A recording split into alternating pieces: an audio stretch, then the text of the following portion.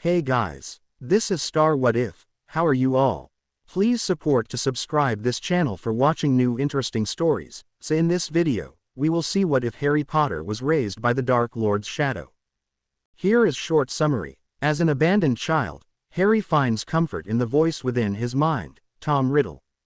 Guided by the Dark Lord's lingering shadow, he learns magic, power, and secrets beyond his years.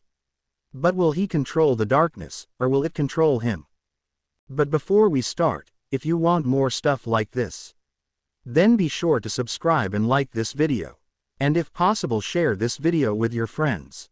Now let's start the story. Snakes, Harry soon learned, were transient creatures.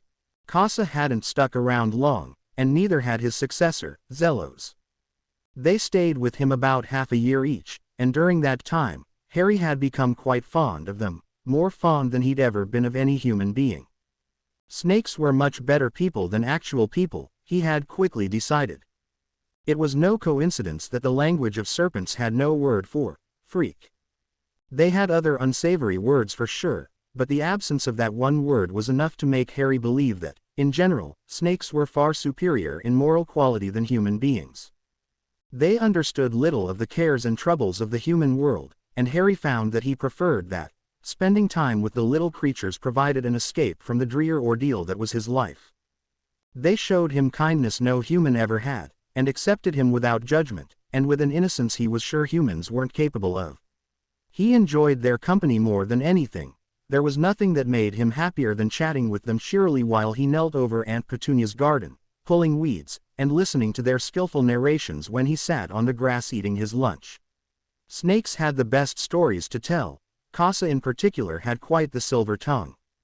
It had been snowing heavily since 3 days prior, and the winds had come in not more than ghostly wisps, doing little more than whispering sweet nothings to no one. It was truly beautiful. But that's not the point, is it? For despite the tranquility of the forest of fathomless trees, my foe, that persistent viper, stood in my way. He was larger, faster, and to the outside observer, it would have seemed I had no chance to win. Defeat was imminent, but the outside observer would not know that I was, in fact, far cleverer than he. For you see, I had not only noticed the abundance of snow and absence of wind, but also deduced the strategic advantage the weather had made available to me. It took little more than the tap of my tail on the trunk of a young yew tree to send a great torrent of snow from its place on the treetop to the ground where my foe stood, waiting to strike. The snow engulfed him quickly, giving me the chance to slither away unharmed. So you see, Harry, never be strong when you can be clever. It turned out snakes live quite exciting lives, what with their hunting small rodents and fleeing from birds of prey, not to mention fighting with other snakes. But Casa and Zellos were young, and by the time a few months had passed, their collection of stories ran dry. It was then that Harry noticed their sluggish movements, and their volatile mood swings. As time wore on, they became more distracted, distant. In the end, it became evident that they couldn't stay with him. It wasn't right for them, lingering in one place so long. They needed to move on, and Harry needed to stay, trapped during the day in classroom 5A, and during the night in the cupboard under the stairs of number 4 Privet Drive. He wouldn't deny it. When Casa first left, he was heartbroken. He had never felt anything like the pain of losing a friend before, and he was not prepared for it at all. But he was a better person for it, or so he told himself. He was one step closer to being a real person, not a mere freak, for he now knew of the pain that seemed to haunt all normal people. It wasn't the fear of being hunted, nor the weight of the knowledge that he would never amount to more than being a worthless freak. It was the pain of loss, a universal ailment of the human race. Grief had always confused him. He didn't really understand the concept. Often, his mind would wander to the stricken faces of the characters of Aunt Petunia's soap operas. He would commit the raw emotion on their faces to memory, and after his chores were finished and he was finally allowed to return to his cupboard, he would return to these memories, reveling in the unfamiliar sentiments those skilled actors portrayed. Harry was familiar with pain. Intimately familiar, he'd dare say, but there was more to it than that. There was something deeper in the expressions of the man and woman on the telly. As they mourned their 4-year-old daughter, they knew something that he didn't. Harry knew loneliness, too, the pain of absence. And yet, The grim faces of the funeral attendees held something more. There was something important he was missing, some shared human experience common enough that professional actors could capture it on the television screen, but profound enough that the full implications of it eluded Harry constantly. But he finally understood. The departure of Casa left a gaping hole deep in Harry's chest, a dull ache and a sharp feeling of dread, the realization that he had had something wonderful, and would never have it again.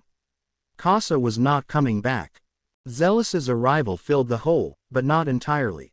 It was just different. Zealous' presence cured the illness that was loneliness, but his presence didn't erase the grief. It was then that Harry came to understand that friends could not be replaced, a lesson that he would surely take to heart. Cece, stop hiding. I want to talk to you. Again, there was no reply. He had done this every night for the last week, wandering in circles around the yard, calling Cece's name in soft hisses only she could hear. 7 nights she had eluded him. 7 nights Tom had failed to locate his only friend. He would find her. That's what he told himself, at first, but deep down in his recently thawed heart, he knew the truth. She was gone. The boy sunk to his knees in the cold grass, heart pounding audibly in his chest. Either she was hiding from him, or she had left. Either way, Cece was no longer his friend. Tears welled up in his eyes, and he gasped, but the moment passed quickly and his face grew cold and hard like stone. He refused to cry. That's what the other children would do. That's what stupid Billy Stubbs would do, and he was better than them. So much better. But if he was better, why couldn't he hold on to his only friend? Cece had left, no doubt to become someone else's friend, leaving him behind. How dare she toss him aside like that? If he was so much better, what reason could she possibly have to leave him? He refused to believe that there was something wrong with him. He refused to believe that he had been deprived of something he needed due to his own deficiencies. He refused to believe that he had failed in any way, but then why did Cece leave? There was only one answer. She left because he didn't need her. He didn't need friends. Cece knew this, and comforted by this knowledge, she had the audacity to leave. She knew Tom was superior enough that he didn't need to lean on friendship like a crutch, leeching off of others to cover up his own deficiencies. He closed his eyes, allowing the midnight cold to wash over him and hold him tightly. He took a deep breath and then he felt.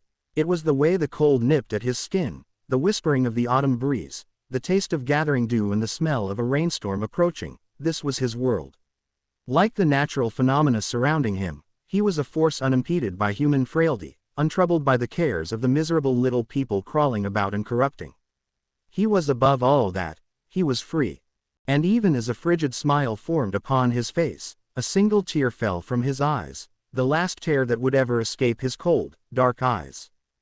If Cece ever returned, he would kill her. Then she'd never leave again. Harry woke up crying. After the initial shock of Casa and Zenos' respective departures had faded into the grayish blur that was Harry's past, he was resolved to find himself another friend, a human friend, this time. They, at the very least, tended to stay in one place. It had been an entire year since he had attempted to befriend Lisa, and the pain of rejection was little more than a faded memory, and the lesson learned had become a lesson forgotten. It was worth the risk, he told himself. Human friends were stationary, and, well, human. It was rather pathetic, he knew, that he was 8 years old and the only friends he'd ever had were adolescent reptiles. Even Harry, as socially isolated as he was, knew that friend-making was a sort of human rite of passage.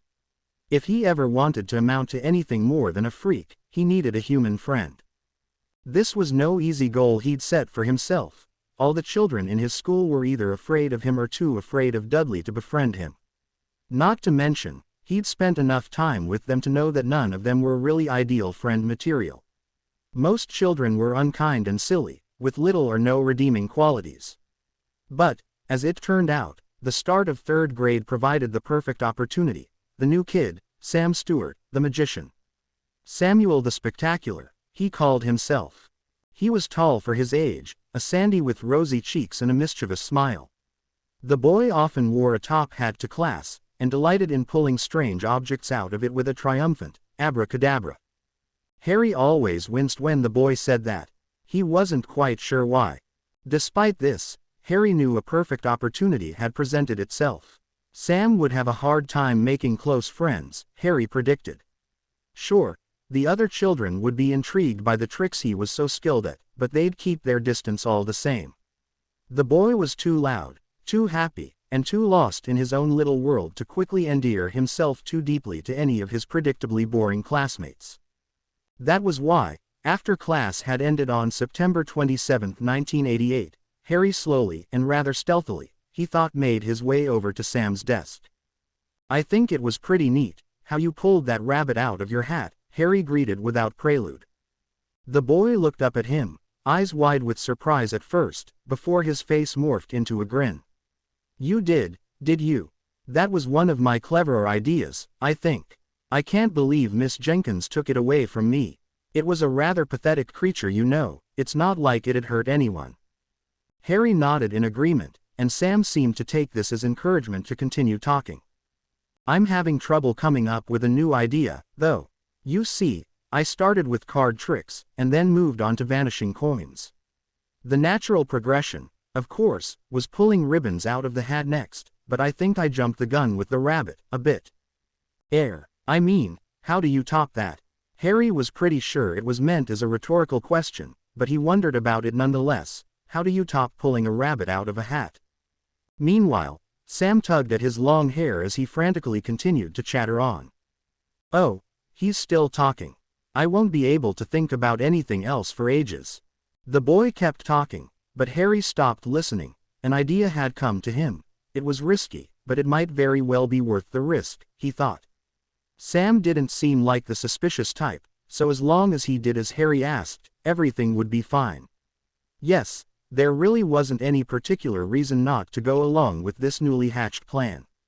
After all, he didn't really have anything to lose. "I think I can help you with that." Sam's tirade stuttered to a stop. "What?" "I think I can help you come up with a new idea. Something better to pull out of your hat." Sam stared at him with wide eyes. "Really? You think so?" Harry nodded. "I have an idea." "What is it?" Harry allowed a small grin to form on his face. This was his chance to be of value to someone. Everything would be fine, he told himself. He'd get it right. "It's a surprise." Sam pouted and opened his mouth to complain, but Harry interrupted him. "Meet me behind the big bush in the playground at precisely 8:23 in the morning tomorrow." Sam blinked. Why 8:23? 23 is a good number," Harry said awkwardly. It was true. Dudley had never beat him up on the 23rd of any month before. Sam recovered quickly. "All right then, let's shake on it." Harry grasped the vivacious boy's hand. He'd done it. He'd implemented the first stage of his plan. If he didn't mess this up, by tomorrow afternoon he'd have a new friend. A malicious light glinted in Tom's eye as he approached the small cupboard in Billy Stubbs's room. He coughed a bit as he lifted the perpetually dusty lid, retrieving a small box and dumping the contents on the ground. The boy didn't have much. None of the children at Wool's orphanage did, but Tom happened to be aware that Billy had a secret hobby, collecting marbles. Billy wasn't a complete imbecile. He never said anything about his little collection, well aware that the other children would want to play with them, and that they would, eventually, be lost or stolen. But Tom wasn't fooled by his silence. Tom knew about the marbles, and he knew exactly where to look for them. Now, Billy hadn't done anything to him, this time. No, Tom was not doling out any sort of punishment or revenge. He had an experiment to conduct. Since success would mean being divested of his test subject, he wasn't about to use one of his own meager possessions nor the steadily growing collection of trophies he had acquired over the last few years. Indeed, it was either Billy's marbles or Jane's sweet stash. Tom had flipped a coin. Heads for marbles, tails for candy, which had landed heads up. Now it was a question of which marble to take, the red one, the blue one, maybe the green one. Yes, he was in a rather green sort of mood. Green it was. For a moment he paused, and stared at the little glass ball on the floor, watching it sparkle ever so slightly in the sunlight leaking through the musty window behind him. This little ball of glass was the only thing standing between him and the most profound of victories. His fingers were shaking with excitement when he picked his chosen marble up, and as he closed his eyes, his whole body quivered in anticipation. He had been practicing for days now, with varying degrees of success, on pieces of grass and dead insects, but finally, this time, he knew he had it. The marble would be an appropriate challenge, it would be his most impressive feat yet. The very thought had him mad with the thrill of it all. But he had to relax. This would only work if he focused, if he breathed soft and slow. He could do this, and if he could do this, he could do anything. Go away, go, go, go. The feeling of hot water washing over his skin embraced him suddenly, and he felt a rush of static dancing across his skin. He could hear his heart thrumming in his ears, punctuating the electric pulses emanating from somewhere deep inside him. But it was only for a moment, and then all was still again. He blinked, and stared down at his empty hands. A gleeful laugh bubbled up in his throat. He'd done it, on purpose. Tom knew he was strange, he knew he was special, he knew that he could do things no one else could do. He'd always known that, deep down, but now he had proof, undeniable proof. He'd never doubt himself again. Harry had had that dream 4 times now, it was one of his favorites. Every time he woke from it, the indomitable sensation of pride and triumph gripped him tightly, and for a few moments, at least, he felt like he could do anything. For a few moments after waking, he knew the truth, he had the power to be free. Tom was brilliant, Harry had decided. Whatever his faults, the boy had in him the drive and confidence to accomplish anything he put his mind to. Tom would be a great man, one day, he thought. And whenever he had that dream, Harry awoke wanting to be great as well. By the time the 4th occurrence of this dream rolled around, he was determined to learn this skill for himself. Every smidgen of common sense in him told him it was impossible. Things don't just disappear, he told himself. He had heard the same story many times, uttered by his relatives like a mantra. There's no such thing as magic.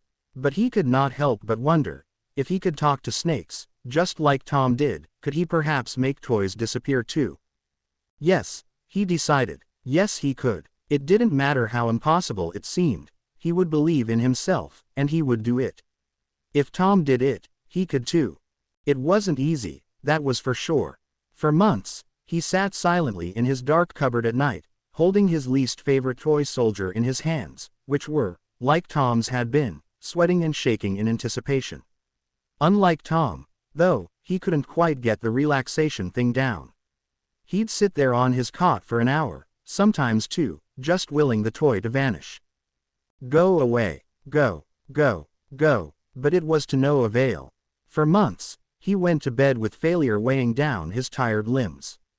In a way, it was infuriating. How does one go about willing a toy to disappear? There was no science to it, no explanation, either it worked or it didn't. Truth be told, while he wasn't about to give up, he didn't even know where to start.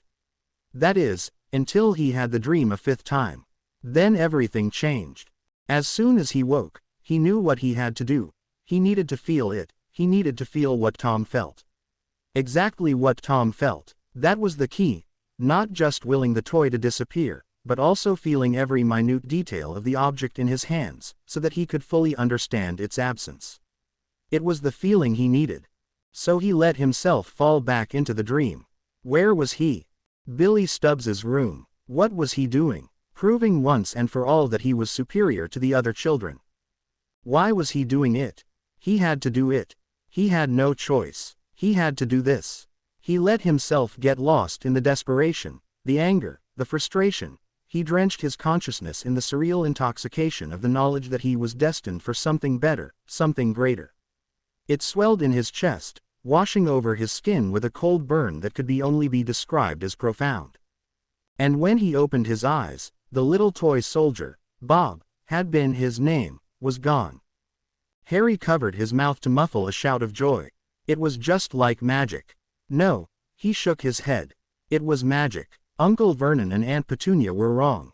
So wrong. Magic was real. He'd just proven it. He'd proven it beyond any shadow of a doubt. Magic was real and it was his. He couldn't wait to show Sam. After all, Sam loved magic. Sam Stewart was Harry's best friend. Well, actually, he was his only friend. If he was being completely honest with himself, Harry thought the boy was a little annoying, he talked so much. Seriously, he never stopped talking. Harry hadn't known people talk that much. He didn't think they were capable of it, until he met Sam. It was probably for the best though, Harry supposed, because in the end he could just let Sam do all the talking, and bask in the welcoming warmth that was friendship. Despite his faults, which, Harry always reminded himself, were quite minor, Sam really was a good person. It hadn't taken Dudley long to figure out that Harry had made a new friend, and had made it his mission to warn Sam of the truth, that he was being deceived by a freak, and if he was smart, he would run as far away from the aberration that was Harry Potter as possible.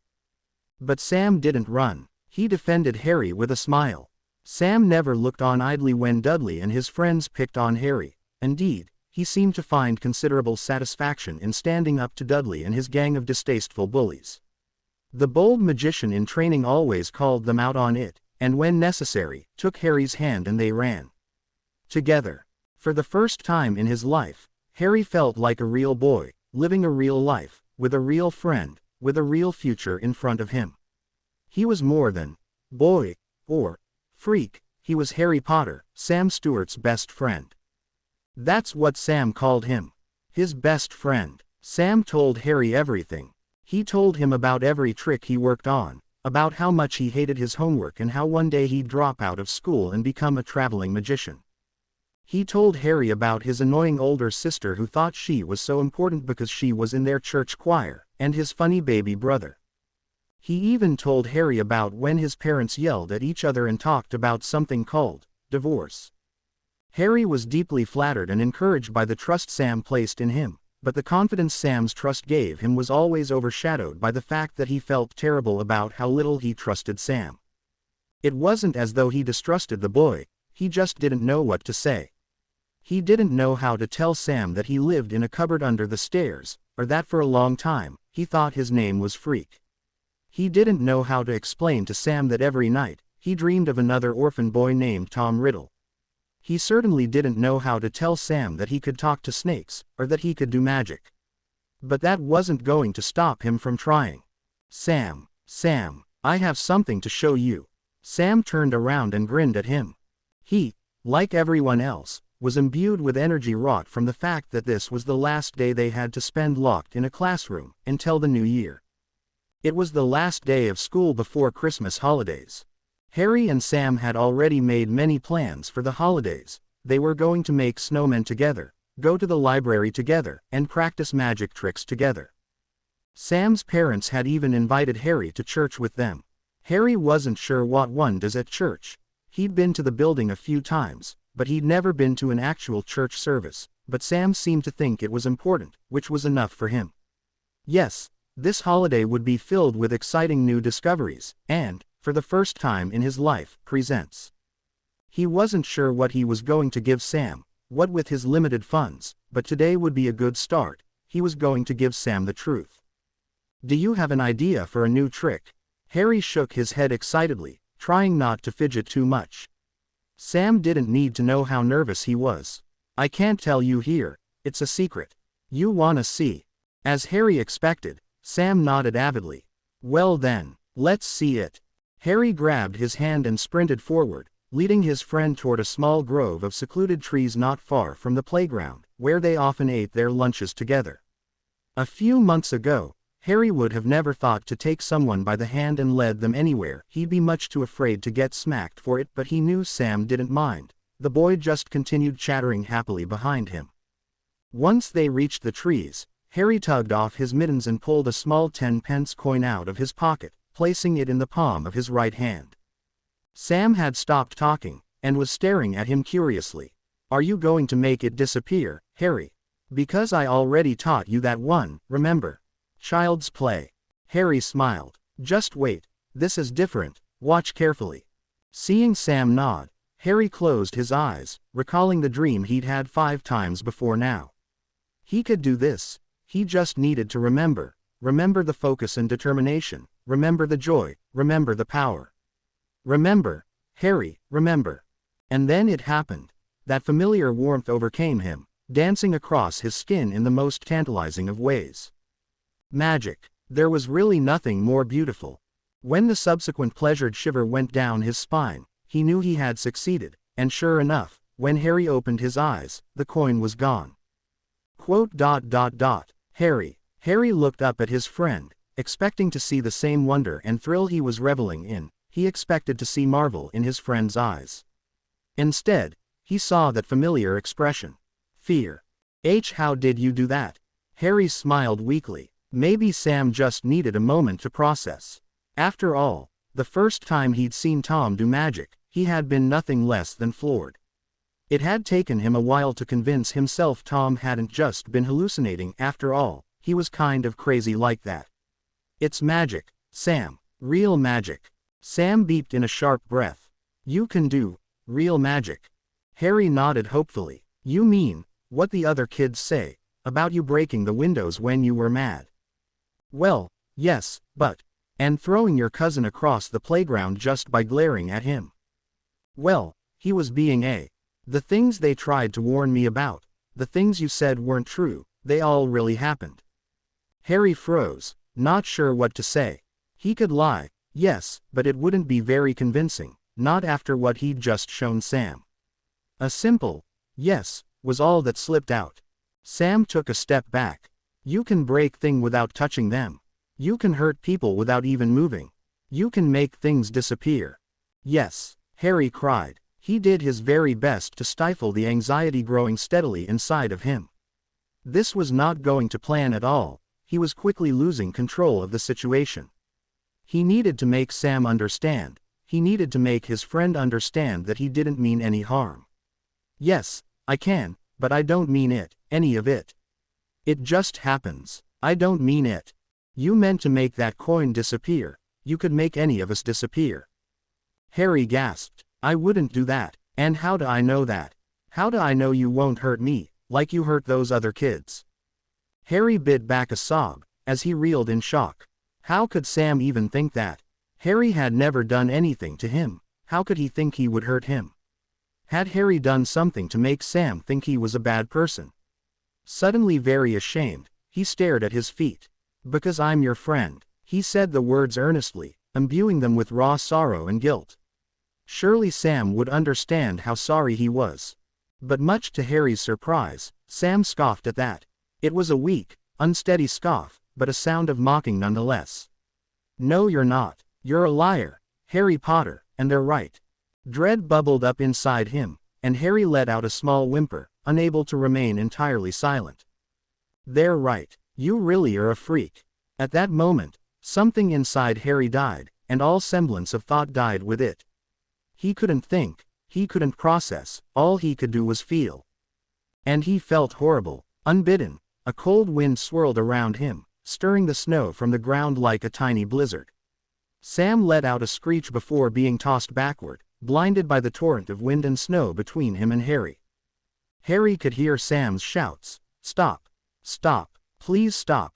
But all he could do was sob into his hands. Why did this always happen to him? A moment later, everything fell silent. The wind died, and the snow slowly drifted to the ground, strangely serene. Sam didn't say anything, neither did Harry, and as the boy scrambled to his feet and ran, Harry knew they'd never speak again. So you finally scared him off, did you, freak? Leave me alone, Dudley. He heard cruel snickering behind him. Did you hear that? The freak wants us to leave him alone. Poor little Harry Potter, aren't you going to run? You should be more careful how you talk to us, freak. Stuart isn't here to protect you anymore. Stop it, please, please, he says. Dudley mocked mercilessly. Don't tell us what to do, freak. Harry was too tired to run away. He was too resigned to fight back. He was too hurt to care when the punches started flying. This again. He didn't make a noise. He didn't move as fists pounded on his face and his ribs, over, and over, and over again, each strike forcing a hoarse breath from his lungs. He didn't know when he ended up on the ground, when the punches turned into kicks. It hurt so bad, but he was powerless to stop them, just as he always was. He couldn't do anything. He didn't want to do anything. He wished it would just end. He wished he wouldn't have to wake up the next morning, friendless and covered in bruises. It wasn't worth it. He felt a wave of nausea wash over him with the nostalgic realization. It never got better. Nothing ever got better. He coughed out a sob as another kick connected with his shoulder. If they kept this up long enough, would they kill him? Would they know when to stop? Maybe not, and maybe it was better that way, he thought, even as intense fear gripped him. Perhaps Harry Potter was finally going to meet his end. Perhaps he never belonged. Perhaps he was never meant to be alive, and this was just fate.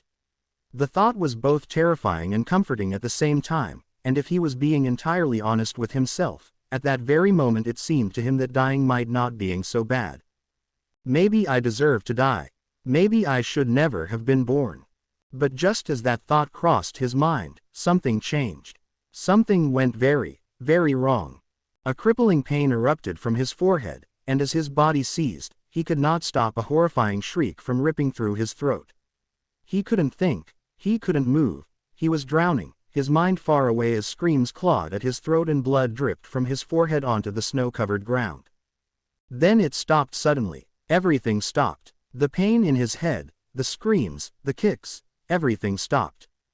And then Harry experienced something he'd never experienced before.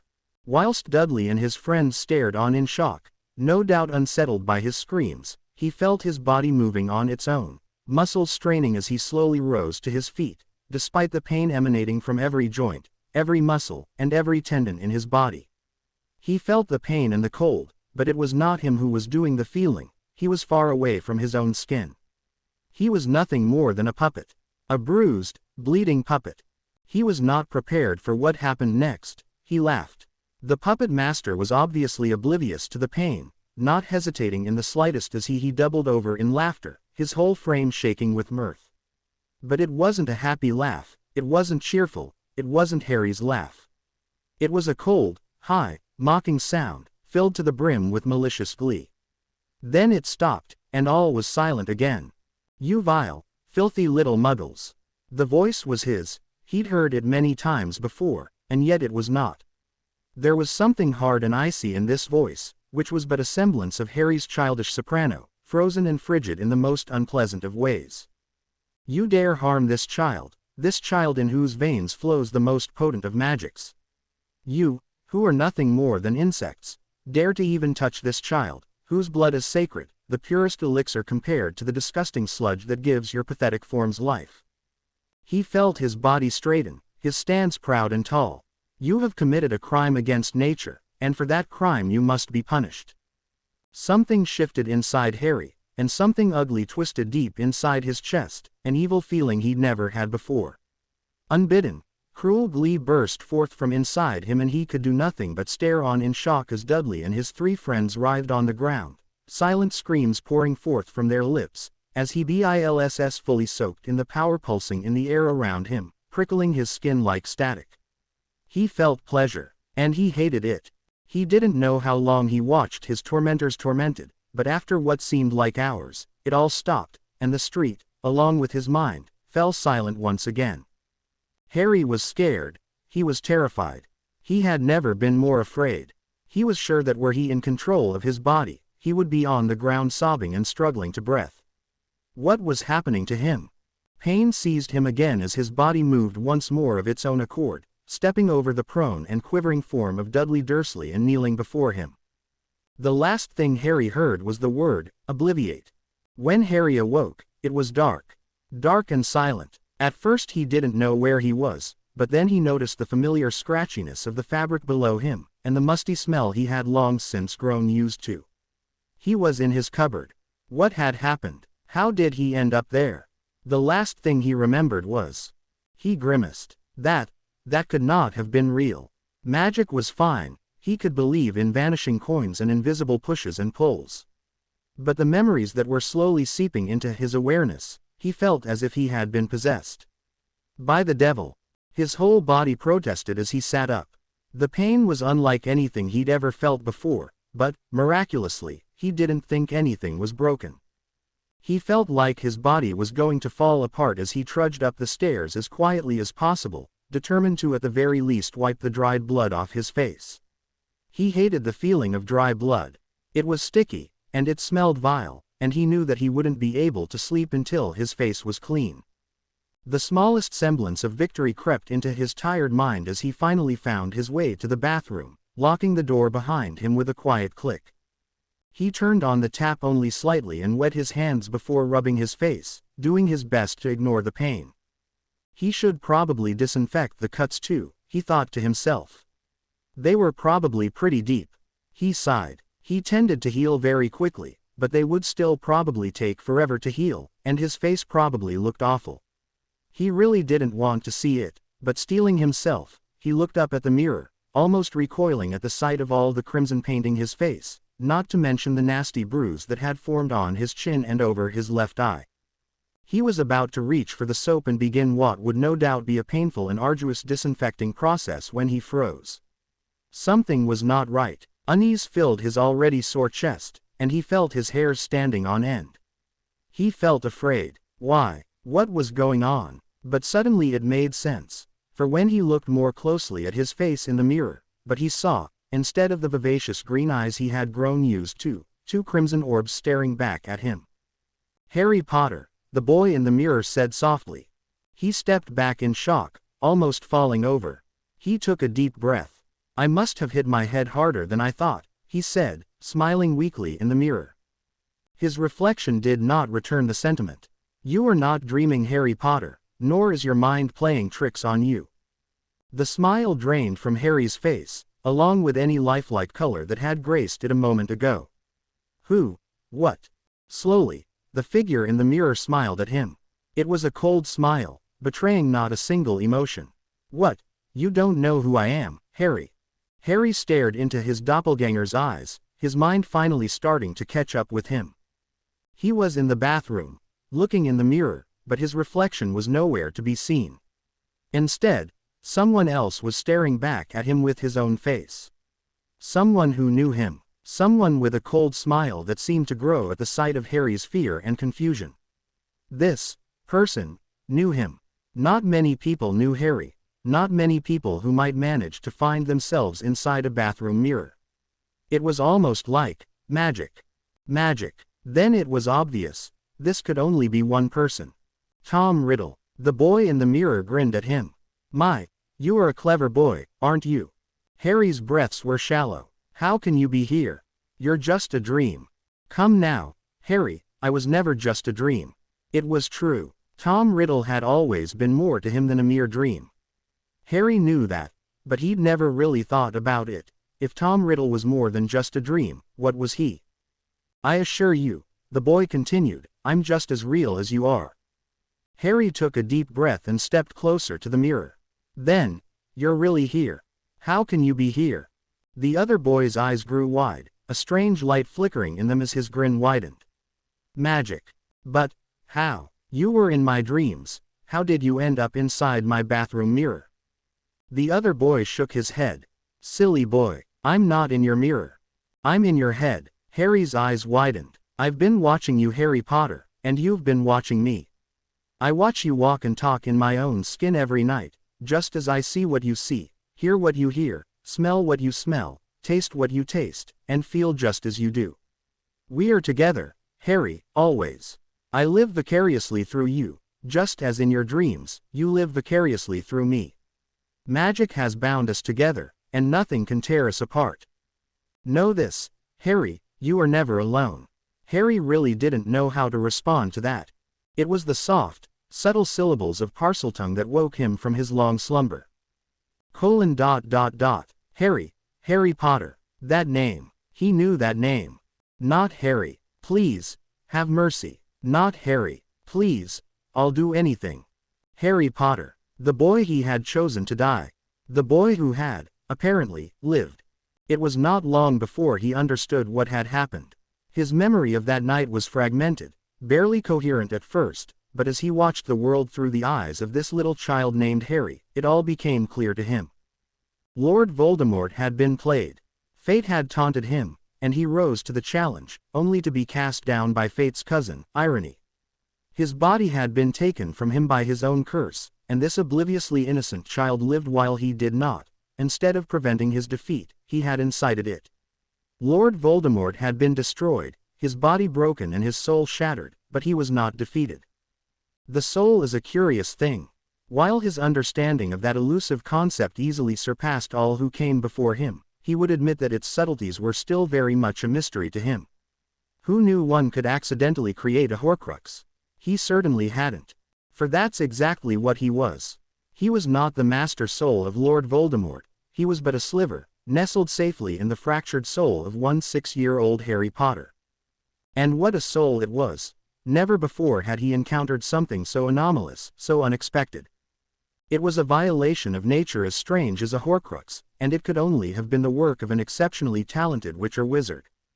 He had considered briefly the possibility of Dumbledore interfering, tampering with the Potter boy's soul in an attempt to engineer the defeat of Lord Voldemort, but he quickly discarded the theory, for the work of art that was Harry Potter's soul bore a signature that spoke of youth and desperation, the brushstrokes betraying an artist whose soul and magic were already tightly entwined with the boy's. The tampering of Harry Potter's soul was not born of the scheming of an old man, it was engendered by the love of a mother. Had Lily Potter known, had she known that her desperate experiment would save her son's life, while turning him into something so broken? The mudblood may have been born a tainted creature, but there was no denying the potency of her blood and her magic, the ingredients to whatever crafty spell she'd created in her audacious attempt to save her family. Let no one ever say that Lord Voldemort did not give credit where credit was due, for in that silent prison, the darkest confines of a little child's mind, he had nothing to do but reminisce, analyze, and understand, and he had to admit, of all his foes, Lily Potter had been the most dangerous. She must have been a formidable witch, and he had underestimated her. It was perhaps the greatest mistake he ever made. It was an easy mistake to make. He had heard of her, in passing, but what he had heard of a brilliant young mudblood who had already published her first academic paper at the tender age of 19 was easily eclipsed by the large shadow cast by her husband, daring Auror in training, James Potter. No, most of what he knew of the girl came from routine sweeps of Severus's mind. Sweet Lily Evans. Severus thought so highly of her. He thought of her like a saint, a white lily flower untainted by the world. How wrong he was. He wondered if Severus had any idea that his childhood friend was capable of experimenting on her own son's soul in a desperate attempt to save his life. For that is exactly what she had done. One cannot make just any object into a Horcrux. Rituals need to be performed, blood sacrifices made, it took time and effort. After all, if it was easy, everyone would do it.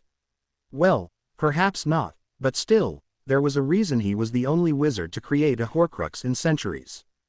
His soul might have been fragile, after having created 5 Horcruxes, but there was no possibility that crude magic like the Avada Kedavra curse would have been able to perform the delicate art that was splitting the soul and separating the pieces, and there was no possibility that the body of an infant would emanate enough of a grounding force to anchor one of said pieces without any preparation. No, the boy's soul must have been altered from the beginning, twisted by the rarest of magics. He had come across it as well, whispers of magics even stranger than Horcruxes, that could bend the soul, make it soft, hard, pliable, or brittle. Somehow, the red-headed mudblood had managed it, and the only evidence left behind were the potent tendrils of her magic he'd found sleeping in the crevices between Harry's soul and his. It was an ancient and forbidden magic. Her single-minded dedication to her son was no doubt what fueled the impressive feat of morphing his soul into the dense, mutant entity it now was, and her death was the last seal. Her own life, magic, and soul embraced him and anchored him. The result was a massive, bright soul unnaturally fused with the boy's earthly form, fractured by his killing curse, but still mostly intact. It would take time to fully understand the extent of Lily Potter's magic, but for now he could just conjecture, and watch the symptoms unfold, for there would be symptoms. The soul was tied inextricably to both magic and mind, and the mind was interwoven with the body through what was perhaps the most delicate human organ, the brain. And it was so easy to alter the brain, to disastrous effects. He was no fool. He knew that he had sacrificed some mental stability for the insurance his Horcruxes provided. But Harry Potter, he would grow and develop with foreign, mutant magic seeping into his mind, distorting his thoughts and polarizing his emotions. He would forever be altered by the combined machinations of both his mother and would-be murderer, and would surely suffer for it. If only Lily Potter had known what a monster she had created. Perhaps it would have been kinder to let the boy die. He had a plan, at first. He would leech off the boy's magic, of which there seemed to be plenty, until he grew strong enough to make contact with the boy, and when the time was right, he would whisper words in little Harry Potter's ears, words that would shape who he'd become, words that would transform him into the perfect vessel for Lord Voldemort. It shouldn't have been difficult. The boy was innocent, far more innocent than he should have been. He had no sense of self-worth, no one to guide him. He was nothing, a scared little boy who was happiest living a life that was not even his.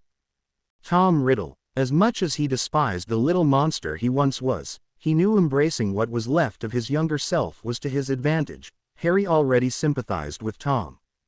He already knew that Tom had suffered as he had, but had overcome his suffering. So, as much as it irked him, he would introduce himself as Tom Riddle. And slowly, Tom would mold the impressionable and likely unstable Harry Potter into his own image, carry him on the same journey he himself had traveled, until the boy was virtually indistinguishable from him. That was when he would merge their souls, and take the boy's body and magic for his own. The Master Soul would no doubt seek him out, and once he'd pieced them all together, Harry Potter, he himself, and Lord Voldemort's Master Soul, the Dark Lord would be reborn. It was maddening, watching the boy take beating after beating, insult after insult. He felt every kick, every punch, every tear rolling down Harry Potter's cheek. For the first time in his life, he experienced, if only indirectly, guilt and shame, and worst of all, the desperate urge to become a better person, to be a good person. Never before had he known pain, not like this. The boy was drowning him in sentiment, fear, and chaos. Damn Lily Potter. The filthy mudblood was probably laughing in her grave. Lord Voldemort had grown restless. Anxiety crept at the edges of his mind, as he continued to reassure himself. He would not fail. Everything was in place. His future was secure. He just had to wait. Diary, ring, locket, cup, diadem, diary, ring, locket, cup, diadem. Harry Potter. The boy continued to surprise him. He was earnest, yet devious. Frank, yet tactful. Bold, yet careful. He was kind and honest and virtuous. And yet his magic, it was malicious. Most magical children suffer from sudden bouts of accidental magic. Most of his magic, of course, hadn't been accidental to begin with, but he'd heard many tales at Hogwarts, of clothes changing color, objects taking flight, or toys moving on their own. From what he had gathered, accidental magic was playful and innocent, a happy trademark of every witch and wizard's childhood. But Harry Potter's magic, it was different. It was strong and unpredictable. It rose up from inside of him like a tempest, warring for release with a desperation he had never before attributed to magic. But most significantly, it rarely showed itself except to cause harm, usually against the boy's wishes. His first thought was that it was not the boy's magic that was causing problems, it was his. But by the time he watched the child set his uncle's shoes on fire for the 5th time, it was clear to him that it was not Lord Voldemort's dark magic that was leaking so crudely from the boy. It was the boy's uncorrupted light magic, raw power with a mind of its own that was begging to be used. Did such a thing even exist? Magic that was evil and pure at the same time. It boded well for him, he supposed. It was no doubt a precursor to what would be an unstable and tumultuous state of being for the impressionable boy, which would make him all the more vulnerable. And yet, there was something wrong, something terribly wrong. There was something missing. The child was an anomaly, but he wasn't quite sure why. Not yet. There was so much he did not know. So much could go wrong. He needed to know. He needed to understand. Diary, ring, locket, cup, diadem, diary, ring, locket, cup, diadem. Harry Potter loved thunderstorms. That much had been made clear to Lord Voldemort. The child would lie awake for hours when the weather took a turn for the worst, mesmerized by the rushing sound of the rain and the rhythmic pounding of the heavens, while he wondered what greater power caused the sky to cry and the clouds to light up with white fire. He was not able to listen in on the boy's thoughts, but more often or not, Said thoughts would be made tangible as he narrated them meticulously to the spiders that spun their webs on the ceiling of his meager living quarters, or the plastic toy soldiers that sat on his shelves. Little did the child know, it was his magic that caused the sky to cry. Whenever too much power built up in little Harry Potter's oversized magical core, it would dissipate into the air and stir up the makings of a storm. It was truly remarkable to watch. And to think, one day that power would be his. Not much longer. Harry Potter would be his soon. He needed him. He needed to know. Harry Potter was his puzzle to solve. And he wouldn't let anyone even get close until he'd managed to learn everything there was to know about Harry Potter. He just needed patience. Just patience. Diary, ring, locket, cup, diadem, diary, ring, locket, cup, diadem. It was almost time. He had managed to amass more than enough magic, and soon he would speak to Harry Potter for the first time. Glee bubbled up and danced in his mind. It was almost time. Sweet, innocent Harry Potter was almost within his grasp. Diary, ring, locket, cup, diadem, diary, ring, locket, cup, diadem, diary, ring, locket, cup, diadem. Harry Potter. Harry Potter, a strange, twisted creature with a pure, white, gleaming soul. Yes, things were going according to plan, but of course they were. Lord Voldemort's plans never failed. Harry Potter was almost his. He would break him, stain him, corrupt him, and any innocence left in the ruins would belong to him, a pretty little trophy for him to admire. His masterpiece. Yes, Harry Potter would break. He would lose everything. But Lord Voldemort had already broken. And he had already lost. Diary, ring, locket, cup, diadem. Harry Potter. Harry looked proudly up at the corner shop clerk, a bleached with thick black eyeliner accenting her eyes, and an eyebrow piercing to complete the look. Jenny, according to the name tag pinned to her shirt. Did you find everything you needed? She drawled disinterestedly. Harry nodded his head eagerly. I did, ma'am, thank you for asking. The girl cocked an eyebrow, clearly suspicious of Harry's good manners. Good manners were a habit Harry consciously maintained, a fact that he was quite proud of. Not only was it one less thing for the Dursleys to yell at him for, but it was to his advantage as well. Experience had taught him that even when someone wasn't inclined to like him, which, to be fair, seemed to be everyone, asking nicely would often get him what he wanted. It wasn't that people liked him more because of his manners. His theory was that they just felt worse about spitefully refusing someone that went out of their way to be nice to them. People are funny like that. All right, well, that'll be £1, then. Yes, ma'am. He dug into his pocket, producing a moment later a handful of 1 and 10 pence coins and placing them on the counter, much to the ire of the clerk, who glared at him while he looked away sheepishly. He knew he was making her job that much more tedious, but he really didn't have a choice. Having no money of his own, he'd resorted to spending a sizable portion of his free time collecting coins that had been carelessly dropped on the street. He'd already amassed quite a collection over the past year, so it had only taken another week of diligent searching to collect the rest. You sure you ain't got no £1 coins in that pocket of yours? Harry nodded sadly. But I can count these for you, if you'd like. The girl snorted, before quickly sorting out 7 10-pence coins and 30 pennies. Harry scooped up the remainder with a smile, placing the leftover pennies in his right pocket and the little handheld mirror he'd just purchased in the other. You have a good night now, the girl said, her voice flat, if not a little bit strained. You too. Harry was beaming as he exited the shop. Finally, he had a means to communicate with Tom. Tom had explained over the course of the last week that though he experienced everything Harry experienced, essentially living inside Harry's head, he couldn't communicate telepathically without expending a non-trivial amount of energy. The mirror was something he called a conduit, and would allow Harry to communicate with the other boy even while he rested and regathered the energy he'd lost while defending Harry. Harry wasn't entirely sure why he could only talk to Tom through the mirror. Tom had said something cryptic about the eyes being the window to the soul, but it was better than nothing. What Harry did understand, though, was that for Tom, communicating with Harry without any external aids was quite strenuous, and seizing control over Harry's body was even more strenuous. After attacking Dudley in December, Tom had little energy left, and it would be quite some time before he accumulated enough magic to do more than speak to Harry through the mirror. So Harry had eagerly agreed to purchase a small mirror to aid in their daily communication. Tom had advised that he should simply steal the inconspicuous object, but Harry had vehemently refused. He didn't want to become a thief. "I'm better than that, Tom. I'm sure you understand." The other boy had raised an eyebrow but said nothing. Which, really, was not all that uncommon for him. Tom was a quiet sort of fellow, Harry had concluded. The few times they'd talked, Tom's countenance had rarely changed at all. It was always this curious, tranquil, and yet somehow fierce gaze that seemed to pierce right through him. It was an odd thing, Harry thought, staring into his own eyes, albeit discolored, as they burned with a light that seemed to mesmerize him in the most pleasant of ways, while still challenging him with a confidence Harry had not known his face could express.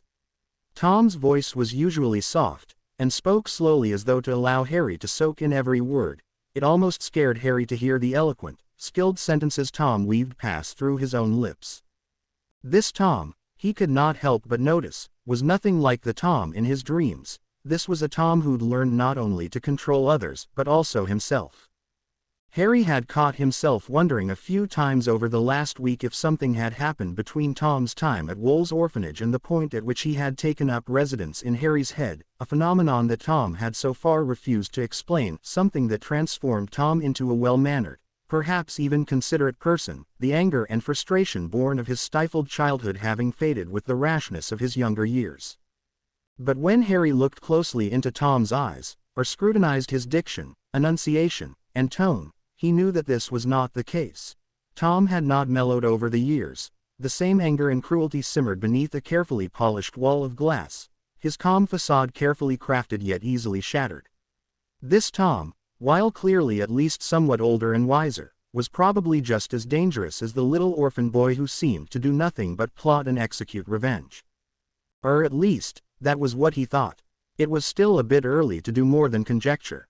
It was 1 a.m. by the time he had returned to the Dursleys. It was always a challenge, sneaking out in the middle of the night, but he had practiced many times before, not to get into any mischief, of course. Sometimes Harry just liked to watch the stars, looking up at the sky and knowing that those massive orbs of fire were so far away that he could barely see them, so far away that what he was seeing was thousands, maybe even millions of years old, reminded him that the universe was a big place, and he was only a tiny part of it. It was comforting in a way, and Harry found this sobering comfort to give him the strength he needed to get through the next day. So Harry sneaked out often, but never got caught. Luckily, the downstairs floorboards weren't very squeaky, making the task doable, but still extraordinarily nerve-wracking. Once Harry had returned to his cupboard, he allowed himself a deep sigh of relief, but wasted no time in withdrawing the mirror from his pocket. Tom, are you there? Always, Harry. Harry grinned at that, his heart leaping at Tom's answer. Now I can talk to you whenever I want. So long as you're not caught doing so. Tom was looking out for him. The thought made Harry's smile grow even wider. Of course not. Good boy. Now, on to business. Business. Yes, business. We have much to do. We do. Like what? I refuse to live in a cupboard. Harry blinked. But I live in a cupboard. Not for much longer. Harry frowned. Are we going to run away? He wouldn't mind running away. It sounded like a grand adventure indeed, but he'd rather not have to sleep outside in late December. Meanwhile, Tom sighed, clearly losing his patience. No, Harry, your aunt and uncle are going to give us one of the bedrooms upstairs. Harry's eyes grew wide. They'd never do that. They hate me. Tom stared at him with crimson eyes that very clearly said, "What, are you stupid?" Think, Harry, why do they hate you? Well, apparently it's because I'm an ungrateful freak, Harry said earnestly. They fear you, Harry. They hate you because they fear the power you possess. What power? You know what I speak of, Harry. He did. Harry was a freak that could do strange things, and that's what the Dursleys hated about him. I don't understand how knowing this helps me. You need to use that power. To do what? To break them. Harry frowned. I don't know how to break people. Can people break? They'll break, Harry. They always break. Really. You just need to apply pressure in all the right places. Tom, I need to talk to you. About what, Miss Anna? He replied softly, his face carefully blank and seasoned with just a touch of confusion. Tom, Dennis and John have been saying things, the woman began uneasily. What kinds of things, Miss Anna? He stared at her unblinkingly, secretly enjoying the way she squirmed under his gaze. They've been finding spiders in their beds, Tom, and Dennis has been having terrible nightmares. Oh, Tom could not help the ghost of a smile that tugged on his lips. They believe it's you, Tom. They think you place spiders and ants in their beds and do things to them while they sleep. They insist. But that can't be the case, can it, Tom? Tom looked up at her coyly. I did say I want my own room. Miss Anna froze. Tom, all you have to do is explain to me that you haven't done anything, and I'll tell Mrs. Cole you had nothing to do with it, that the boys were just playing games again. I want my own room, Miss Anna. I'm sure John and Dennis will sleep fine, in a different room. Miss Anna had grown pale. Tom, you can't possibly. I want my own room, Miss Anna, he said, his voice cold and firm. Miss Anna beeped in a sharp breath, and stood slowly on tremoring legs. All right, Tom, she whispered. I'll see to it that you have your own room.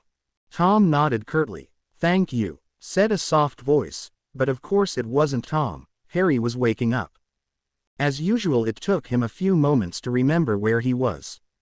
December 23, 1988, he told himself, number 4 Privet Drive. This was the day he was to implement Tom's plan. It wasn't much of a plan, to be fair. Tom said Harry needed to learn to think on his feet, so he had only given Harry an idea, a premise to work off of. Tom's idea was simple. Harry would scare the Dursleys a bit, then demand Dudley's second bedroom, that's it. But Harry was rather uneasy about the whole thing. He really didn't want to scare anyone. He'd had enough of people being scared for a lifetime, but Tom had been very insistent about it. Cupboards are for brooms and boxes and dust, Harry. Even the naughtiest of children shouldn't be kept in a cupboard. It's demeaning, and it's a health hazard. Tom left no room for argument. And as uneasy as Harry was about the whole thing, he wouldn't have been able to argue even if Tom hadn't been so firm. He hadn't ever known anything besides his cupboard, but if all the children at Tom's dreary orphanage could all be afforded a bed, why couldn't Harry? And why the bloody hell did Dudley need to? Yes, Tom didn't have to try very hard to convince Harry that he was in the right in this, otherwise he would never be able to muster the courage to do what he was about to do. He focused on his breathing, as he slipped out of his cupboard, light-footed as usual, and quietly made his way into the kitchen. As he did every morning, he went straight for the coffee maker. The next few minutes passed slowly, as he watched the little brown droplets create ripples in the coffee pot, and soon Aunt Petunia came marching down the stairs, Uncle Vernon bumbling behind her. He didn't look at them, as they sat down at the table, and just like every other day, was completely silent as he made their coffee, crossed the kitchen, and set their mugs on the table. Today, though, he didn't scurry off to make breakfast. Today, he stood up straight in front of them, waiting to be acknowledged. He was, after a very awkward minute. What is it, boy? Vernon snapped. Harry took a deep breath. I have a request, Uncle Vernon, Aunt Petunia. Vernon's face reddened, but only slightly. A request. Harry nodded. I want Dudley's second bedroom. You what? Aunt Petunia's eyes had widened at least 3/8 of a centimeter. Harry steeled himself. I'm a boy, not a broom. I shouldn't be kept in a cupboard. Now see here, boy, we took you in out of the goodness of our hearts, and you have no right to ungratefully demand. What do you think the neighbors would think if they knew you kept your nephew in a cupboard? Harry interrupted.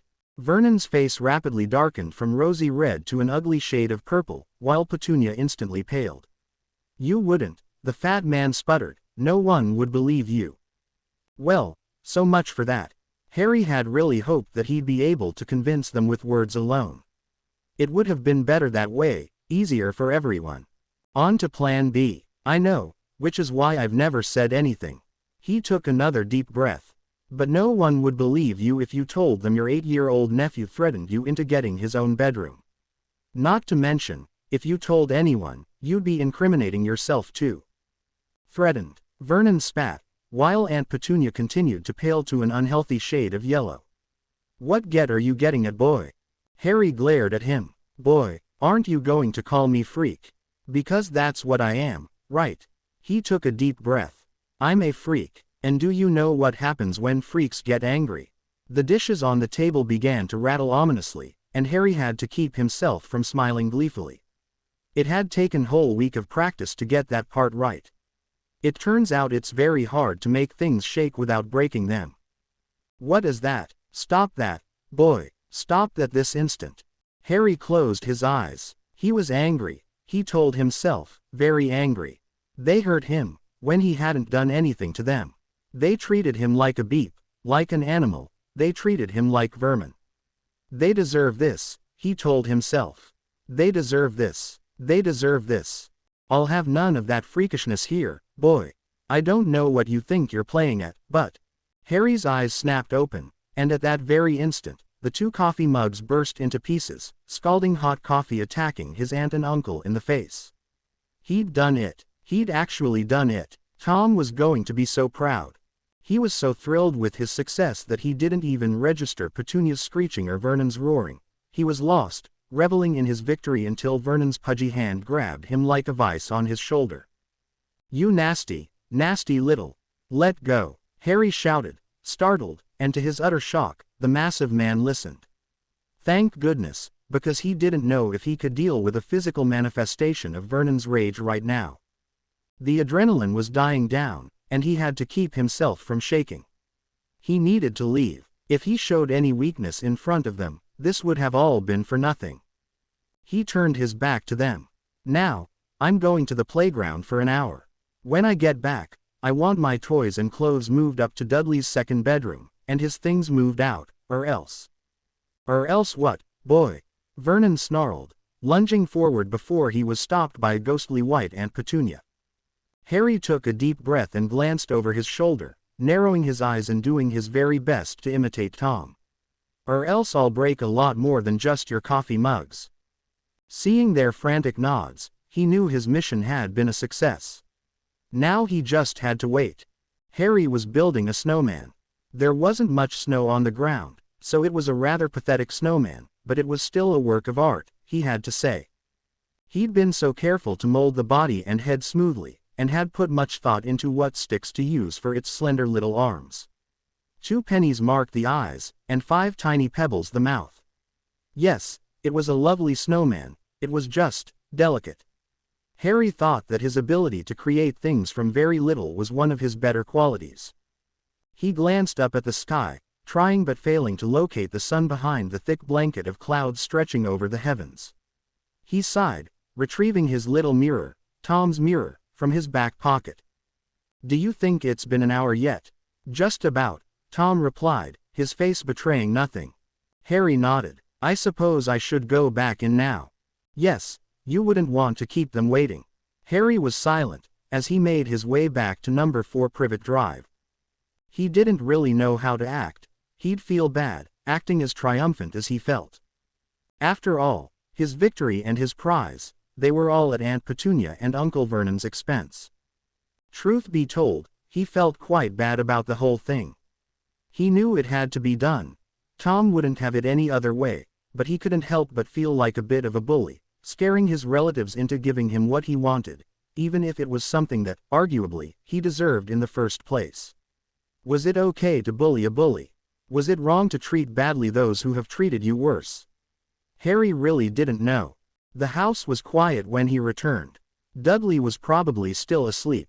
The boy slept like the dead, and when school was out, he rarely woke before 10. After divesting himself of his coat and boots, Harry slowly made his way to Dudley's, now his, bedroom. When he got to the door, Petunia was still inside, collecting some of Dudley's toys off the ground. Aunt Petunia, he called quietly. The woman jumped, and spun around to face him with a look of terror on her face. Harry, she calmed her breathing and attempted to stand up straight, only partially succeeding as she rushed out of the room, careful to avoid touching Harry at all. Once she reached the bottom of the stairs, Harry sighed a sigh of relief. That could have gone a lot worse. Suddenly, his scar began to sting. Soon after their first meeting, Tom had smugly informed Harry that he could cause Harry massive amounts of pain with little to no effort. He was quite clear that he would remorselessly do so whenever he wanted Harry's attention. Harry supposed that was only fair. It must be terrible to ignored most of the time, he thought. He pulled Tom's mirror out of his pocket. A smile was tugging at the corners of Tom's mouth. "Did you see that?" Harry frowned tiredly. "See what?" The fear in her eyes, the submission in her voice. It was kind of hard to miss. The subtle smile morphed into a sharp smirk. "And that is how it should be, Harry. I don't want people to be afraid of me. The powerless will always fear true power. The muggles will always be wary of you, they will always reject you." Harry cast his eyes to the floor, and he winced at the dull ache in his chest. "Then I'll be alone forever." Tom's face transformed into something Harry believed he was supposed to interpret as sympathy. "No, Harry, one day you will meet others who know the greatness of magic, too." Harry's eyes brightened. "Then there are others like me." Tom's smile returned. "There is no one like you, Harry. But there are those who have tasted power, and who will flock to you for more. Their fear of you will not fuel rejection, rather, it will kindle respect." Harry stared at him, feeling rather befuddled by Tom's statement, but Tom didn't seem to notice. "Never be afraid of power, Harry. For greatness is your birthright. Laura. I don't know her last name. She's the one in the pink dress. She keeps tugging on it. I imagine it's difficult to play tag with the boys in such an inconveniently fluffy dress. It's really a wonder no one's bragged about seeing her knickers yet.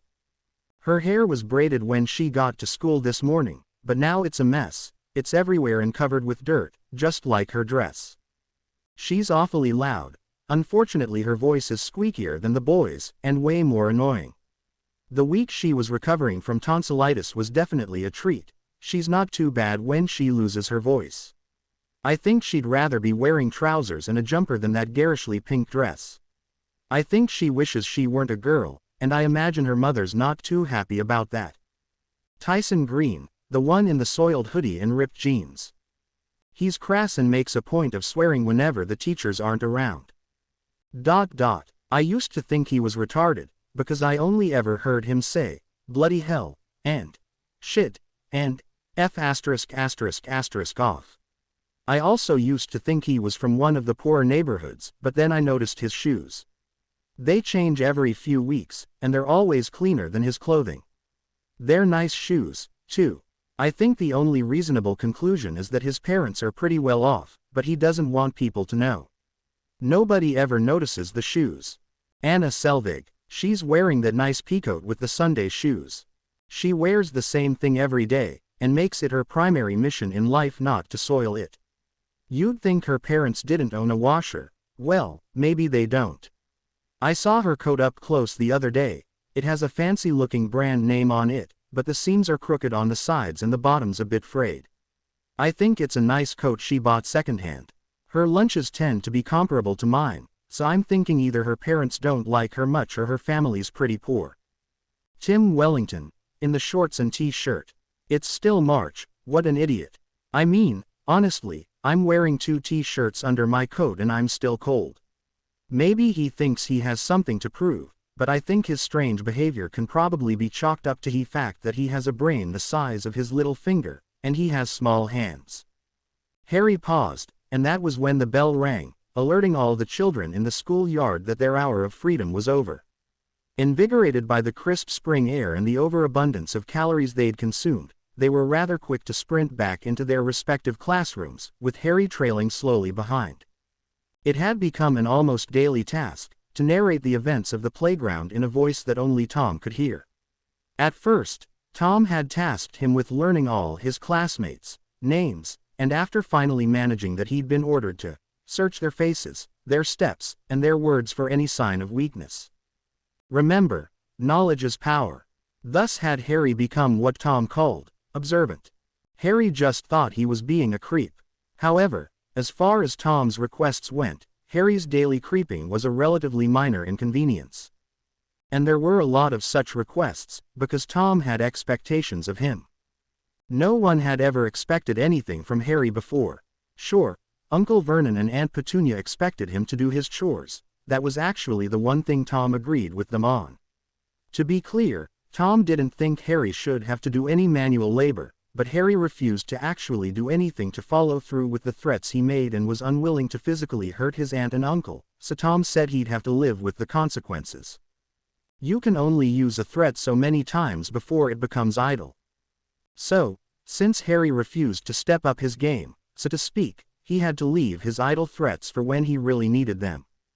Thankfully, after the bedroom incident, Uncle Vernon and Aunt Petunia had, on their own, become a little more lax in their demands concerning Harry's chore schedule. He didn't even have to make meals anymore, and this left Harry more time to deal with Tom's expectations. Some of Tom's expectations were rather tedious, like the creeping. Harry understood, of course, that this was just one of Tom's many ways of looking out for him. Tom wanted to make sure that Harry took advantage of every skill at his disposal, and in order to do that, Harry had to actually know how to use these skills. Tom said he had a lot to learn, and Harry agreed. Tom had a lot to teach him, and Harry wanted to learn it all. One of the first things Tom had requested of Harry was that he learn something called occlumency. According to Tom, some witches and wizards had the uncanny ability to read minds. Apparently this was a gross oversimplification, but Harry allowed himself the luxury of referring to it as such, which he would apparently be able to do as well. Harry was rather troubled by this fact. He definitely didn't want anyone looking around inside his head. Even Tom couldn't tell what he was thinking, and Harry trusted Tom more than anyone. As it turned out, occlumency was boring. Very, very boring. It involved a lot of closing his eyes, thinking about nothing, and visualizing things like walls and rivers and voids and stuff. If it didn't sound so useful, he'd do it anyway. Tom wanted him to do it, so he'd do it without question. Harry wanted to live up to all Tom's expectations, despite the arduousness of some of the tasks he assigned. However, things weren't always so dull. Some of Tom's expectations were absolutely brilliant. For instance, Tom expected Harry to let him teach him how to use magic. The first thing Harry learned about magic is that one does not ask what magic can do. One asks what magic cannot do. Apparently Harry's magical core, the place deep inside him where all his magic came from, was enormous, and had the potential to become, for all intents and purposes, limitless. Harry's imagination was the limit. Well, not quite. Tom said that discipline and control were what separated good wizards from exemplary ones. The first step in learning control, according to Tom, was learning spells. One of the first spells Tom taught him was one to open the latch Uncle Vernon had installed on the outside of his bedroom door. Alohomora. The best part was, it worked on every door, every lock, every padlock. It was absolutely brilliant, and Harry felt so incredibly powerful, knowing that he had the ability to go wherever he wanted. Tom said that that was but a minuscule fraction of his power, but it was more than enough power for Harry. He said as much, and Tom mocked him for it, but had eventually conceded that such simple spells would have to suffice for now. He couldn't learn anything too complex because of something called the trace. Tom never explained the trace. Harry had come to the conclusion that he couldn't, but didn't want to admit it. He was, however, very clear on the fact that something called the Ministry of Magic would come knocking on his door if he performed any magic that couldn't be explained as accidental. So Tom had promised to teach him something called the levitating charm, summoning charm, the disarming charm, and perhaps the disillusionment charm, but that was it for the time being. While Tom had been clear that some of these charms, the summoning charm and the disillusionment charm in particular, weren't exactly easy, they mimicked the behavior of some accidental magic, and would likely be written off as such as someone ever inquired into the matter. Harry was perfectly satisfied with that, and given the fact that it had taken him almost 2 months just to master unlocking a bloody door, he thought he'd have plenty to do for some time to come. That didn't stop Tom from making scathing comments about the Ministry of Magic on a regular basis, though.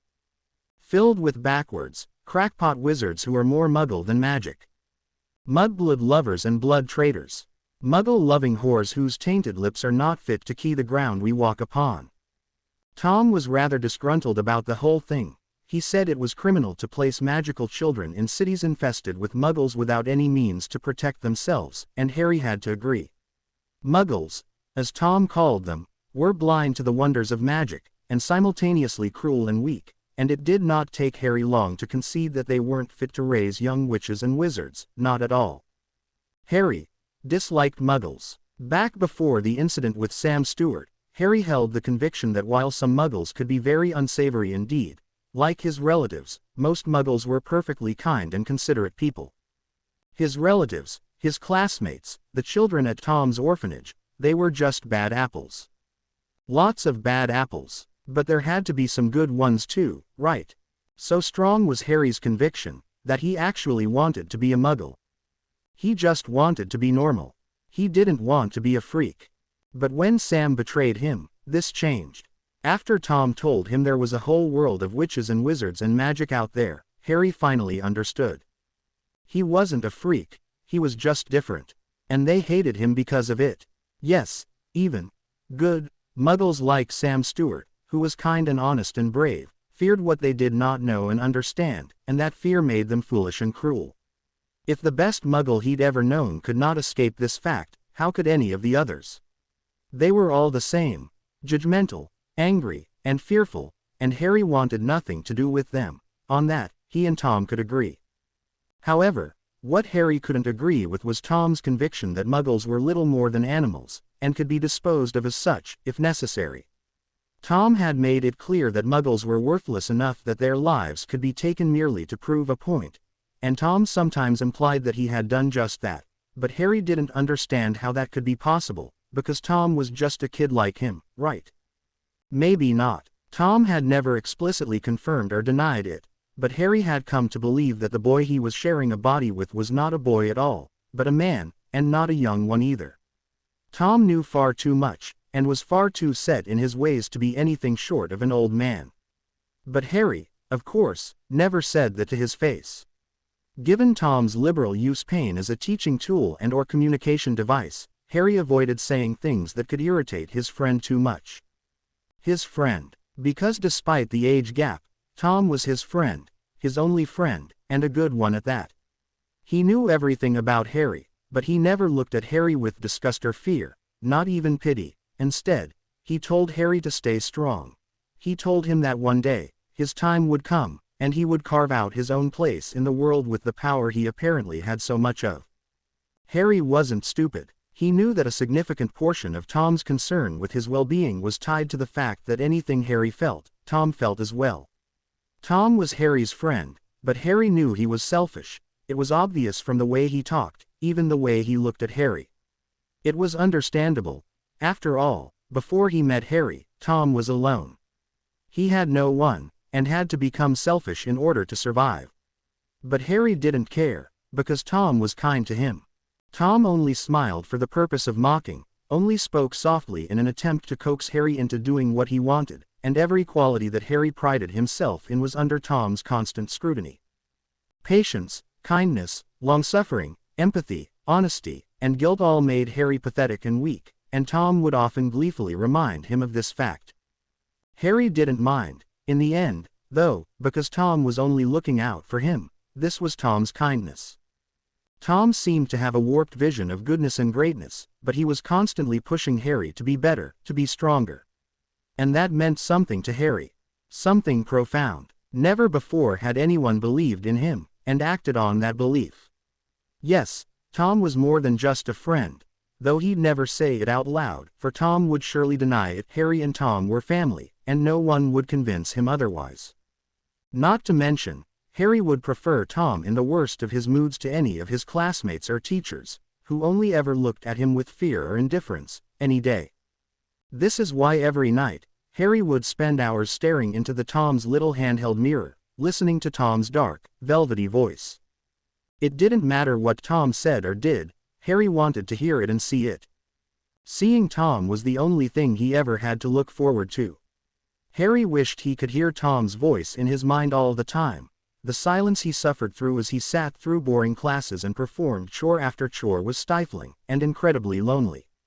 It was a necessary evil, though. Tom only had access to the smallest fraction of his own magical core, and building up enough energy to do something as small as communicate mentally with Harry was exhausting to him.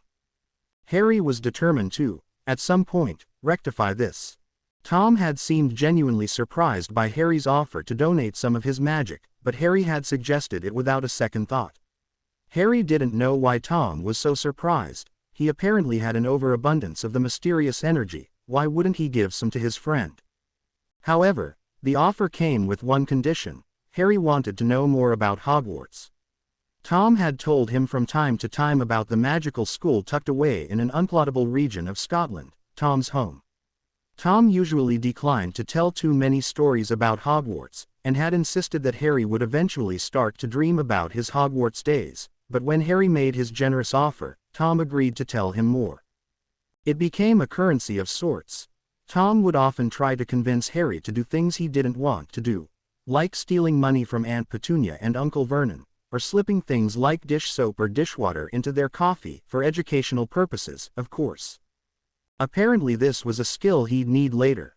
However, with the promise of a story about Hogwarts, Harry would obey without question, because in his mind, it was more than worth it, and Tom understood this. To Harry, Hogwarts was hope, a reason to keep on living, to keep trying, and the promise of finally going home in a few years' time was more than enough to make the miserable boy smile. And it was all thanks to Tom. Tom was quite proud of himself. In fact, he had never been happier, he mused, as he squeezed the dead rabbit in his hands. It was still warm. The rabbit belonged to none other than Billy Stubbs, Tom's least favorite person in the whole universe. He hated everyone at the orphanage, for sure, but he hated Billy Stubbs the most. Why exactly that was, he couldn't tell you.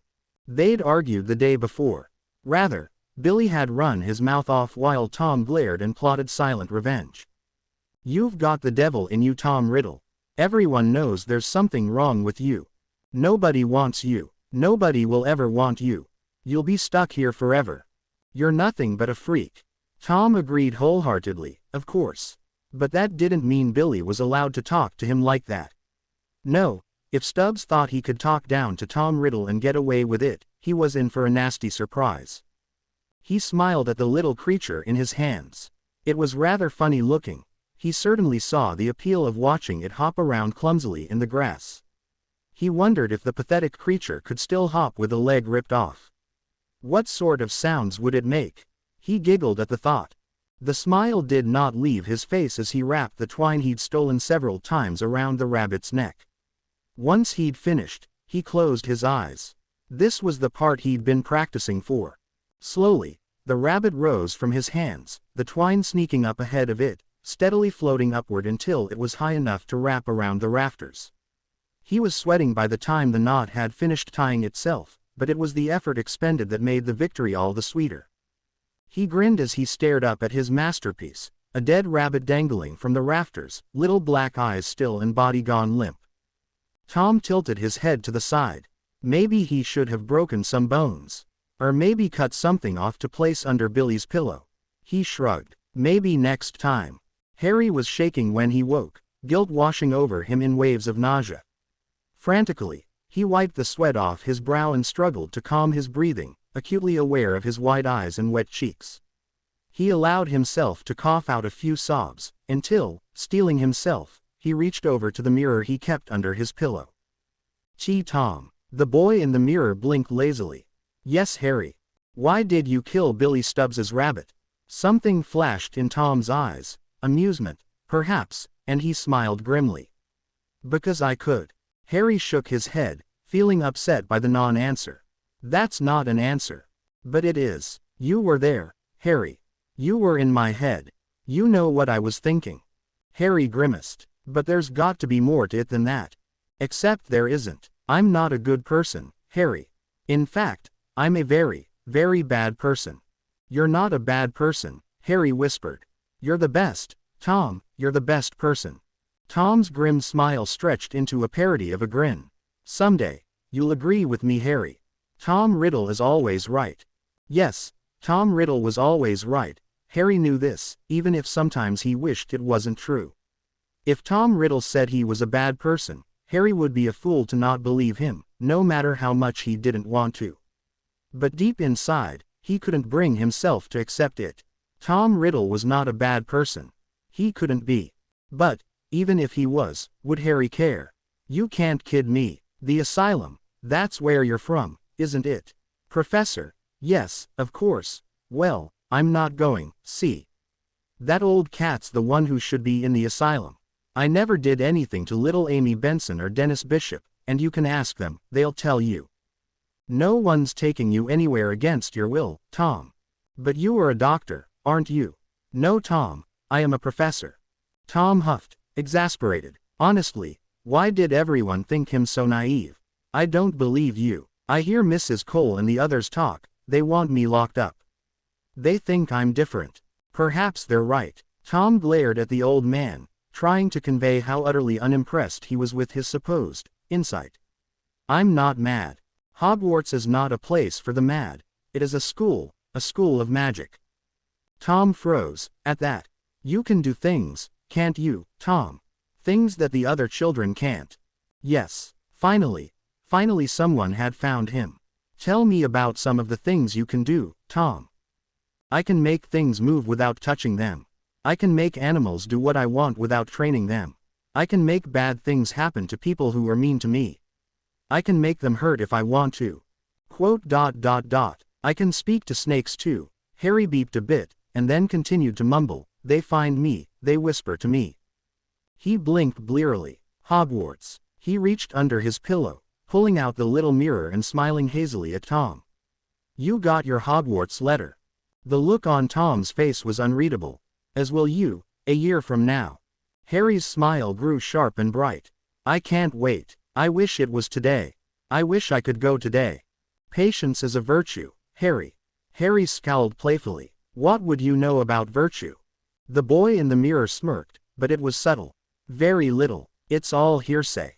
Harry laughed quietly. It is your birthday tomorrow, is it not? Harry nodded eagerly, despite the discomfort growing inside him like a festering sickness. The last couple of months had been tense. Tom had been staring at him. Really staring at him, his face unreadable, and he refused to confess what was distracting him, no matter how many times Harry asked, and Harry could not help but wonder if the distance they'd managed to close since their first meeting was widening once again. He really hoped not. Over the past year and a half, Tom had changed. Perhaps he hadn't changed, but at the very least he was less caged. As time wore on, he started to show emotion, more than just anger, annoyance, and amusement, those Harry had catalogued as his default states. There were times when he even seemed troubled, or betrayed sentiments akin to affection.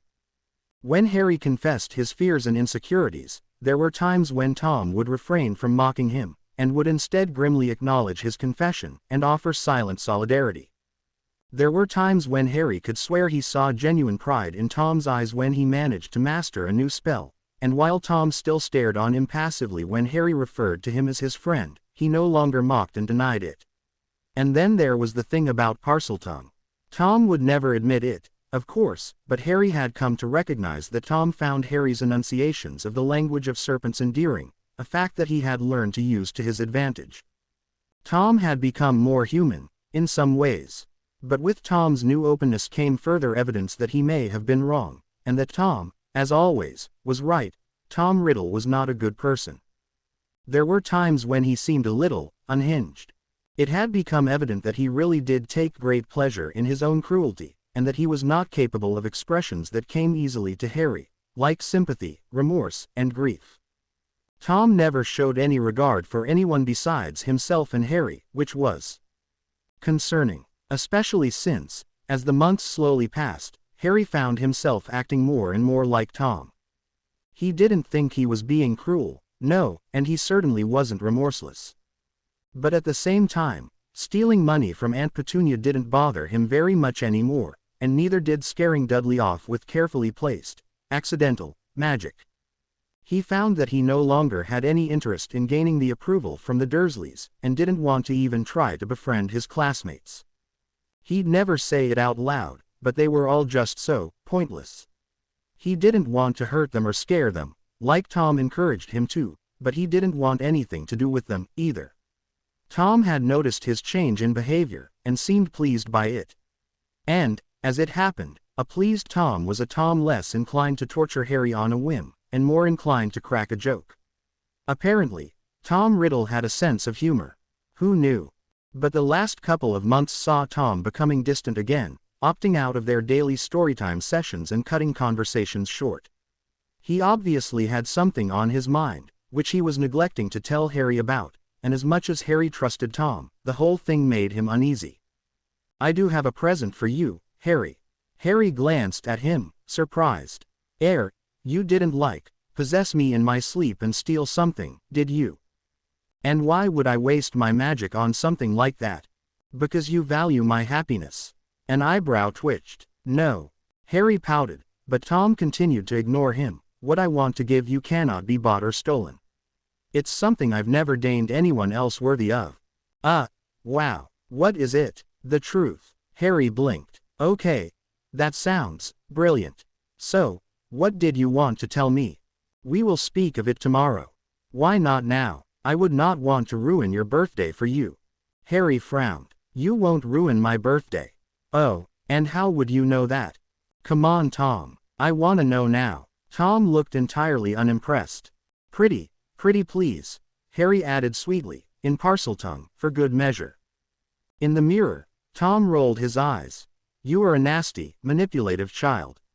I hope you know that. If I am, it's entirely your fault." Predictably, Tom sighed in resignation. "Very well."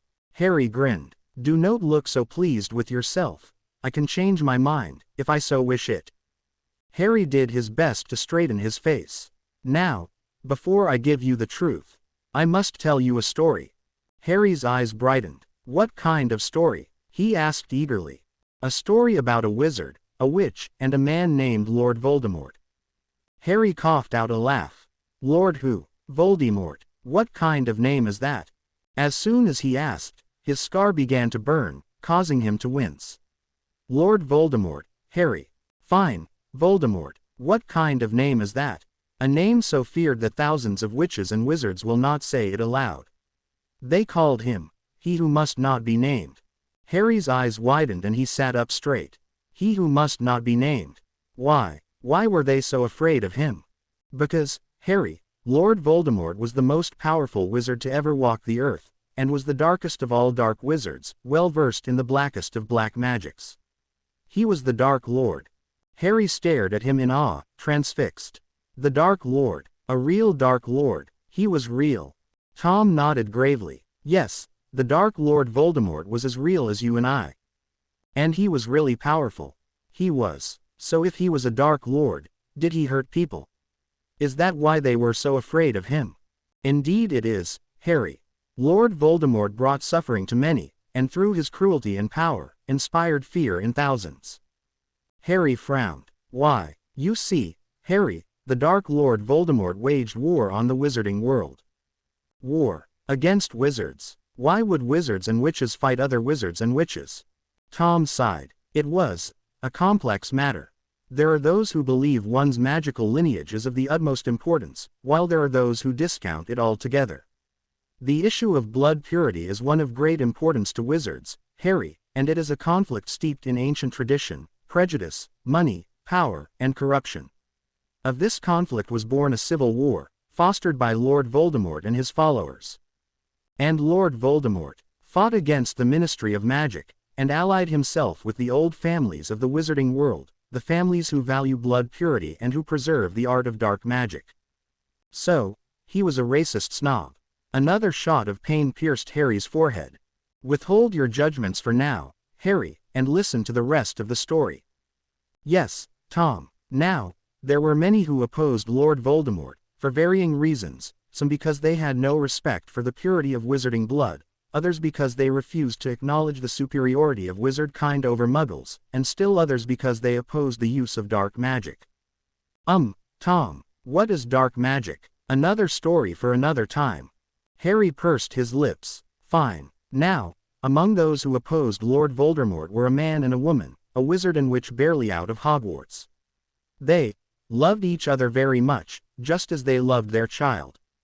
They had a kid. Yes, the wizard and witch were man and wife, and together had a son, born into the strife and horror of civil war. And what happened to them? They died, Tom said, simply. And that is what this story is about, their deaths. Harry looked at him, puzzled. Why was Tom telling him a story of the death of this family for his birthday? It so happened that on one night, a servant of the Dark Lord overheard something strange, the words of a seer, the words of a prophecy. A prophecy, yes, a prophecy that foretold the coming of a child with the power to vanquish the Dark Lord. Harry's wide eyes grew even wider as excitement stirred in his chest. So what happened next? When the Dark Lord heard of this prophecy, he was furious, and became determined to kill the child before he grew strong enough to fight. He wanted to kill a kid. That's terrible. Tom stared at him a moment, an unreadable look marring his face. Indeed. Now, the prophecy claimed that this child would be born of those who had thrice defied him, born as the seventh month dies. And, the witch and wizard, had they defied Lord Voldemort 3 times? Yes, and their child, a son, was born as the seventh month died. So Lord Voldemort bestowed upon this child the honor of being hunted by the Dark Lord himself. Some honor. More than you know, Harry. Then what happened to the witch and wizard? And their son? They learned of Lord Voldemort's plans, and went into hiding. But one of their closest friends, one of the few that knew of their location, betrayed them to the Dark Lord. Harry gasped. And he found them. Yes, he found them, and then he came for them. On the night of All Hallows' Eve, the Dark Lord Voldemort made his way to the home of the witch and wizard and their son, the child with the boded power to vanquish the Dark Lord. First, he killed the wizard, who died bravely, protecting his wife and son. Then, he turned his wand on the witch. He showed her mercy, and gave her the chance to step aside, but she refused, and he killed her as well. Harry frowned, pity for the unfortunate family welling up in his heart. Finally, Lord Voldemort turned his wand on the little boy, the prophesied child, and said the words Avada Kedavra. Harry's eyes flashed with recognition. The killing curse. That is correct. But that night, the strangest thing happened. The killing curse failed to kill its target, and the child, instead of dying at the hands of the Dark Lord, was spared. Harry gaped at him. Tom had told him of the 3 unforgivable curses, 3 pieces of crude, evil magic that attack the soul itself. Harry knew that the killing curse rends the soul from the body, that it was impossible to survive. But how? The witch, his mother, was very powerful, and very clever. So when she heard of the Dark Lord's plan to kill her son, she created a spell from the most secret and oldest of magics, a spell that would save her son, at the expense of her own life. It was ancient and rare magic, Harry, magic that could only be wielded by the unconditional love of a mother for her son. This was a power the Dark Lord knew not, a power he was not prepared to match. So you see, Harry, when Lord Voldemort killed the witch, he activated the spell she had cast, and the child was spared. However, the killing curse was not rendered ineffective. Instead of killing the child, it rebounded, and instead attacked the Dark Lord himself. Harry stared at him, stunned. And thus the Dark Lord Voldemort fell, while the child lived, unharmed, except for a scar. Wait, a scar. Yes. Harry paled at that, a flurry of thoughts stirring in his mind. Now Harry, what month is it? July, which is the 7th month, and it's the end of the 7th month. My birthday is the day the 7th month dies, and I have a scar, and my parents are dead. Tom nodded. Do you understand, now? Harry nodded shakily. Then, they didn't die in a car crash. They most certainly did not. Lily and James Potter died fighting for the life of their son, you, Harry Potter. They died bravely, with honor. Some would call them heroes. Harry looked down at his hands, and then back at the mirror. His parents, they were murdered. They were killed, right in front of him, because of him. A dull ache was spreading across his chest, while his shoulders grew heavy and his head light, tears starting to gather in his eyes. My parents, did you know them? Tom grimaced a bit, at that. Well, you see, Harry, the story is not over yet. It's not. No. What I have told you is the truth, but not the truth I mean to give to you. Fetch that notebook beside the bed, and the pencil beside it. Harry dried his eyes with his sleeve. Okay. I want you to write my name. Your name, Tom Marvolo Riddle. Okay. Now write the name, Lord Voldemort. Harry obeyed, a frown marring his tear-stained face. Now look. Look at what? Look. So Harry did, his frown deepening. 2 names. Tom Marvolo Riddle and Lord Voldemort, one on top of the other, granite scratches on old, yellowed pages. Why did Tom have him write them both? How was Tom connected to Voldemort?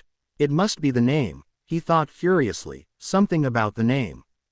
They were different lengths, one was a full name, the other a title. One was clearly English and the other was something else, maybe French. The letters, they shared a lot of letters. Actually, now that he looked closely, every letter in Lord Voldemort corresponded to a letter in Tom Marvolo Riddle. And there were 3 left over, M-A-I. Who am I? And then he gasped, I am Lord Voldemort. We are, you and I, were remnants of the Dark Lord. Harry was pale and still, and so Tom, rather, Voldemort, continued his tale. You see, Harry, I am a powerful wizard. My power. Was legendary, true genius amidst the greatness of magic. But even the most powerful are not immune to the illness that plagues all men. Death. I have never been under the illusion that I am invincible, so I created a failsafe. 5 of them, in fact. They are called Horcruxes. Now Harry, a Horcrux is an object which holds part of a person's soul, a magical hiding place, of sorts. In the case of that person's death, the Horcruxes act as anchors, and keep the Master Soul from passing on to whatever lay beyond the veil of death. So you see, while Lord Voldemort's body was destroyed, he lived on, his soul grounded by the 5 Horcruxes he had already created, and moreover, that night, when Lord Voldemort perished by his own killing curse, his soul split once more. One piece, the Master Soul, would have fled once our body was destroyed, and the other. I am a piece of Lord Voldemort's soul, and you, Harry Potter, are his Horcrux. Lord Voldemort lives on, through us. Harry blinked, his face still, but the stillness of his face did not stop the tears from falling. You killed my parents. I did, and many others. Why would you do that? I told you, Harry, there was a prophecy. Harry grit his teeth painfully as fury erupted inside of him. The sound of shattering glass was distant to him, as he sat there shaking and sobbing. So what? A prophecy. Why does that have to mean anything? It does not. I know that now. Whatever the prophecy said, I now believe it to be null and void. It was a mistake to chase after vague omens of the future uttered by an old woman with too much drink in her. It was a mistake, and I have paid for that mistake. But that does not mean I am sorry for what I did. I made a mistake, yes, Harry, but I will not insult you by pretending that I feel remorse for what I took from you that night. I had taken many mothers, fathers, sons, and daughters before that. The lives of Lily and James Potter meant no more to me than any of the others. Then, all of this. I was alone, and hated, and feared, and locked in a cupboard, because of you. And you don't feel the least bit sorry for it. No, I don't. Harry looked at him, horrified, the anger slowly draining away, leaving only shock and defeat behind. You don't care. You don't care at all. The boy, man, monster in the mirror sighed. For what it is worth, given the choice, knowing what I now know, I would spare your parents. No magical child should be treated as you have been. Harry scowled through his tears. Just muggle ones, then. He bit out scathingly. Tom was unfazed. They are not my problem. And why am I your problem? We are one and the same now, Harry. My life is tied to yours. I have plans for you, and so your fate is very much my concern, he replied frankly, as though it were a simple matter. And what if I don't want any part in your plans? Then, I will have to rethink them. I don't understand why you've told me this. Why didn't you just lie? Wouldn't it be easier for both of us? This is my gift to you, Harry. It is what I give to you freely of my own accord, at my own expense. You see, Harry, I once thought you to be weak, an impressionable child to be molded as I see fit. I saw you as an obstacle in my path, a gateway to my freedom. But I understand, Now, that your worth extends beyond a body and a name for me to take as mine. There is a purity in you, in your magic, that I have not seen before. It is an aggressive, corrosive sort of light that I had not thought existed. You have impressed me, Harry Potter, and you have earned Lord Voldemort's respect. That is why I am telling you the truth."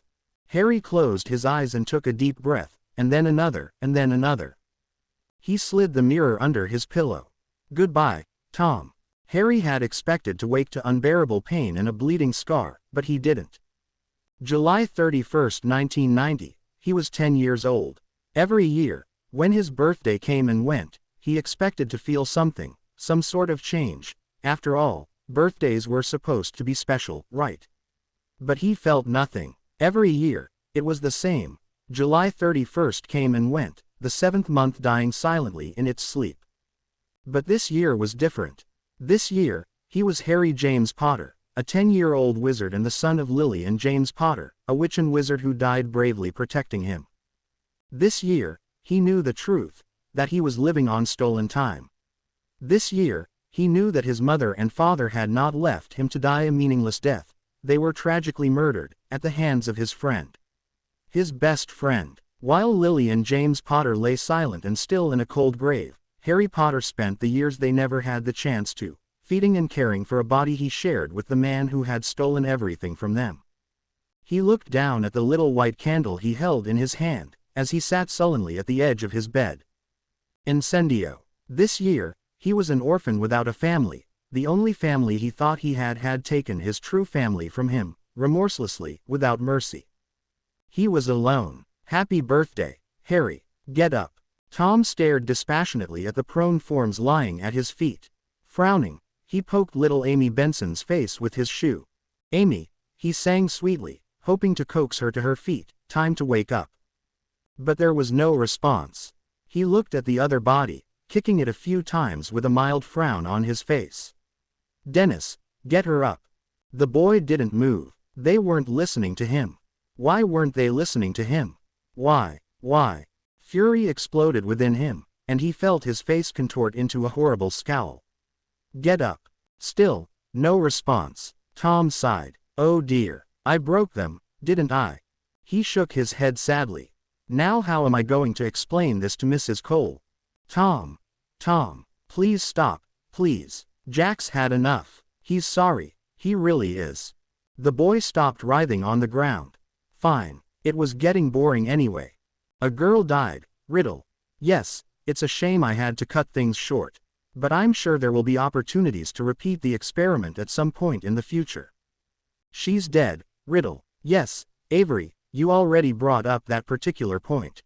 I killed my father. Quote. What? Oh, close your mouth, Black. It's undignified. Sorry, I thought you said you killed your father." "I did, and his filthy Muggle parents too. It wasn't as cathartic as I hoped it would be, but the fact that it's over and done with does provide something of a sense of relief." "Riddle," Black hissed, "don't make jokes like that. It's not funny." Tom narrowed his eyes. "Do you think I'm lying to you, Black?" he said slowly, dangerously. The boy beside him paled rapidly. You don't mean. Riddle, you could get in a lot of trouble for something like that." Tom waved him off. "I framed my uncle. I'm not worried. And you, and I what? You don't feel conflicted about it at all?" Tom frowned. "Why would I? I love you." She looked up at him with expectant eyes, glimmering with hope. "And what do you want me to do about that? Say you love me too." He sighed. "I'm not really in the mood to lie right now. Can you just go away? I'd like to get back to my potions essay. I thought you were my friend." There was hope in his eyes, a wretched sort of hope that made him want to laugh and furiously rip the other's face off at the same time. "Friend, I suppose. But that does not mean I cannot kill you." His bedroom was dark, painted with the vaguest hint of a sunrise, and Harry was still as he sat cross-legged on his bed, mind whirling at an incredible speed. He felt sick, dizzy. He was about to do the right thing, he thought. But it felt so wrong. Everything felt wrong. He traced the scar on his forehead slowly, carefully. This was the right thing to do. And he had to do it. He closed his eyes, steeling himself. He knew what he had to do. I forgive you. It was early, before 7 a.m., and the day was August 8, 1990. Harry woke before the sun that morning, his mind busy and sharp. He hadn't moved since waking up, but as soon as he made his decision, he wasted no time in pulling out the mirror from below his pillows and proclaiming his forgiveness to his shell-shocked reflection. What? I forgive you, Tom. Harry doubted Tom Riddle had ever looked less sure of himself. Indeed, the look on his counterpart's face was that of utter shock, seasoned with incredulity. Horror. I killed your parents. I turned my wand on you when you were just an infant. That he did. You have suffered, Harry Potter, more than any child should suffer, and this suffering is of my own making. Every tear you have shed, every bruise, cut, abuse, all this. Tom. Harry sighed softly, allowing himself a few moments and one deep breath before he willed a small, sad smile to grace his lips. I know that, and I know that it was wrong, terribly wrong, but you didn't. You didn't understand, and you'll never understand. He looked at Tom with tears in his eyes, his face pained with acceptance and pity. You'll never know love, or friendship, and I feel sorry for you. I forgive you. Tom's red eyes drilled into him, expressionless. You're a fool, Harry Potter. I know. There was something very, very wrong with the boy. He had known from the beginning that there was something strange about the boy's magic. He had always known that the strange hybrid of his and what he had deduced was his mother's magic, was plentiful and potent enough that it would have a significant impact on his personality. He knew that the boy's heart and soul were pure, yet warped, just like his magic. He knew that there was something off about the unwarranted and almost eerie innocence the child seemed to drag with him through every trial and every challenge. But he had had no idea just how deep the divide was. How was it possible for a child to be raised with the Dark Lord as his only friend and confidant, and still retain such saintly purity? He forgave him. He had hoped the boy would come around, so to speak, that practicality would win out, and that the child, who was quite reasonable for a boy his age, would grudgingly agree that it was in their best interest to work together. He knew the boy would eventually be grateful to him for his honesty. He knew that little, lonely Harry Potter would give in the end, but that's exactly what it would be, giving in. But no, the child had to blatantly throw everything out the window. Tom Riddle, and later Lord Voldemort, was well versed in the subtleties of human nature. He was a prodigy and genius, not only in magic, but in charisma and the manipulation of the human heart. Lord Voldemort knew what made people tick. He could predict the actions of his enemies and allies with ease, and it was this skill, this expertise that made him appear infallible and terrifying to so many. But this 10-year-old boy had managed to completely unravel every thread in his carefully crafted perspective on humanity. He had managed to surprise him. No, that was an understatement. He had managed to utterly shock him. He forgave him. Was that even possible? Was it possible to forgive the source of all of one's misery? Was it possible to forgive someone who stole every chance of happiness and love from an innocent child? Was it even possible to forgive someone who was not even sorry? Lord Voldemort did not forgive, so he was at a loss to explain Harry Potter's inexplicable revelation.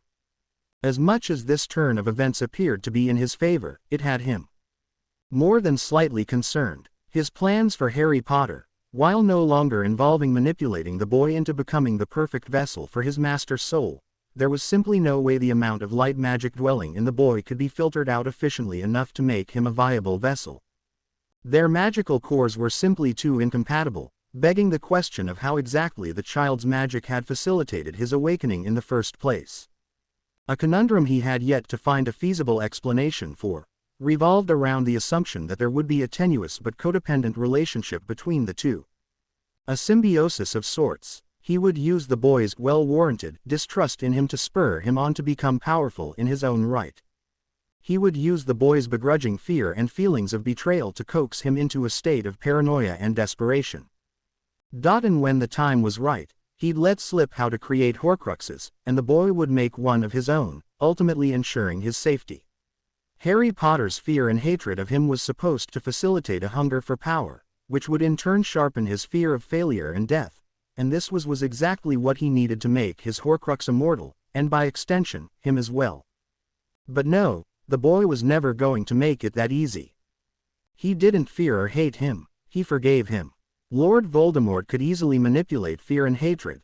They were two emotions he knew well, but whatever it was that made the boy so understanding and forgiving, he did not even know how to begin to make sense of that. Should he try to persuade the boy he was not trustworthy? Should he attempt to manipulate the boy through friendship? How does one persuade someone that good-natured to create a Horcrux? This was going to take some very serious thought. Fortunately, Lord Voldemort was not one to back down from a challenge. He had 1 year to come up with a new plan and put it into action. But the sooner he got started the better. He needed to begin his work as soon as possible. The key obstacle to overcome was the unfortunate fact that he could no longer count on his ability to predict Harry Potter's actions. The boy was playing by a different set of rules than he was. As of August 8, 1990, Harry Potter was more than a mere pawn, a merely passive piece of his own on the chessboard. He had leapt off the chessboard and graduated to the status of variable, and would possibly one day ascend to the designation of player. Either way, Harry Potter could no longer be considered a simple and predictable child, and would therefore be much harder control than he had initially bargained for. So the first question he needed to ask was, if he could not control the boy as a pawn, what was the boy to him? The boy would never be a Death Eater. He would never be a mere follower. No, he was something entirely different. An ally. That's what the boy would have to be, his ally. Perhaps his placating words had borne some truth after all. Perhaps the boy was deserving of some degree of respect. No one had ever accidentally outmaneuvered Lord Voldemort before. And if Lord Voldemort could not control the boy, who could? The child was an opportunity to gain an upper hand in the war that was to come, an opportunity too unique to pass up. He was getting excited now. Harry Potter would be a challenge indeed, not to mention a source of constant entertainment. He was sure, at this point, that he did not have to worry about the child falling too far under Dumbledore's influence. The old man, who was no doubt the one that abandoned the child with his hated relatives, had no leverage, because he was already forgiven. No, the challenge here was to cement his place in the boy's heart before anyone else had the chance to take his place. Tom Riddle would always be Harry Potter's first friend, first confidant, first teacher, and the only family he'd ever known. The boy already knew what he was. The child wasn't stupid. There was no way dear Tom's unmistakable depravity had escaped his attention, and if the fact that he'd waged war on the wizarding world and murdered his parents, and was entirely remorseless about the whole thing, didn't scare him away, nothing would.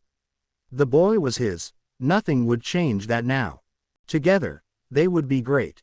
Harry Potter would become his most valuable ally and his most prized possession, and would be the one to bring the wizarding world to its knees. He could see the future unraveling in front of him.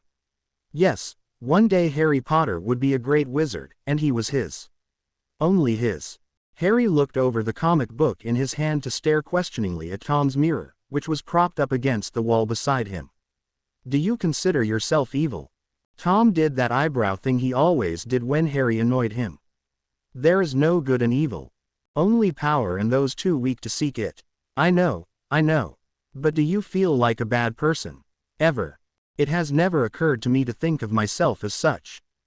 Do you consider yourself amoral then? That may be an accurate description, Tom conceded. How long do you plan on wasting your time with those Muggle picture books? They're not picture books. They're comic books. And it's not wasting time. I'm learning about fighting evil from the most genius crime solver ever. Oh, Tom drawled, entirely unimpressed. Batman.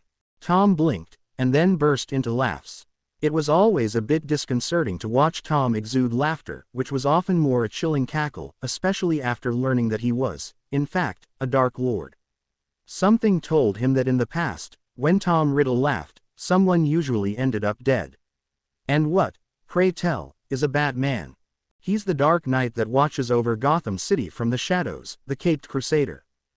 Gotham City. There's no such place. That's not the point, Tom. He's Batman. I fail to see how bats are in any way relevant to this, Caped Crusader.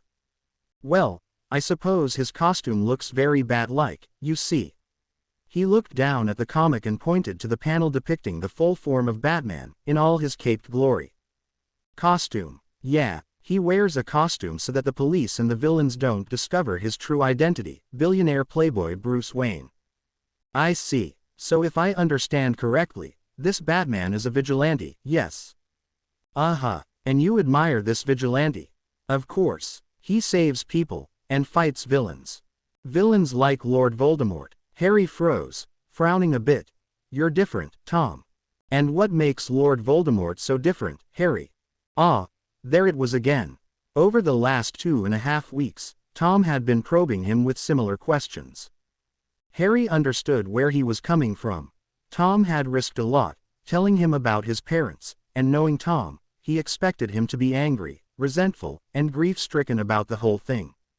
But he wasn't. It was not in Harry's nature to be angry and resentful.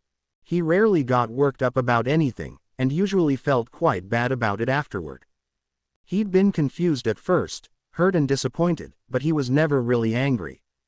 As for the grief, well, to be honest, he was a bit conflicted about that aspect of the whole ordeal. He knew he was supposed to feel something more. He knew that the truth of his parents' death was supposed to weigh him down significantly. And it did to some degree. But the fact of the matter was that Harry knew very little of his parents, and didn't remember them at all. He didn't even know what they looked like. He didn't ever recall having a loving family, so how was he supposed to fully experience the grief of losing it? Perhaps that would change over time, as he learned more about his parents and their world, but for now, he had Tom. Only Tom. So Harry did his best to restore the dynamic of their relationship to what it had been a couple of months prior, while Tom assisted, albeit somewhat reluctantly. Well, you're my friend. My best friend. There is something very, very wrong with your head, Harry Potter. Yeah, it's you. No, I don't think I have anything to do with this particular malfunction. Harry laughed at that, oblivious to the calculating stare Tom was boring into him. Have you been continuing with your studies? Harry pouted. It's summer time. That's no excuse to cultivate sloth. Harry rolled his eyes. I've been reading the mathematics books you made me borrow, but I've already finished all the primary school ones. And the others? Harry scowled. I read the history book and the astronomy book. I haven't looked at the other ones yet. I don't even see why I have to bother with this, though. I'll be going to Hogwarts in a year. Tom scowled back at him. You will continue studying science, mathematics, Latin, and history in the summer time. Tom, that's so unfair. The Dark Lord does not care about what's fair, Harry. Of course you don't. Harry sighed. Science and maths, I get. Latin too. But since when does Lord Voldemort give a damn about Muggle history? Language, Harry. Harry blinked. Language. Yesterday you called my mom an obsessive mudblood hag. Slip of the tongue. Does that mean you're sorry? Because that hurt my feelings, you know. No. In answer to your question, however, Muggle history is, unfortunately, a necessary evil for young minds such as yourself. Too many witches and wizards are woefully uninformed of the events of the Muggle world, and as a result are oblivious to the fact that despite being inferior creatures, Muggles are dangerous. Harry's eyebrows rose. Dangerous, Tom, he said skeptically. Yes, Harry, dangerous. There are billions of them. Quite literally. That alone is cause for worry. And they are not without their weapons. I still remember when the papers proclaimed the destruction of 2 Japanese port cities in 1945. Splitting the atom. Muggles managed that, 50 years ago. Which is why they should be disposed of before they become even more clever. They're not vermin, Tom. Perhaps not, but they are mere animals nonetheless. So are we. That is where you are wrong, Harry. Those of us with magic have risen to a new level of being. It is we, not the Muggles, who are the true future of humanity. Harry frowned. You know, sometimes you sound kind of like Hitler. Sharp pain flooded Harry's scar. Lord Voldemort does not appreciate being compared to a Muggle dictator. Harry shrugged as he rubbed his forehead. Okay, no need to get angry. My cause was much more well-founded. Muggles are Muggles, no matter the color of their skin or the place of birth of their ancestors. Aren't wizards and witches the same, though? No, Harry, they aren't. I don't really understand, Though, I'm a half-blood, and you're a half-blood, right? Tom looked a bit put off. Yes. Well, why do you think you're better than everyone else then? Because I am. But you're not a pureblood. No, I am not. 2 Harry whined in Parseltongue, it doesn't make any sense. Tom raised an eyebrow. You're a naive child. I don't suppose that it would. So let me make it simple for you. Purebloods monopolize the majority of the money, status, and influence in the wizarding world. It has been like this for longer than living memory, and it is not likely to change anytime soon. Lord Voldemort has no interest in the weak. I'm not quite sure I know what you're getting at. Then think about this, Harry. Purebloods are influential and wealthy, and their support as a whole is a significant advantage. Additionally, pureblood society is governed by etiquette and archaic traditions, making them easier to manipulate and control than, for example, Muggleborns who have been immersed in the postmodern individualistic mindset of the Muggle world. It is also worth noting that most pureblood families keep a careful record of their members through family histories and genealogies. This makes finding information on purebloods very easy. On the opposite side of the spectrum, Muggle-born wizards and witches are much more unpredictable, and tend to display more variation in background and behavior, and the lack of birth records of them contributes to this. So tell me, Harry, if you wanted to gain and maintain control over the wizarding world, who would you oppress, and who would you coddle? Harry's eyes were wide with understanding. I see. That's actually quite clever. Tom smirked. Awful, Harry quickly corrected, but clever. Now, while I can think of nothing more rousing than discussing politics and morality with a 10-year-old. Harry scrunched up his nose. That was a veiled insult, wasn't it? Insult, not veiled. That aside, we must have a serious discussion. Wasn't that what we were just doing? That was Lord Voldemort indulging his apprentice. I would rather not consider myself a Dark Lord in training. But now we must turn to more urgent affairs. I feel like you discount me sometimes, Tom. Stop being facetious. In less than a year you will receive your Hogwarts letter, and for the following 7 years you will be under the watchful eye of some of the most dangerous wizards and witches alive. This is something that must be discussed. They cannot, under any circumstances, know about me. Harry blinked. Why? Because they will do anything necessary to separate me from you, and in the process, you will die. Harry paled. Come on, Tom, I'm sure they'd be more understanding than that. There's nothing to understand, Harry. Lord Voldemort was one of the most powerful wizard to walk the earth, and he slaughtered thousands without mercy. They are perfectly justified in using any means necessary to end me. But you're not doing anything wrong now. And this is the current topic up for discussion.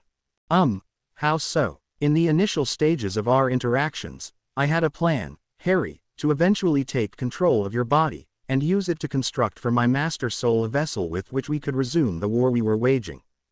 Harry grimaced at that, but was, honestly, not too surprised. He supposed that were he a Dark Lord in Tom's position, he would do the same thing. That was past tense you were using, right? Indeed it was. I have since rejected that plan. Harry laughed uneasily. Why the change of heart? You fascinate me, Harry Potter. I would rather make use of you than throw you away. Thanks. I think I'm honored, as you should be. And he was. This was Tom's way of telling him that he cared for him, after all. So, what's the new plan? It will be revealed in time. Right now, we must focus on ensuring our survival. Okay, and how do we do that? I need my wand. Your wand. Yes, Harry supposed that made sense. Well, where is it? Godric's Hollow, Cornwall. Understanding dawned on Harry's face. That's where you killed my parents. It is. But how do you know your wand is still there? Don't you think someone took it? It's been almost 10 years. I trust my wand to be loyal and clever enough to conceal itself until its master returns for it. That's awfully considerate of it. Indeed. But, how do we get there? By train, bus. No, you will enlist the help of your aunt. I will leave the details to you. Pride swelled in Harry's chest. Tom really did trust him. Speak to me once you have secured our transportation. What, now? There is no time like the present, Harry. Harry sighed as he placed the mirror back on his bed and quietly made his way downstairs, his silent footfalls fading into the stillness of the house. Dudley was away at summer camp, and Vernon was on a business trip in France, so it was just him and Aunt Petunia inhabiting number 4 Privet Drive at the moment, bestowing upon the suburban domicile a new level of pristine tranquility, as per Aunt Petunia's preference. Harry preferred it that way, too. He'd come to the conclusion that his childhood would have been much simpler and pain-free were it just him and Aunt Petunia. He much preferred her to her rotund husband and son. She was quieter, and seemed to dislike him a lot less than the male Dursleys did. She was also more inclined to take the time to do the housework on her own, when it was just her and Harry. It was nearly noon, and the sound of carrots being chopped vibrated in the air as he passed by a familiar cupboard under the stairs and stealthily entered the kitchen. Aunt Petunia. The woman frantically spun around, startled, and pointed the stainless steel knife in her hand straight at Harry as her pale blue eyes went wide in fear. Harry sighed sadly. He didn't like how afraid of him Petunia had become. He found it kind of hurtful, to be honest. He'd never done anything to hurt her. He'd set Vernon's belongings on fire a few times, and had pushed the larger man back when he tried to whip him with his belt, but he'd always made sure not to harm his aunt. Not that it did any good. Honestly, he'd never treated any of the Dursleys half as bad as they treated him. He didn't understand why they seemed to find his behavior unexpected and ill-deserved. Expelliarmus. The knife flew out of Aunt Petunia's hand and into his, causing the woman to pale drastically. I didn't mean to startle you, Aunt Petunia. I just have a little request. WH, what kind of request? She stammered, eyes trained on the knife he now held loosely in his own hand. I want to go visit my parents, their grave. The woman's eyes widened. Their grave, she whispered. Harry nodded. That's a long drive. I know.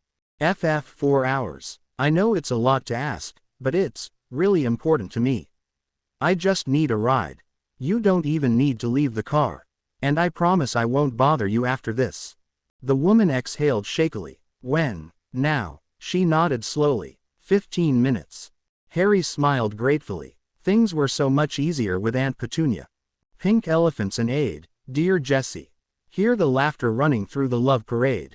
2 hours later, Harry was sitting in the back seat of Aunt Petunia's car reading The Art of War whilst Madonna's dulcet tones emanated from the speakers, caressed by static.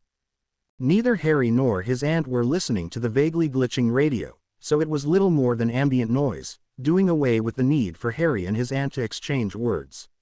She was no doubt still terrified by their earlier conversation, and he wasn't going to apologize, though he did still feel really terrible about the whole thing.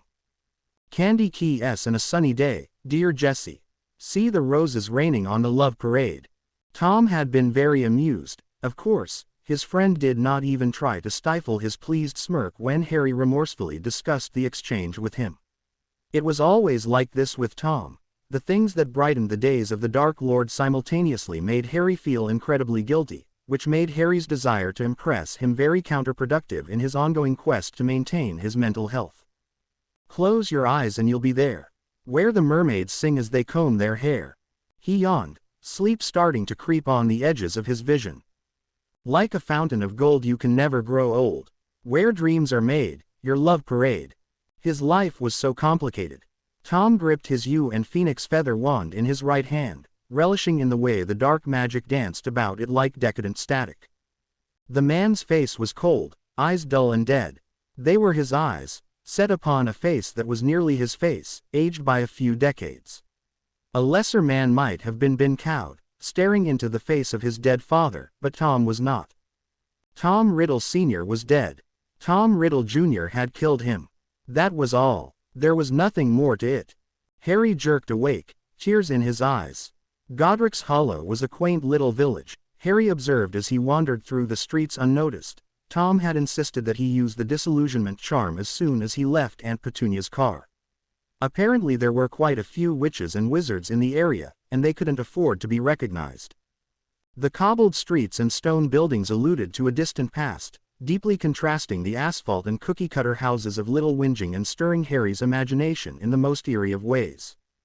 Did his parents once wander the same path he was on? He smiled at the thought, staring lazily at the sky. The sun was obscured by clouds, that day, casting a vague and subtle glow on the medieval architecture. Godric's Hollow, he thought, could be described as subdued, an old place full of old stories kept by old people. It was peaceful, quiet, and he rather liked it. There was nothing particularly special about the place, and Harry was about to cease his explorations and go straight to the potter's cottage when he noticed something odd in the town square, a strange shape standing in the center of street, the air about it warped with a delicate sort of magic. As he approached, it became clear to him that he was looking at a statue of a man and a woman embracing, with a young infant smiling contentedly in their arms. The man looked eerily familiar, with messy hair and glasses framing his softly smiling face. There was something about the height of his cheekbones and the shape of his nose and chin that looked very much like what he saw in the mirror every day. Harry's eyes widened in shock as he ran toward the statue. Mum, Dad, unbidden, tears gathered in his eyes. Was this what they looked like? Were these people his family? He felt a deep aching in his chest, and suddenly he became very aware of Tom's presence in his mind. Tom, Lord Voldemort, the man who murdered these happy people in their home. This was his family, right here, in front of him, this stone monument of what had been taken from him, remembering them while he did not. It was war, Harry knew that. It was nothing personal. Tom didn't do personal. But it still hurt, and had been times lately, like now, when he could not help but wonder if he was a bad person for forgiving the man that took his parents away. He looked up at his mother's face, through tears, and all he could do is marvel at how beautiful she was, and how serene her smile was as she stared into her baby's, Harry's, eyes. He could see her love for him written all over her face, the love that killed her, and gave him life. She looked so young, innocent, almost naive in a way. He wondered if she was still able to look at him the same way after she heard the prophecy. Her eyes, her smile, her posture, they all pointed to the fact that she loved her child with all her heart. Would she still feel the same way, knowing what her love had wrought? And then there was his father, with his arm protectively wrapped around them both. What would he think of Harry now? The man was what Tom called an Auror. He had dedicated his life to fighting dark wizards, to saving people, while his son consorted with a murderer. Would he still love Harry knowing the things he'd done? Harry, we mustn't linger. You can only maintain the charm for so long. A shot of fury ran down his spine when he heard Tom's thoughts in his mind, and he felt the air heat up slightly around him. As usual, Tom was just looking out for him, but the rage was there nonetheless, even if only momentarily. How dare Tom deprive him of more than he already had? Hadn't Lord Voldemort taken enough from the Potters? This moment belonged to Harry, and Tom had no right to interfere. Except, that didn't matter. As usual, Tom was right.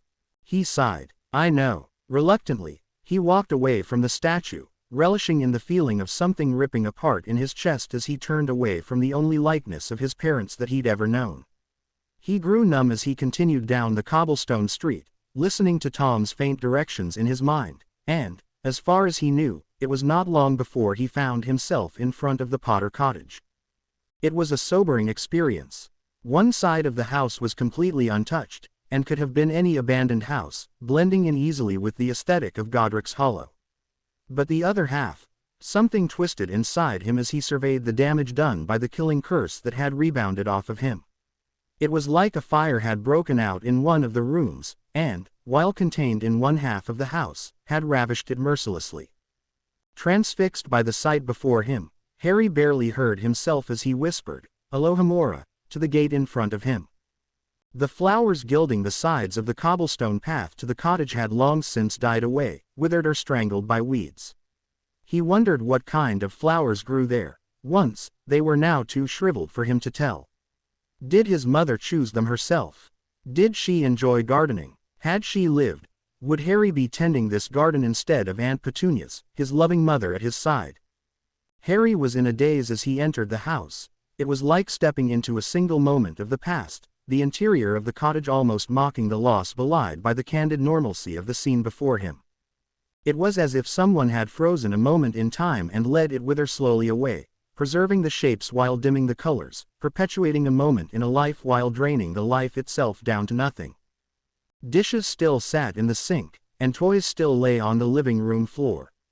Shoes, a pair of trainers, work boots, and dress shoes, accompanied by small leather boots, pumps, and Mary Janes, were lined up against the wall on the left, a dust-covered umbrella hanging above them with an array of autumn coats. Harry could practically see the moving shapes of the previous inhabitants, his family, flitting in and out of reality.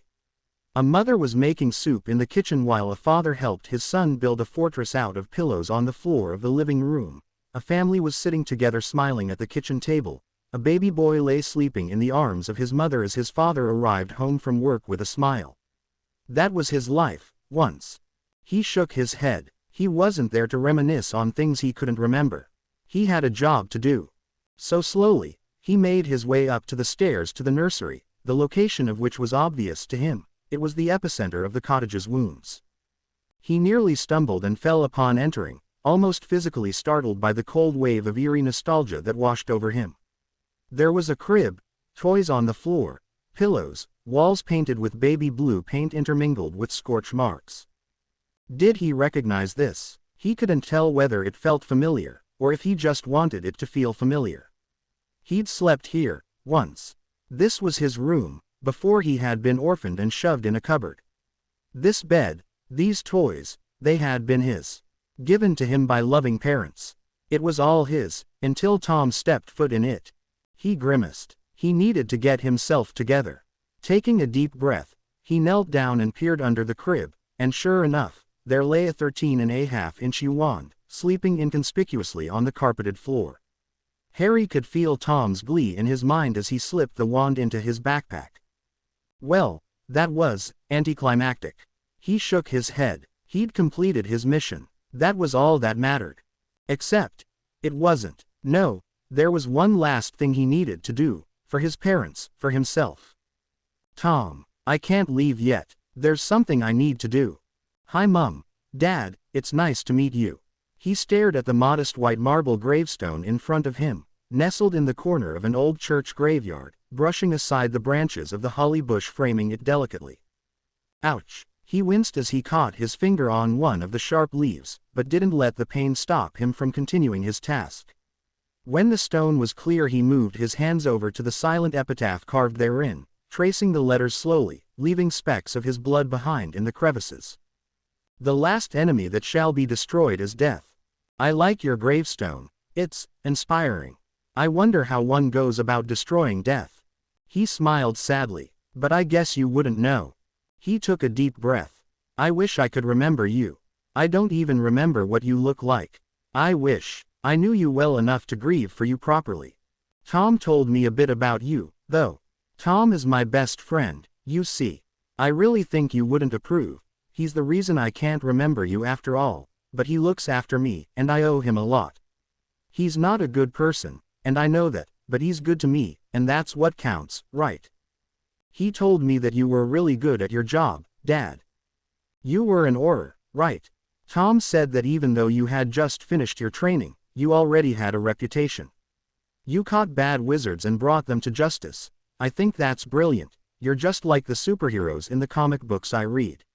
Like Batman. Tom says you fought bravely, and died with honor, that you didn't hesitate to sacrifice yourself for Mom and me. You would have been a great dad, I think. And I'm proud to be your son. Apparently I take after you, Mom. Tom insults you a lot. He calls you a mud. You know what, never mind. I think he's just a bit sore about how you managed to outsmart and outmagic him. Harry winced as a sharp pain pulsed in his forehead. Hee, I guess I was right. Anyway, Tom says I'm a fast learner, and that if I work hard, I might be able to hold a candle to you someday. It's a lot of pressure, but it makes me feel happy, like I'll amount to something one day, you know. He says that you were a formidable witch, and that you were his most dangerous foe. You don't know him very well, so I guess you won't understand this, but that's probably the highest compliment you could ever receive. I'm grateful for having inherited at least a little bit of your talent. Tom says that you were adept at soul magic. He said you researched some pretty dangerous magic to save me. You risked everything, and he said that it was your death that kept me alive. I don't know the details, and I don't think he does either, yet, but I want you to know that the little bits of your magic that I have inside of me won't go to waste. I know I'll probably disappoint you. I'll probably do things that will make you sad.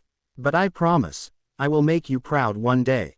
I'll become a great wizard, and honor the sacrifices you and Dad made so that I could live. Your deaths won't be in vain. I won't let anyone take away what you've given me. I'm going to survive, and more than that, I'm going to live a life worth living. I promise. And in advance, I'm sorry. The drive home was silent. Aunt Petunia didn't dare say a word, and Harry didn't trust his voice. He didn't want her to hear him in his moment of weakness.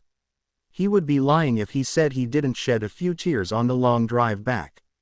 It was getting dark by the time they arrived back at number 4 Privet Drive, but despite the time and the long day Harry had had, he'd lost his appetite and was eager to disappear into his bedroom. So after a quick thank you and good night, Harry trudged up to his bedroom, exhausted from sitting still for so long.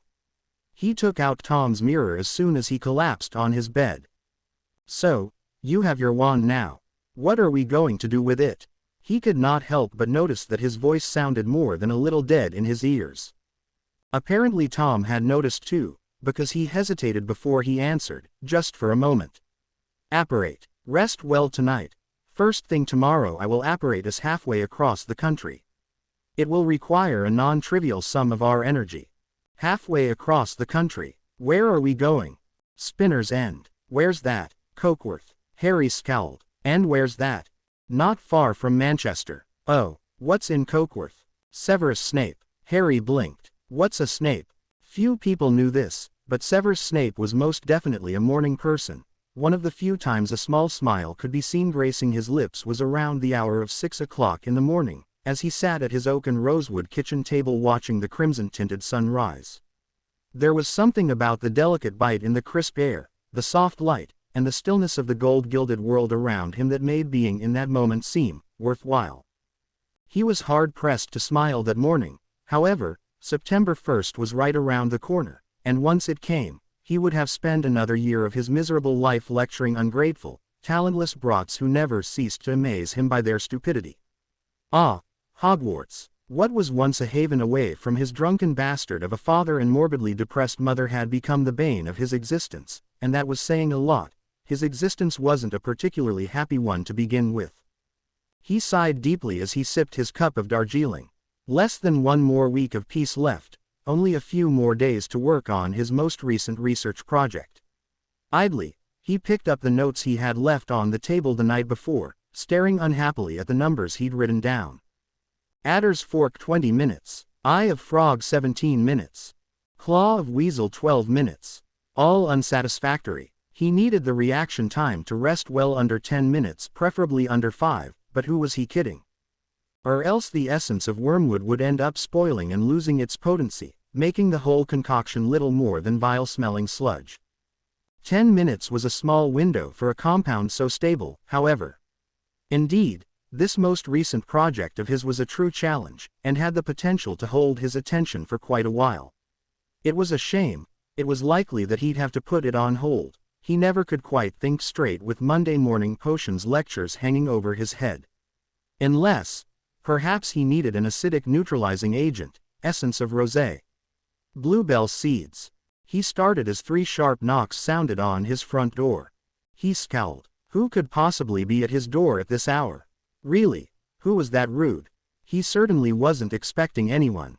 He had half a mind to hex whoever was waiting on the other side of his door. Honestly, they deserved it. He took a deep breath. Come now, Severus, he told himself. It wouldn't do to start hexing muggles. He didn't need that on his record.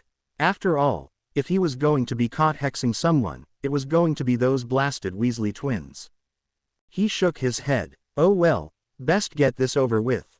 When he opened the door, he was expecting to see a postman, perhaps, or a delivery man of some sort. The last thing he was expecting was to find a little boy standing on his doorstep. The child was dressed in loose hanging, ratty clothing, beneath which he appeared to be quite bony and very much on the small side. He couldn't be older than 8 or 9 years old. He frowned. What was a child so young doing at his door, alone, at 6:30 a.m. in the morning? He was about to shoo the little cretin away when it looked up at him, an action that nearly caused him to gasp and stumble backward, for staring up at him through a messy black fringe, behind a broken pair of glasses, glowed two bright green eyes, a curious glimmer lighting them intensely. Two very familiar eyes, eyes he didn't ever expect to see again. No. This couldn't possibly be. "Hello, are you Mr. Severus Snape?" the boy asked without prelude, and apparently completely unintimidated by him. Quickly, he snapped out of his shock. Green eyes, especially of this brilliant shade, were rare, but this was no doubt just another child, another insufferable spawn of one of his neighbors, most likely bothering him at this indecent hour on account of a dare or some such similar drivel. "Yes," he drawled slowly, allowing his voice to darken in the way that always made his students pale in fright. The boy, however, seemed completely unfazed. "Oh, good. My name's Harry Potter. May I come in?" Severus's brain just about shut down completely at that. So much for his, just another child, theory. Harry Potter. "Yes, sir, that's me. Can I come in?" Still too stunned to speak, he settled for stepping out of the doorway and allowing the young child to walk into his house. He'd just allowed a Potter into his house. "You have a lovely home, Mr. Snape." Severus stared at him. "It's quite modest, and rather homey," the boy continued, rambling a bit for, though fear was curiously absent from the child's countenance, nervous excitement was not. "Say, you wouldn't happen to be related to any Waynes, would you? I think it might be your general silhouette, but you rather remind me of Mr. Potter." The boy paused in his nervous rant and simultaneous inspection of his kitchen. "Yes, sir. If you do not have any pressing business here, I'd ask you to kindly get out." The boy looked up at him with understanding. "Tom said you wouldn't be too happy to see me. He said you didn't like my dad too much. But that's okay. Tom says I take after my mother. He said you." The child winced and rubbed his forehead, falling silent. Severus froze. The boy knew about him and James Potter. The boy knew who he was. How hadn't Albus said he was living with Muggles? Mr. Snape. Now that he looked more closely at the boy, he had to agree. He did take after his mother. His eyes, they were identical to Lily's. They held the same earnestness and cleverness, the same kindness. His beloved Lily's beautiful eyes, looking at him from James Potter's face. It was maddening. "Why are you here?" He decided to go with straightforward. "Tom said that you could help us." That name again. "And who is this Tom?" "He's a friend of yours." Friend. Severus had few friends, if any, and most definitely none named Tom. "He said you might not recognize the name," he sighed. "Perhaps you should speak to him yourself." Severus was about to impatiently inquire as to where exactly this Tom was, when the boy closed his eyes, seemingly frowning in concentration. He watched curiously as the boy's breath hitched and he stumbled over, before straightening his posture into a stance far more confident and rigid than what it had been. When the boy opened his eyes again, it was no longer Lily's vivacious green looking up at him, it was instead a very familiar crimson. "Hello, Severus." He stepped back, his heart hammering in his chest. "Look, Potter, I don't know what you're playing at, but..." "Crucio," he gasped, shock penetrating every fiber of his being as he fell to his knees, the sensation of white-hot knives slicing through him infecting every inch of flesh in his body. He bit his lip, to keep from crying out, but just as he started to taste copper in his mouth, it all stopped. He looked up to find a malicious smile on the boy's face and a gleeful spark lighting his eyes. Such familiar eyes, singularly unique eyes. No, he told himself, no, it's not possible. The Dark Lord was dead, along with his beloved Lily. Everyone knew that. It had been that way for nearly a decade. But the headmaster was quite convinced that the Dark Lord's demise was only temporary. So perhaps it was not so impossible. There was no way a 10-year-old Harry Potter would be able to cast a wandless Cruciatus curse without breaking a sweat. That definitely wasn't possible. Pluralitas non est ponenda sine necessitate. Really, the question was, what was more implausible? Harry Potter showing up out of nowhere with the uncanny ability to cast the Cruciatus Curse without a wand, or the Dark Lord possessing the child? Well, when he phrased it like that, the answer was obvious. My lord. The cruel smile did not leave Harry Potter's countenance. I don't understand. How? Perhaps another time, Severus. Right now, I require your skills. He quickly bowed his head. Anything, my lord. He was grateful to have an excuse to look away. It was eerie, scratch that, downright disturbing, seeing those red eyes where Lily's had been a moment ago. Even more disconcerting was seeing that familiar, deceptively serene smile that had often graced the Dark Lord's face emanating from the countenance of his old enemy. Ah, Severus, faithful as ever. I will not waste any time. You do recall the potion you were working on shortly before my demise? He nodded slowly, understanding slowly dawning on him. Yes, my lord, I had called it the Injicio potion. Yes, that is the one. As I recall, it was nearly finished. After your untimely demise, I finished the project on my own. The boy, Dark Lord, looked at him curiously. Oh, curiosity, my lord, got the better of me, he replied shakily. Ah, Severus, ever the perfect scholar. It is just as well, for I require no less than 12 vials of this potion. I trust this will not be a problem. My lord, may I ask? No, you may not. You will show me to your laboratory immediately. Stiffly, Severus rose to his feet and silently gestured for the boy, no, Dark Lord, to follow him to the cellar he had converted into a potions laboratory.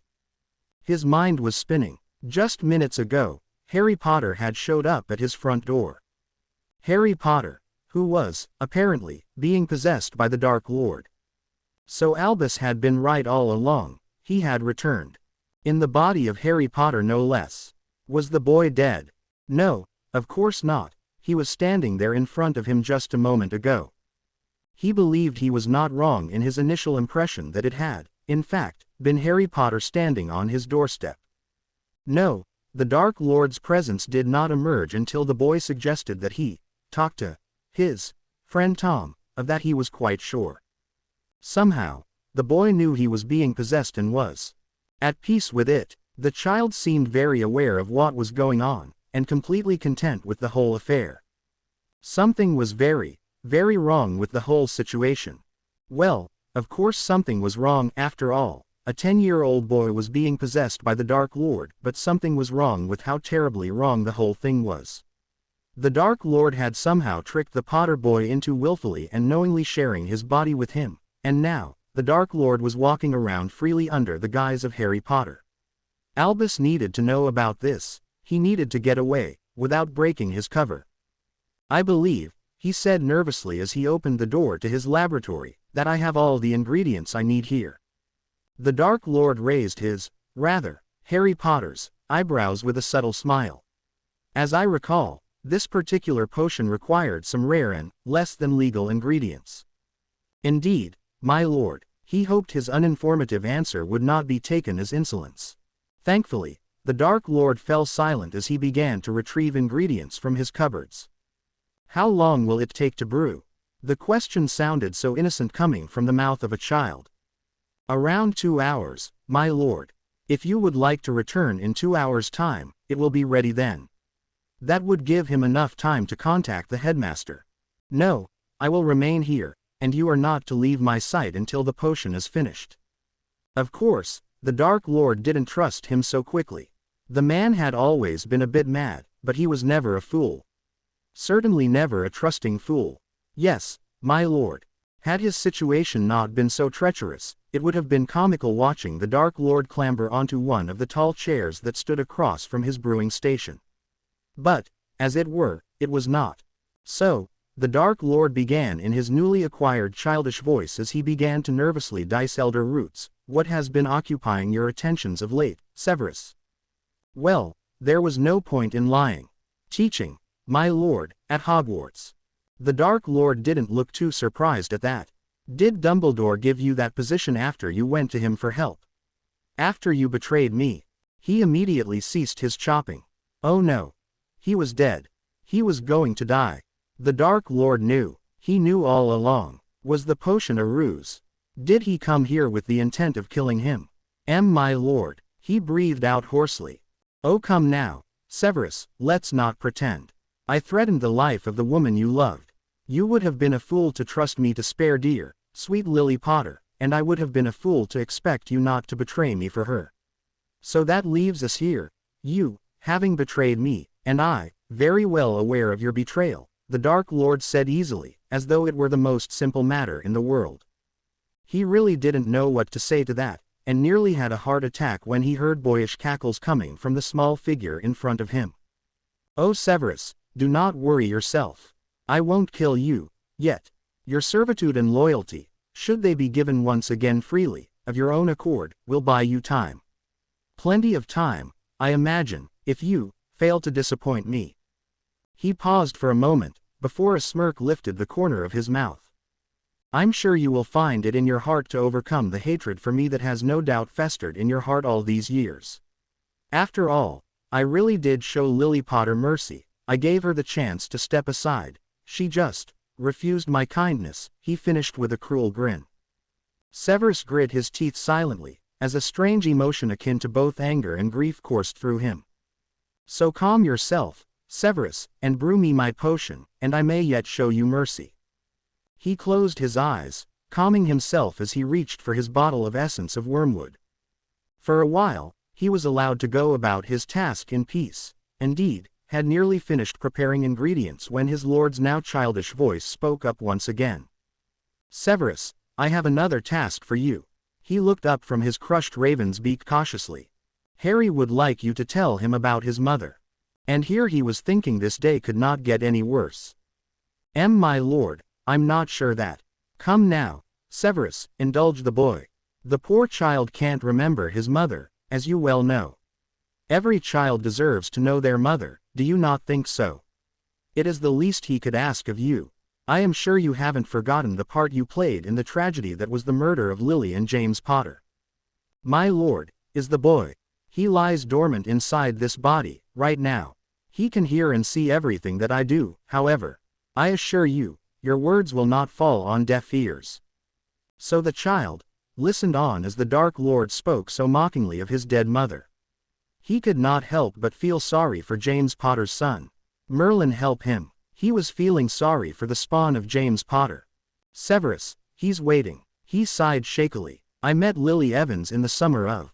He paused, suddenly unsure of himself. What does one say about a mother to a child that holds no memories of her? How could he possibly do justice to his old friend when her son knew nothing of her? What could he say about the woman he loved, and then betrayed? Lily deserved to be known by her child, that much was certain, but she deserved so much better than what he could give. He wished he could paint a picture worthy of his beloved Lily, he wished. Severus, don't tell me you've forgotten about her already. Oh, of course he hadn't, but it was too painful to bring those memories to the surface. Explaining to the boy who his mother was to him, would be like ripping his still beating heart out of his chest and crushing it slowly. He heard the Dark Lord sigh. Dear me, Harry, I think we broke him. Not to worry, though, we can put him back together, Imperio. Now, Severus, be a good boy and brew me my potion while you recite the history of one Lily Potter née Evans. In the fullest detail. So that's exactly what he did. He tried to distance himself from the words leaving his nearly quivering lips, but he could not entirely shut out the sound of his retelling of the life of Lily Evans. He didn't want to hear it, not again. He wanted to shut it out. He wanted to forget, but forgetting her would be tantamount to burning that very same heart being ripped out of his chest. It was an act of dying, and he was not ready to die just yet. He still had work to do. But then again, if the Dark Lord already had the boy in his grasp, what more could he do? Albus was quite clear that the boy was the only one who could defeat the Dark Lord, so if that was out of the question, what hope was there? No, perhaps his work was finished. Perhaps there was no one left to protect. In which case, he would welcome the death his former master cast upon him. There was no greater purpose, no profound moral, no prospect of happiness, no future life. There was only the light behind him and the present darkness. He'd had his chance to be happy, and he'd squandered it. And now, there was nothing left. It was poor penance for what he had done, but perhaps being murdered by the hand of the boy whose mother he loved and then betrayed would absolve him of but a portion of his guilt before the end. Yes, he would welcome death, and the irony that wrought it. Imbuer, the Dark Lord intoned, as he pointed his wand at the shimmering blue substance bubbling in his cauldron. He could not help the surprise that came over his face when he saw that the wand was, indeed, the Dark Lord's own wand. His surprise did not go unnoticed. "Ah, yes, my wand. Harry was kind enough to fetch it for me when we visited his parents just the other day." Disgust coiled in his stomach as he obediently bottled the dangerous elixir he'd just brewed. He knew that the Dark Lord was not a kind man, but to play with a parentless child, giving him the barest taste of what had been stolen from him. It was cruel, beyond cruel. Harry Potter may have been the heir of James Potter, but he didn't deserve to watch the grave of his parents defiled by the presence of their murderer, or listen for hours to stories of his mother told by the man who had betrayed her. He certainly did not deserve to have his very body and future stolen from the same man, monster that had taken everything else from him. It was becoming harder and harder to resent this unfortunate child. His thoughts were interrupted when the Dark Lord, in the boy's small body, stood on his toes to gather the vials he'd laid on his workstation and placed them in the small red backpack he was carrying with him. When he finished the delicate process of packing the 12 vials away, two crimson eyes turned to him once again. "Lord Voldemort thanks you, Severus. A shark-like grin split the Dark Lord's face. "Loyalty will not be forgotten." "Thank you, my lord." He took a deep breath. "Should you require anything else?" "Indeed, there is one last thing I require of you. Kneel." Severus dropped to his knees without a second thought. This is it, he thought, this is the end. In a strange fit of appropriate irony and just desserts, the voice of the son of Lily Evans and James Potter was about to enunciate the words that would mark his end, at long last. "You have served me well. Even so, I cannot have you announcing my return just yet." "Wait, what, my lord, I would never," he began on reflex. I know. Alas, it cannot be helped. Obliviate. Miss Jenkins." "Oh, hello Harry, what can I help you with today?" Harry smiled nervously at her. I baked some cookies for you," he said, revealing from behind his back a small plate of chocolate chip cookies. "Oh Harry, you're such a sweet boy," the kindly primary school teacher said, gingerly taking the small plate of cookies out of his hand. "Chocolate chip, my favorite. Do you wanna try one?" "Oh, of course, I'm sure one won't spoil my dinner." She winked at him. "Take the one on the top. The one on the top. The one with 5 chocolate chips. The one on the top." Predictably, the woman did just that, and Harry smiled sheepishly, inwardly grimacing. Miss Laura Jenkins, a 21-year-old strawberry with freckles and a penchant for polka-dotted dresses, was one of the few muggles he didn't mind associating with. She was new to the school, and had yet to hear all the incriminating stories his teachers and classmates liked to tell about him. As was such, she's the only one who would trust Harry enough to ingest anything he'd touched. Her mistake. Tom had quickly caught on to the woman's innocent and trusting nature, and had immediately singled her out as a target. A target for what, he hadn't been sure of, until Tom instructed him to put his culinary skills to use the day before. Bake the most unassuming of treats. So, given those vague instructions, he'd settled on chocolate chip cookies. The next step had been to coat the top of one of them with the potion he and Tom had retrieved from Mr. Snape's house not a month ago. After that came the tricky bit, the part Harry had been practicing for a long time, and this was the important part. Since there was only one cookie that was tainted by the potion, they couldn't afford to waste it, after all. Apparently, his magic was strong enough that he could aid the thought processes of muggles, or at least, that's how Tom put it. Harry knew he was just being polite for his sake. Apparently muggles were especially suggestible, and were prone to all sorts of magical coercion. Harry hadn't known whether to be thrilled or horrified when Tom had told him a few weeks back that if he concentrated really well, he could convince unsuspecting muggles to do what he wanted without saying a word. All he had to do was carefully replicate the sensations he had experienced when Tom had said the word Imperio at Mr. Snape's house. Tom said that he would not be able to perform the curse, a fancy, complicated bit of magic. It was, not to mention, it was called unforgivable for a reason, but he'd be able to reproduce some of the effects, if only barely. Thus, long before he had known anything about what he'd taken to calling Tom's mysterious cookie scheme, he had been practicing mostly on Dudley and the postman his ability to persuade Miss Jenkins to eat the right one. She would be the first person to ever ingest Severus Snape's Ingecio potion, which was, apparently, harmless, for the most part anyway. Harry really hoped Tom was telling the truth on this one. He would feel bad about hurting the only Muggle that was nice to him. The Ingecio potion was an extraordinarily complex piece of magical ingenuity, and Harry wouldn't pretend he understood a fraction of the theory behind it. Tom had tried to explain it, but ended up complaining about how simple his childish brain was. But from what he could tell, the main purpose of the translucent blue potion, which, luckily, was effective in small doses and could be administered with food or drink, was to create a temporary vessel for Tom. There were two halves to the Ingecio potion. The first was the potion itself, and the second the imbue spell Tom had cast on it.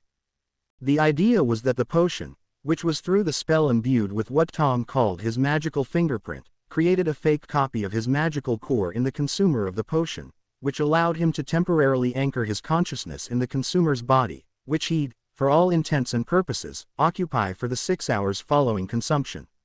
Long story short, Tom was going to possess Miss Jenkins.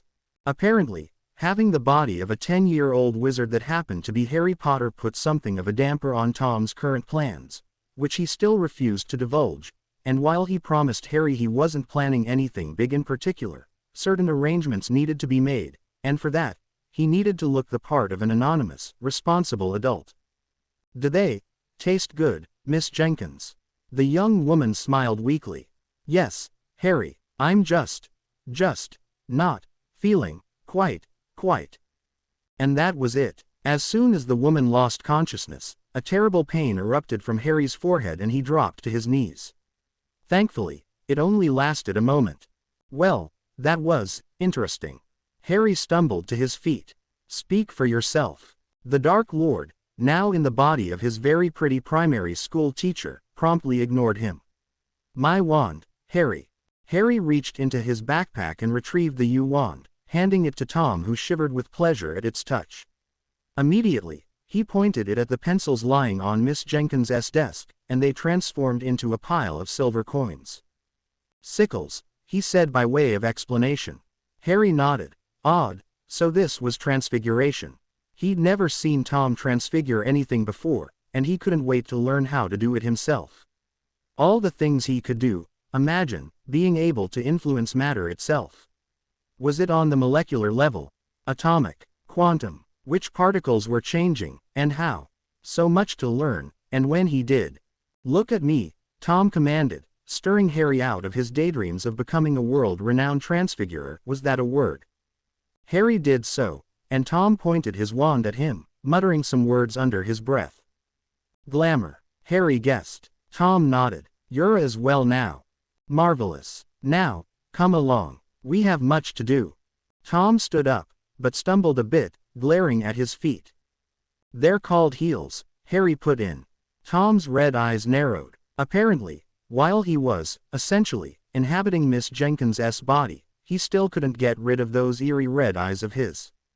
"I am aware." He sat down, elegant as ever, and proceeded to shoe himself. "There," he said, standing up again. "You're not going to wear any shoes. I have no need of them. We're going to London. Don't you think you might get Miss Jenkins's feet all cut up and bruised?" Tom raised an eyebrow. "Irrelevant. Now, come along." Obediently, Harry followed him out of the school and to the side of the street.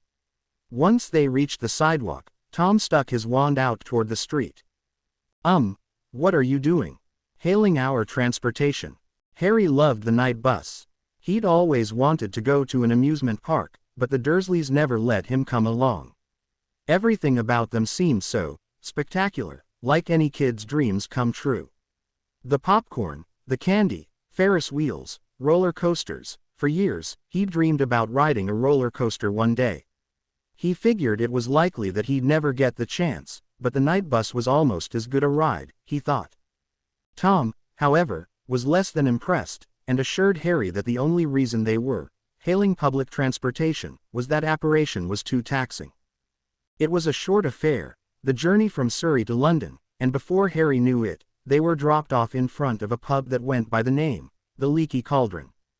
Harry frowned. That's a bit conspicuous, isn't it? Tom smirked, Miss Jenkins's lip gloss shimmering as he did, but said nothing. Instead, he took Harry by the hand and led him toward the heavy wooden door to the pub. He paused, and looked at Harry with a strangely soft smile on his face. Welcome, Harry, to the Wizarding World. Upon opening the door, they found themselves in a dingy old pub, dimly lit by several lanterns in the corners and hanging from iron frames chained to the ceiling. The furniture was of worn wood, polish and paint fading, and the walls covered with paintings and odd images of all sorts. Only a few patrons sat at the tables, off in a far corner, some enjoying what appeared to be average pub fare and others sipping from mugs of some unknown liquid. It was not obtrusively loud, nor was it quiet. It was, in fact, a kind of cheery, albeit subdued. There was something very antique about the place, like an old pub from a Dickens novel or the prancing pony from The Lord of the Rings. Something about it was rather fantastic, too, he noted as he caught sight of the paintings of dragons and knights and odd little creatures whose names he did not know decorating the walls. And then there were the patrons, most quite old, dressed in quirky, archaic clothing, so idiosyncratic, in a way. Definitely a Dickens novel, Harry thought.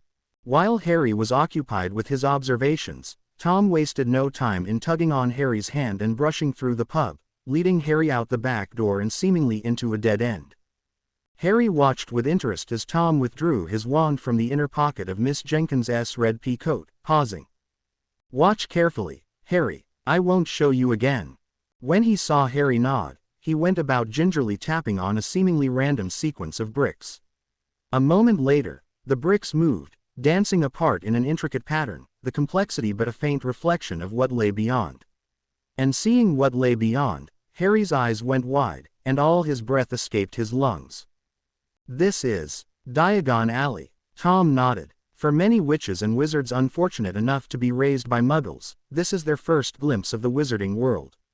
He paused. Soak in everything, Harry. The colors, the sounds, the smells, the very taste of the air, you'll never forget this moment. Harry nodded avidly, and took it all in. The alley's sides were lined seamlessly with shop after shop, bustling with adults and children alike, the cobblestone street beneath them barely visible. The whole place was at the same time antique and novel, everything crafted of polished glass and neatly worked wood, which complemented the archaic clothing style that seemed to be commonplace for wizards. Dresses and long coats of fine velvet and silk seemed to slip in and out of stores and through crowds, weaving these strange swirling patterns in constant metamorphosis that made the alley look positively alive. Chattering, shouts, laughter, footfalls, noise, it all sounded like music to his ears.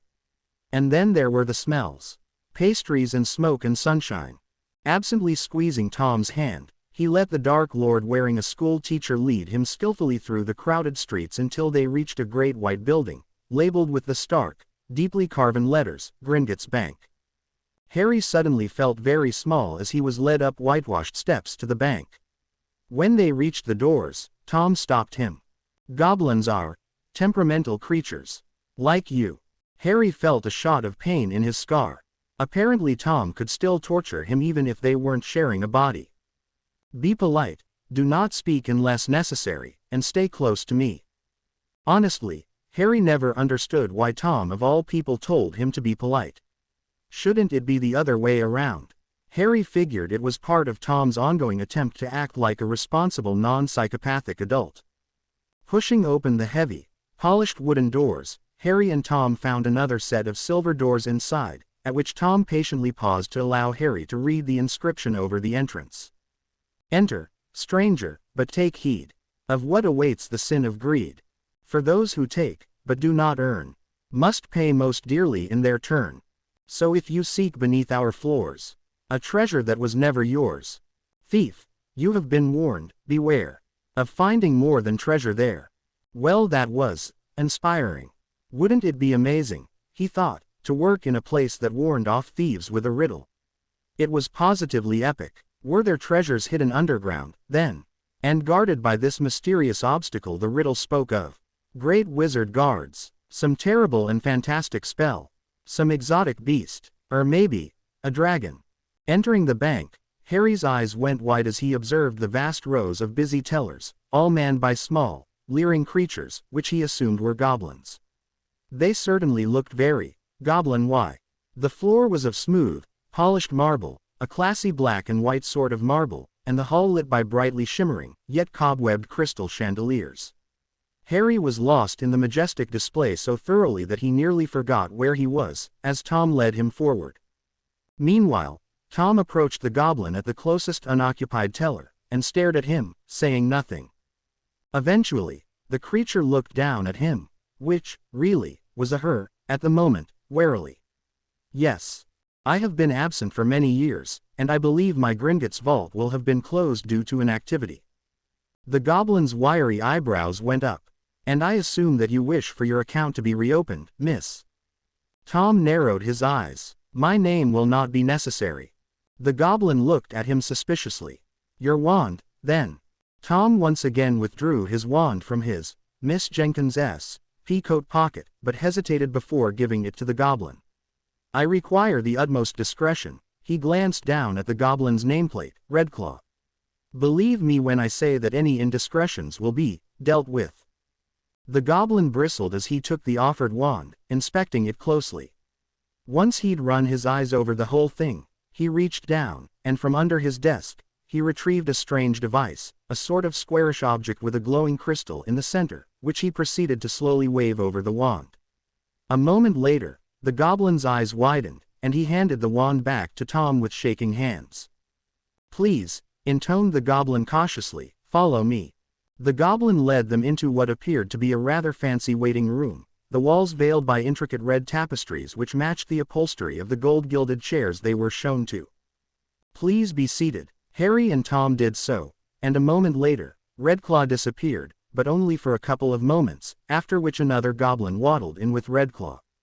This goblin looked much older, sturdier, and quite frankly, scarier. His wrinkled face was scarred and his wiry gray hairs stuck out every which way, rather like Harry's own hair. Nonetheless, the old goblin's voice was soft. Please, sirs, follow me. Tom rose to his feet, but stopped Harry from leaving his chair. Redclaw, if you would, my companion has his own business to attend to. Harry looked up at Tom. I do. Tom smirked a bit. You don't think your parents left you with nothing, do you? Harry's eyes widened, and he nodded. Once Tom and the other goblin had left, Harry looked over at Redclaw, who was staring at him expectantly. I believe my parents may have left something here for me. The goblin simply looked unimpressed. Harry sighed and went on. Their names were James and Lily Potter. Redclaw's eyes widened with recognition. He nodded. I see. Harry panicked. For a moment. Don't have one. My guardians, they're muggles, you see. The goblin quirked an eyebrow, but didn't say anything. Instead, he poked his head out the door behind him and called, Griphook. Yet another goblin appeared, stalking through the wide doorway with a purposeful stride, and looking curiously over at Redclaw. Mr. Potter wishes to access his account, but is without a key. I trust you will take care of him. Griphook glanced between the two, but then nodded, beckoning for Harry to follow him. Meanwhile, Harry's mind was reeling as he recalled the poem at the entrance. Was he in trouble? Did they think he was imposter? What would they do with him? Would he be punished? Eaten by a dragon, maybe? He shook his head. Tom wouldn't have left him alone if he believed the goblins would hurt him. After all, who ever heard of someone getting eaten by a dragon because they lost a key? Well, it's probably happened once or twice, now that he thought about it. Griphook had led Harry out of the waiting room through an arched doorway opposite to the one he had appeared through, into an office-like room, furnished with only a desk and 2 chairs, cushioned with black leather and gilded with gold. Griphook made his way to the chair behind the desk, reaching into one of the drawers. Harry watched with fascination as Griphook withdrew a small golden basin, and then an ornate dagger and placed them on the desk. Now Mr. Potter, as you are not in possession of your key, we must take a special blood test to affirm your identity. Harry nodded. That was reasonable. Then he looked at the two objects questioningly. Is there something special about that particular bowl and knife? They look awfully specific. Griphook stared at him oddly, as though he had not expected him to ask such a question. Why that was, he didn't know. The bowl and dagger really did look rather particular, and equally mysterious. They are paraphernalia of goblin ceremonial magic, Mr. Potter. Harry's eyes lit up. Really? How does it work? The goblin looked at him suspiciously. We do not reveal such things to outsiders. Harry deflated a bit. I see. That makes sense. So, how much blood do you need? Shall I just prick my finger? Griphook dipped his head in acquiescence, pushing the two items toward Harry.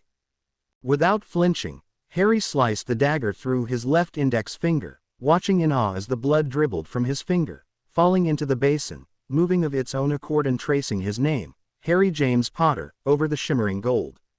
Brilliant.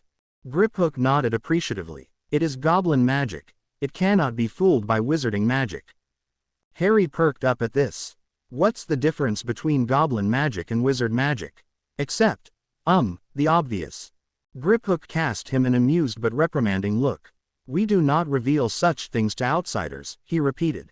Now, everything seems to be in order. Firstly, you can have a new key commissioned if you so wish, and we can nullify the old one. Harry blinked. Where is my old key?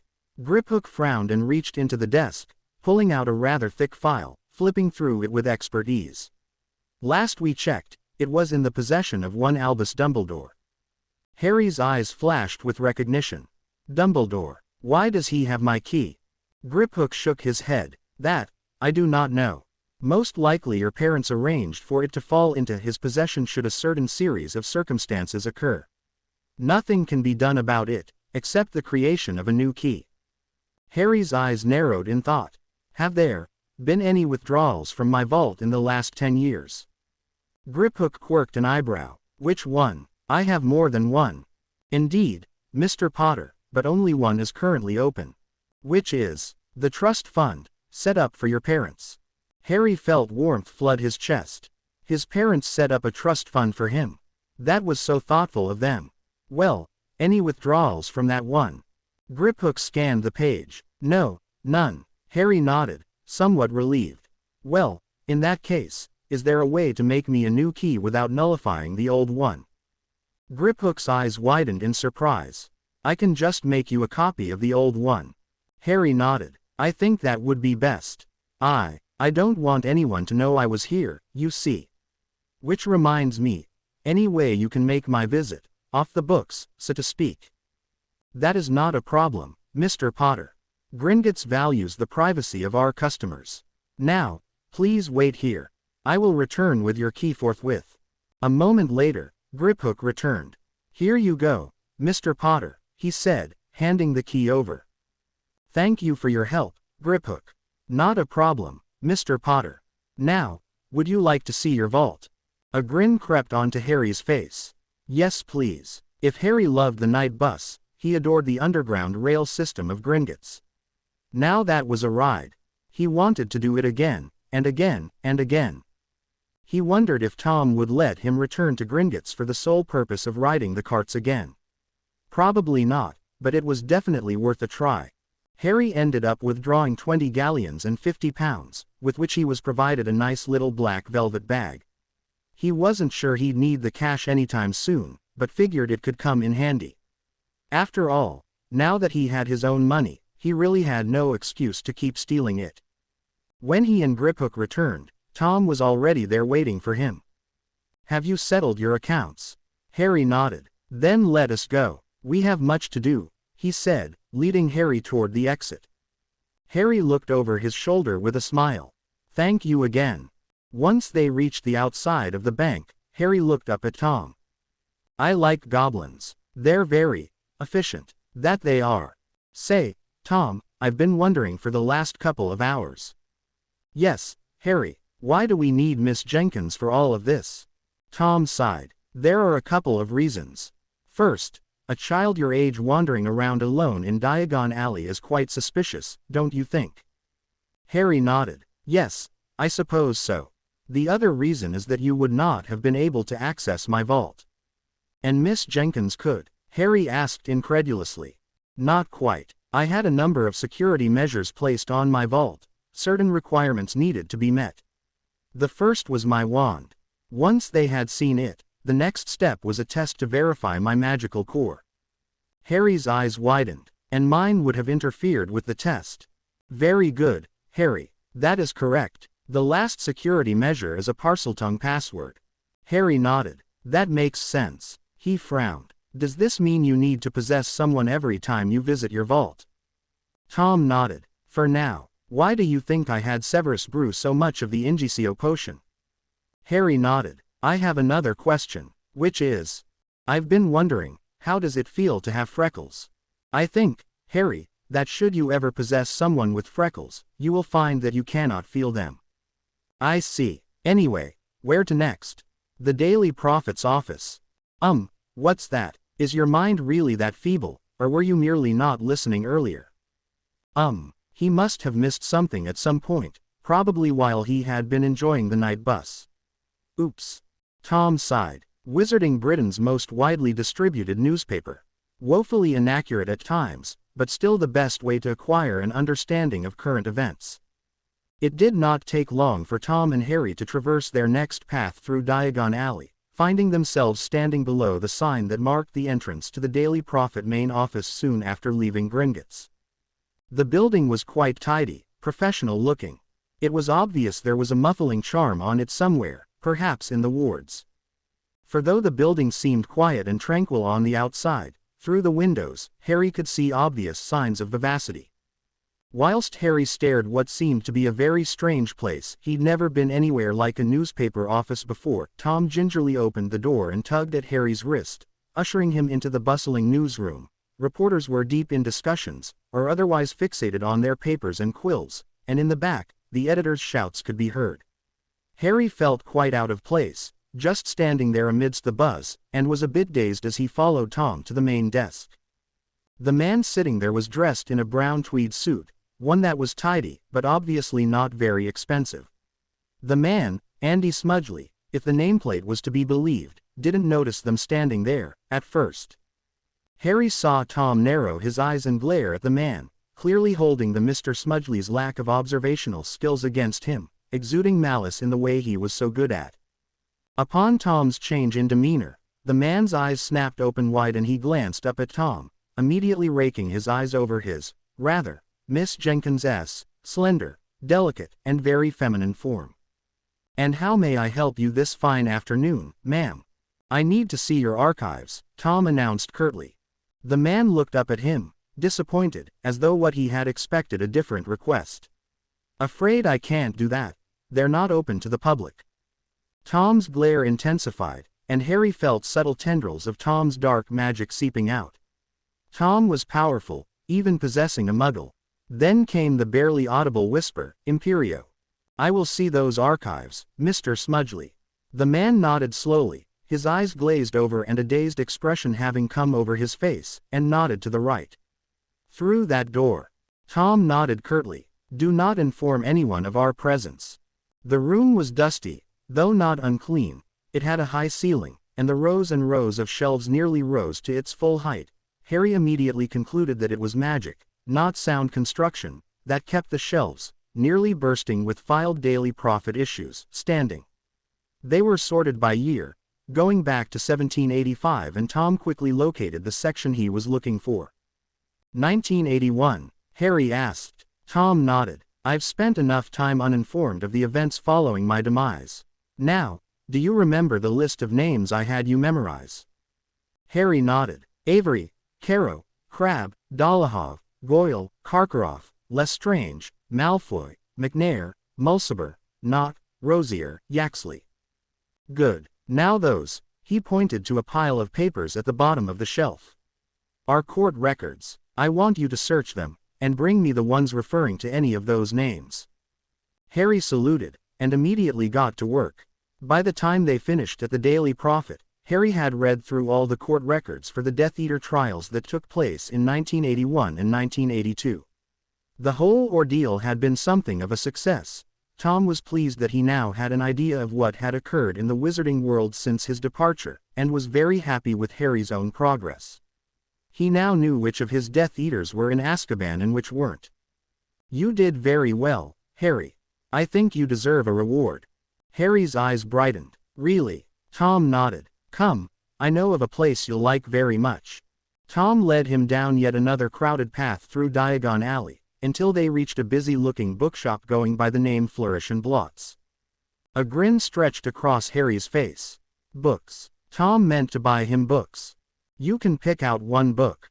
Harry pouted. "Just one. Maybe two," Tom conceded, as he opened the door for Harry. Once inside, Harry was hard-pressed not to let out a squeal of glee, for he was surrounded, nigh suffocated in mountains, thousands of books. Harry had spent quite a bit of time at the library, so he was quite skilled at and accustomed to navigating treacherous paths through mountains of books, but he wasn't quite prepared for this. There were books everywhere, and what was more, he didn't even understand most of the titles. It was thrilling. "Where should I start?" A subtle smile crossed Tom's face as he radiated amusement. "That would be telling." Harry scowled at him. "Now, there's one more thing I must attend to." He grabbed Harry's hand and dropped into it a handful of galleons. "Buy as many books as you want." "I thought you said." "I changed my mind." Harry smiled triumphantly. "Now, I will be back in about an hour." Harry looked at him curiously. "Where are you going?" "That is not your concern. Stay out of trouble." And with that, Tom, who Harry had started calling Miss Riddle in his head, disappeared out the door, leaving Harry in what was possibly the most fantastic place he had ever been to. There were so many books Harry saw that might come in handy, like Hogwarts, a history, which looked quite informative, or The Rise and Fall of the Dark Arts, another massive history text. In the end, he decided against those ones. They looked rather heavy, and he'd read enough history lately. Reading about the Holocaust in the detail Tom had demanded had really turned him off of history for the time being. Perhaps another time. He was very fascinated by some of the titles that implied more applied knowledge, like 1001 Ways to Get Revenge Without Landing Yourself in Azkaban, a comprehensive dictionary of hexes and curses, and another called Curses and Countercurses Bewitch Your Friends and Befuddle Your Enemies with the Latest Revenges, Hair Loss, Jelly Legs, Tongue Tying and much, much more by Professor Vindictus Viridian. Both sounded very useful indeed. Then there were a starting guide to human transfiguration and 101 practical household potions, which also sounded exceptionally useful. There were also some more challenging-looking titles, like A Beginner's Guide to Spell Crafting and Combat Magic, an in-depth analysis of dueling techniques. There was also Rudiments of Healing Magic and a survey of magical diseases, all of which sounded incredibly impressive, if not a bit intimidating. There was also Ancient and Rare, a survey of little-known magics from around the world, which he knew he couldn't resist. In the end, he decided on Curses and Countercurses, A Beginner's Guide to Spell Crafting, and the Rare Magics text. Once he'd made his decision, he made his way to the counter, gladly parting with the appropriate amount of galleons which was close to all of them. In the end, Harry left Flourish and Blots quite satisfied, and was happy to see Miss Riddle waiting outside. "Tom, look what I got." He all but shoved the 3 books in his friend's face. Tom nodded, promptly plucking them out of his hands and examining the covers. "Prudent choices. Are you finished with whatever you had to do?" Tom nodded, reaching into his pea coat and producing a little black leather book. "Over the next 7 years, Harry, you will be exposed to a wealth of knowledge. I urge you to let none of it go to waste." And with that, he handed the little black book to Harry. A belated birthday gift, his first gift, the first real thing anyone had ever given to him. Harry stared at it with adoration, committing to memory every part of it. He ran his fingers over the unspoiled, rich leather, tracing the gold-gilded numbers on the back indicating the year. 1990. Carefully, he opened it to the front page, feeling the softness of the pages, and finding, scripted with what was no doubt Tom's spidery handwriting, his name. H. J. Potter. He loved it. Words couldn't express how much he loved it. Though, it was odd, It looked very familiar, like he'd seen it before. He just couldn't place the image. Hogwarts School of Witchcraft and Wizardry. Headmaster: Albus Dumbledore. Order of Merlin. First Class, Grand Sorc. CHF. Warlock: Supreme Mugwump, International Confed. Of Wizards. Dear Mr. Potter, we are pleased to inform you that you have been accepted at Hogwarts School of Witchcraft and Wizardry. Please find enclosed a list of all necessary books and equipment. Term begins on September 1st. We await your owl by no later than July 31st. Yours sincerely, Minerva McGonagall, Deputy Headmistress. Harry stared at the letter, absolutely delighted. This was it. It was finally here. No more sitting around at number 4 Privet Drive waiting for real life to start. Now he was going to Hogwarts, where he belonged. No more Aunt Petunia, Uncle Vernon, and Dudley. No more angry teachers and frightened classmates. No more muggles. He was about to be set free. And it was all because of this wonderful little letter. He immediately ran up the stairs to his room and pulled Tom's mirror out from under his pillow. Tom, I got my letter. Congratulations, Harry. Harry looked at the mirror smugly, unable to contain the joy bursting inside him. Why, thank you, Tom. Tom noticed the self-satisfied look on Harry's face, and scoffed a bit. Insufferable child, you haven't even finished reading it yet. There should be another piece of parchment in there. Harry reached into the envelope and pulled it out. Hogwarts School of Witchcraft and Wizardry. Uniform. First-year students will require 3 sets of plain work robes black. 1 plain pointed hat black for day wear. 1 pair of protective gloves dragon hide or similar. 1 winter cloak black, with silver fastenings. Please note that all pupils' clothes should carry name tags. Course books. All students should have a copy of each of the following. The Standard Book of Spells, Grade 1, by Miranda Goshawk. A History of Magic by Bathilda Bagshot. Magical Theory by Adalbert Waffling. A Beginner's Guide to Transfiguration by Emmerich Switch. 1000 Magical Herbs and Fungi by Felita Spore. Magical Drafts and Potions by Arsenius Jigger. Fantastic Beasts and Where to Find Them by Newt Scamander. The Dark Forces. A Guide to Self-Protection by Quentin Trimble. Other equipment. 1 wand. 1 cauldron pewter, standard size 2. 1 set glass or crystal phials. 1 telescope. 1 set brass scales. Students may also bring an owl or a cat or a toad. Parents are reminded that first years are not allowed their own broomstick. Harry stared at the list incredulously. It's way too long. That is only because you are lazy. Hey, but really, Tom, do I have to buy all of this? Fortunately, we can find all these things at Diagon Alley. It will take less time than you might think. Harry nodded eagerly. Okay. When are we going? Tomorrow. Really? Of course. Is it just you and I, or are we bringing someone with us? The man in the mirror had a dismissive look on his face. We'll find someone in London. 1 drop or 2, 1 should suffice. Harry smiled and nodded. Oh, and can I get a toad? Tom grimaced. And why in the name of all that is holy would you want a toad? I dunno. They're pretty cute, don't you think so? No, I don't think so. Okay, what about a cat or owl? They can make hissing sounds, right? Could I teach it Parseltongue? Tom looked at him with that. What are you, stupid? Look, it doesn't work like that. Harry pouted. Fine. Now, if you're quite finished, open up that history book you were reading last night. I want to finish the chapter on human experimentation in Nazi Germany. Harry grimaced. Fine, but there's one thing that's bothering me about this letter, though. Yes, Harry, what's a mugwump? I hardly think that's relevant. But 2 Harry fought hard to control his breathing as he nimbly danced through the crowded cafe, dodging patrons left and right. He'd done this a few times before, but it still made him nervous. It was hard maintaining his disillusionment charm while scurrying around, trying to touch no one. His heart was beating quickly when he reached the counter. Carefully, he removed a small vial from his pocket and gingerly dropped a drop of his translucent blue potion into a coffee cup waiting to be picked up. As soon as he'd done so, Harry ran outside to wait for Tom. Less than 5 minutes later, a tall young man in a fine black, tastefully pinstriped suit, tie and everything, sauntered out of the coffee shop with a gait that could only be Tom's. Harry's eyes widened. He looks like a lawyer. Indulging him, Tom reached into the deep pocket of the suit and pulled out a business card. He quirked an eyebrow. You're right. Richard Becker, attorney at law.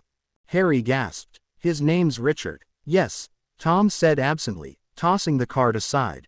Then we're Tom, Dick, and Harry. Tom did not dignify that with an answer. Are you going to cast a glamour on me? When they originally visited Diagon Alley, Tom had cast the spell because Harry looked a lot like his father, and he wanted to be sure he wasn't recognized. However, during their trip to the Daily Prophet, Tom had discovered that Harry was actually quite famous in his own right, making it necessary, for subsequent visits, to keep casting the charm. Tom usually made Harry look roughly like whatever person he was possessing, so that they could pass for family. That will not be necessary, today. If anyone asks, I'm a friend of your mother's from overseas. Follow me. Obediently, Harry trailed behind Tom, matching his long strides with a little bit of a jog. They had deliberately chosen a cafe near the Leaky Cauldron, so within 7 minutes, they'd reached Diagon Alley. It was a quick and easy walk, for which Harry, who'd barely slept the night before, who sleeps right after getting their Hogwarts letter, was grateful. In fact, the whole affair was rather quick. Harry had already withdrawn enough from Gringotts last time they visited Diagon Alley, which was only a couple of months ago. Tom insisted that they visit Diagon Alley semi-frequently because he had business to attend to, so they went straight to Flourish and Blots to purchase his school books, which Tom was kind enough to shrink for him, and then they headed off to look for his uniform. Harry was a little displeased about that particular task. Why do I need a pointed hat? It seems a bit silly, if you ask me. I mean, what's the point? If you know what I mean. Why do we need uniforms? Isn't that a Muggle thing? I thought wizards would be more keen on individuality. Why does the fastening have to be silver? What if I want bronze or gold or something? I like silver better, but what if I didn't? Would they expel me for having bronze fastenings? That hardly seems fair. While Madame Malkin was amused by his nitpicking comments, Tom was quite irritated by his questions because he didn't know how to answer them. Harry thought, but seemed satisfied when sending a wave of pain through Harry's scar succeeded in shutting him up. Retrieving the rest of his school supplies was rather routine, and pretty boring, to be honest, until they came to the end of their shopping list, his wand. It was around 3 o'clock in the afternoon when they approached a shop labeled in letters of peeling gold over stained oak wood. Ollivanders, makers of fine wands since 382 BC. Which Harry thought was very impressive. Harry knew little about wands, but he figured that if a store had been in business since 382 BC, their products must have been of superior quality. Ollivanders. Garrick Ollivander is the wandmaker. My understanding is that the craft has been passed down in his family for generations.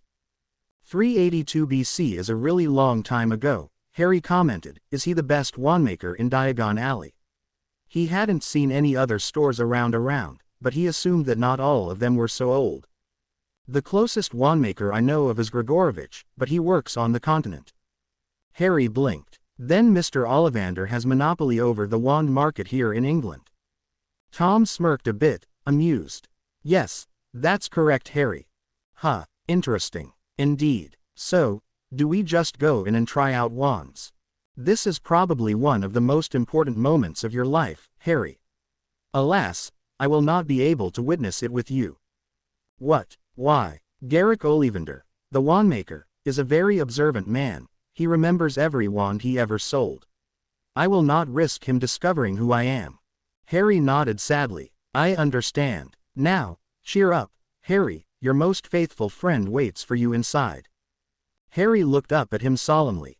Second most faithful friend.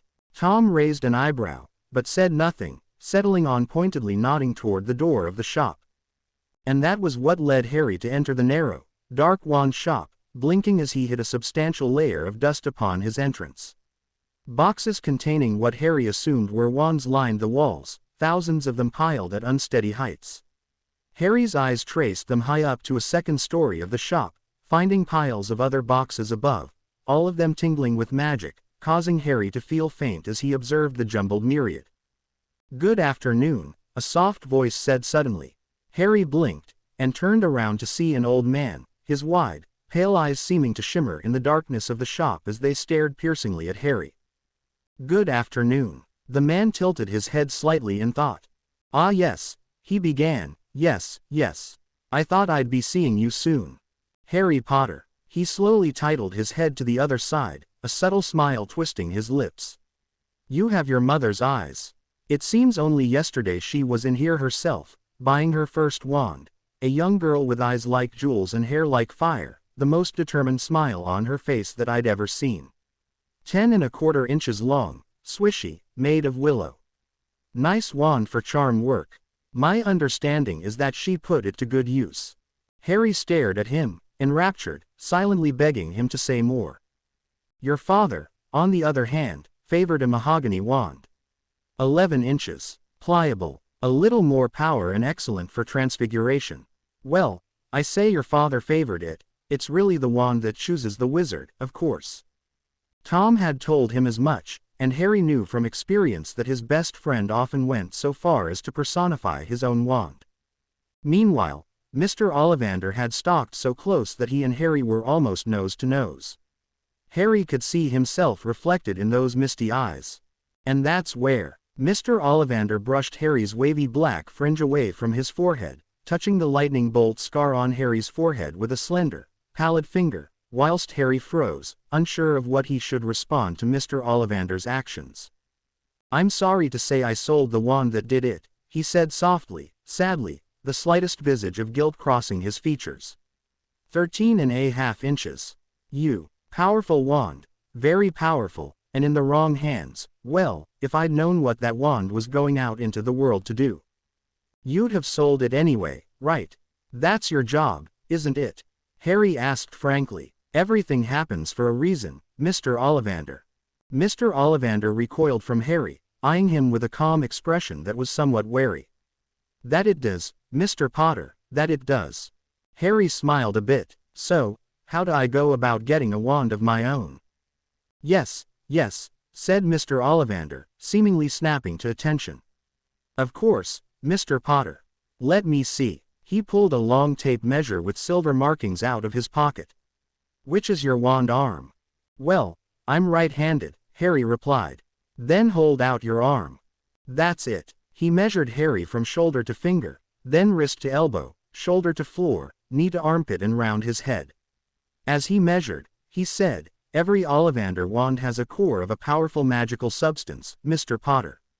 We use unicorn hairs, phoenix tail feathers, and the heartstrings of dragons.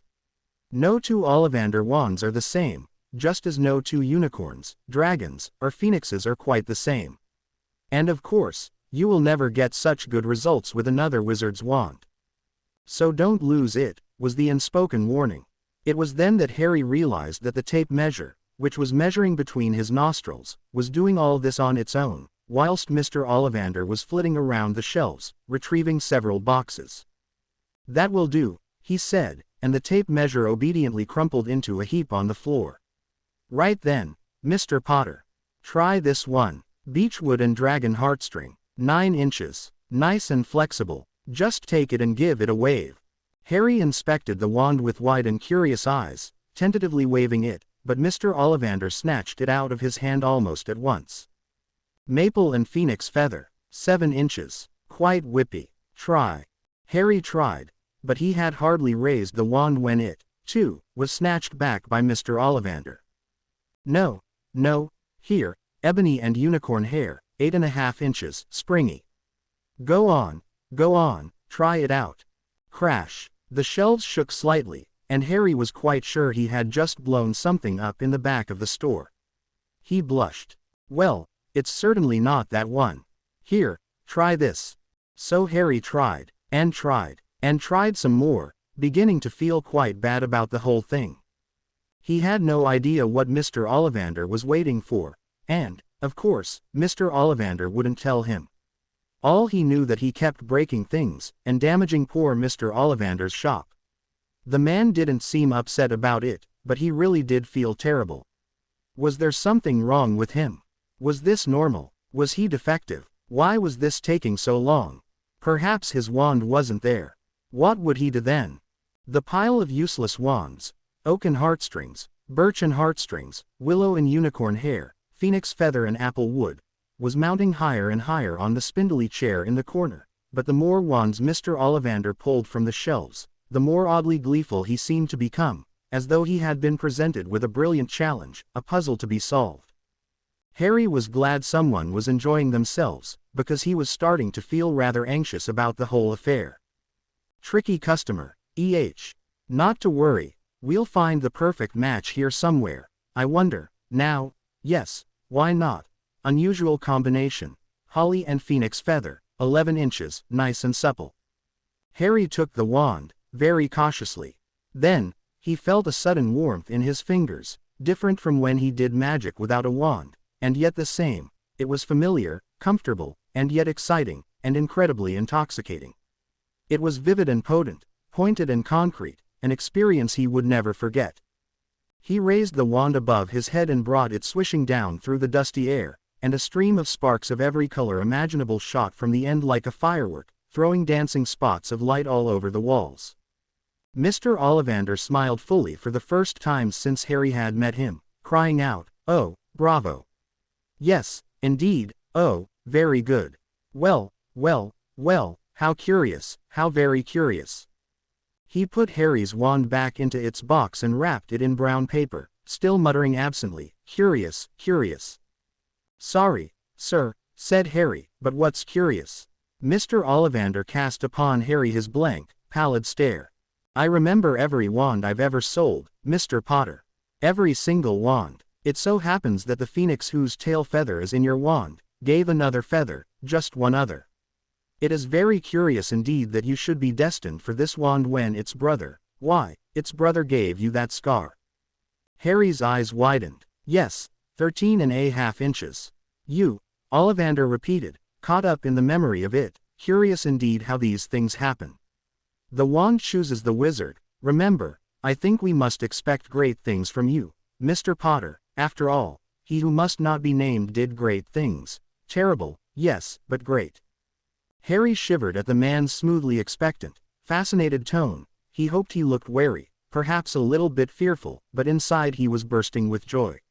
He and Tom had brother wands. How cool was that? Harry gave the man a small smile.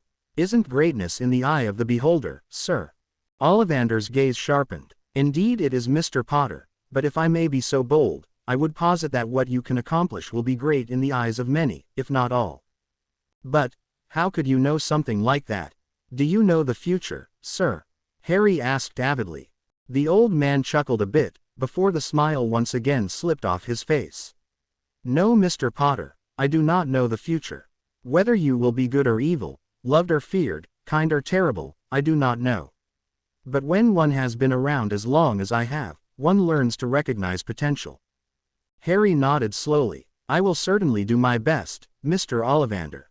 The man stared at him for a long minute, his eyes scrutinizing Harry mercilessly. Soon, though, he snapped out of it. 11 galleons, he said, making his way behind the counter. Once Harry reached the outside of the shop, he thought he might explode with happiness as he ran up to Tom, who was looking at him expectantly. "Tom, guess what? Guess what?" Tom smiled at him with uncharacteristic softness. "What is it, Harry?" "My wand. Holly and phoenix feather, 11 inches long. The core is the same as yours, Tom." Mr. Ollivander said that they're brother wands. Tom stared at him with wide eyes, and looked stunned for a moment, before he recovered, and a smile curved his lips again. "Well, isn't that fascinating? Very fascinating indeed." Harry smiled brilliantly up at his friend, completely oblivious to the cold metal cogs turning in Tom's mind. Tom's instructions had been very clear. Arrive at the platform early, find an empty compartment, and open a book. Let them come to you, Harry. They will come. You needn't seek them out. Who they were, Tom hadn't been too clear on, but Harry trusted him, as always. To be perfectly honest, he wasn't too eager to meet his potential new friends anyway. It wasn't that he didn't want friends. On the contrary, he was thrilled at the prospect of making friends who could, like him, do magic. It was the meeting them part that had him worried. Tom had been quite confident that his experience at Hogwarts would differ greatly from his time at Muggle Primary School, but there was still a part of him that was afraid to be disappointed. People had a habit of disappointing him, after all. And what if they thought he was a freak too? Tom had told him that even among witches and wizards, he was a rarity. Power like that which you possess is not a common thing, Harry. I cannot stress the unlikeliness that 4 immensely powerful wizards, Grindelwald, Dumbledore, you, and myself, have all lived within the same century. And apparently, he didn't just have power going for him. You are entering a world in which you will be blessed with money, fame, and power. Do not waste it. It was a lot of pressure. He certainly didn't want to mess things up on his first day. So he did exactly as Tom told him. He arrived at platform 9 3/4 at 10 a.m., and boarded the Hogwarts Express immediately, easily locating an empty compartment and sealing the door behind him before he sat down and opened his copy of Standard Book of Spells Grade 1 and the diary Tom had given him. Tom had said that he could practice magic on the train, and so he intended to do just that. His goal was to try every spell in his diary and the first chapter of his textbook. It was a lofty goal, but Tom said that doing magic with a wand was much easier than doing it without. Harry hoped he was right. As for Tom himself, he was off possessing some poor bloke who was buying coffee near King's Cross Station at 9:58 a.m. Before he'd left, Tom had warned him that he would be sorted into his house by a talking hat that happened to also be a skilled legilimens. Harry was quite entranced by the whole idea but was also fairly nervous, and he would have liked to have Tom there with him. But he understood Tom's concerns. Tom didn't want anyone to know he was there, especially not a talking, mind-reading hat. That probably wasn't a good combination when it came to secret keeping. Because of this fact, Tom's consciousness was taking a brief vacation from Harry's head, so as to not alert the hat to his presence. Even then, Tom was clear about taking precautions. Don't let him in, Harry. Just ask him to sort you into Slytherin and be done with it. Why Slytherin? Because you're my heir, and therefore the heir of Slytherin, you foolish child. So apparently Harry was going to be in Slytherin. By about a quarter hour after train started moving, Harry had tried all the spells he was able to do wandlessly with his wand. As Tom had said, it was much easier. Pleased with his success, Harry was quite eager to start working through his textbook. But just as he was about to practice his wand movements for the tickling charm, never know when that might come in handy, his compartment door slid open. Standing awkwardly in the doorway was a boy about his age, his face covered by freckles and framed by fiery red hair.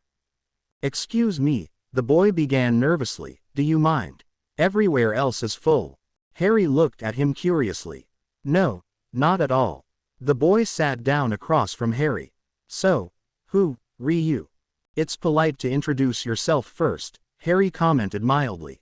The boy started. "Oh, right, I'm Ron Weasley." "Weasley," Harry mused. Where did he know the name from? Ah, right, the Order of the Phoenix. A potentially valuable ally, then.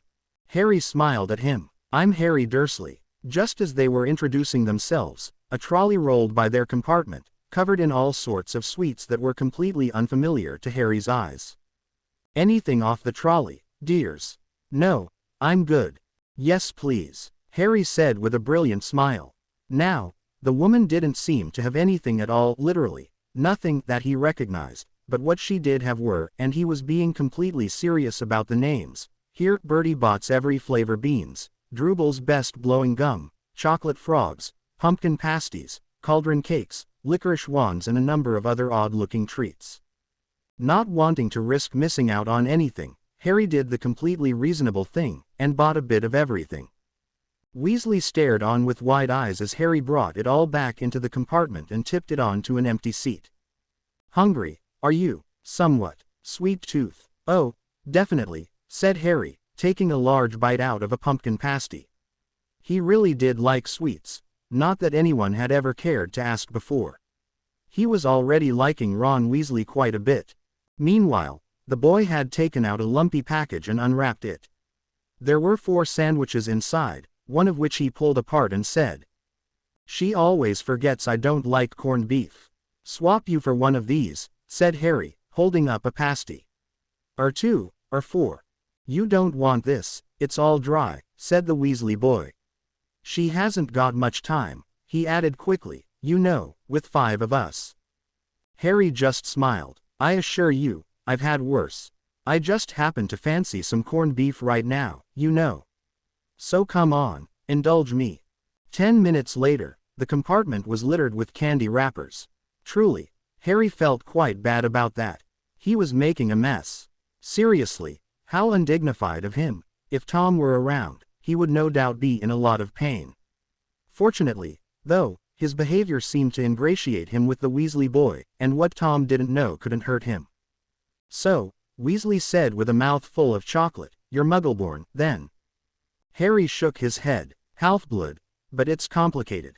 At that moment, 3 boys showed up at their compartment door, 2 very large ones, and a much smaller boy, who was extremely pale and had the lightest hair Harry had ever seen. Ooh, he knew this one just by looking. Definitely a Malfoy. I heard Harry Potter is on this train, the boy said imperiously. Have either of you two seen him? Harry and the Weasley boy both shook their heads. You know, it's polite to introduce yourself before asking questions, Harry could not help but comment. The boy straightened his posture and puffed his chest out a bit. Malfoy, Draco Malfoy. After mightily introducing himself, Malfoy leered at Weasley, cold gray eyes narrowing. Red hair, tattered books, second-hand robes, you're a Weasley, aren't you? Before Weasley could snap back, Harry interrupted. Yes, this is Ron Weasley. My name is Tom Evans. It's a pleasure to meet you. He held out his hand for the Malfoy boy to shake. But Malfoy just stared at it as though it were some offensively dirty object. Evans. That's not a wizard's name, is it? You're a mudblood then. He didn't wait for an answer, and settled on a sneer. Come, Crabbe, Goyle, let's keep looking. After Draco Malfoy left, Harry turned back to Weasley, to see him staring at him with confusion. Are you all right, Weasley? I thought you said your name was Harry Dursley. Did I? Weasley nodded. And you just told Malfoy that your name is Tom Evans. Harry blinked. So I did. Oh well, I guess I'm Tom Evans now. Please refer to me as such. Weasley nodded slowly, looking at Harry warily. Meanwhile, Harry cringed inwardly. His name game was probably going to come back to bite him, but he really didn't want to deal with the whole Harry Potter business at the moment, not to mention he sort of fancied making a dramatic entrance at the sorting ceremony. Oh well, what's done is done. He looked over at Weasley. You know, before you showed up, I was practicing some spells. The other boy looked at him with interest. Oh, I know one. My brothers taught me. Harry grinned at that. Oh, please show me. Eager to impress, Weasley reached into the small cage beside him, pulling out a fat gray rat. It was an odd, pathetic sort of creature, with a long bony tail and exceptionally large eyes. Harry also could not help but notice that it was missing a toe. Did someone cut it off? His name's Scabbers and he's useless, he hardly ever wakes up. My brother Percy got an owl from my dad for being made a prefect, but they couldn't I got Scabbers instead. He'll probably die soon, though.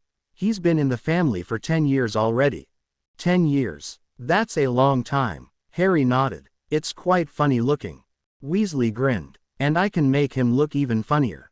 He cleared his throat. Sunshine, daisies, buttermellow, turn this stupid, fat rat yellow. He waved his wand, but nothing happened. Scabbers stayed gray and fast asleep. Harry looked at him with a sheepish smile. I'm fairly certain that's not a real spell. Fred and George think they're so bloody smart.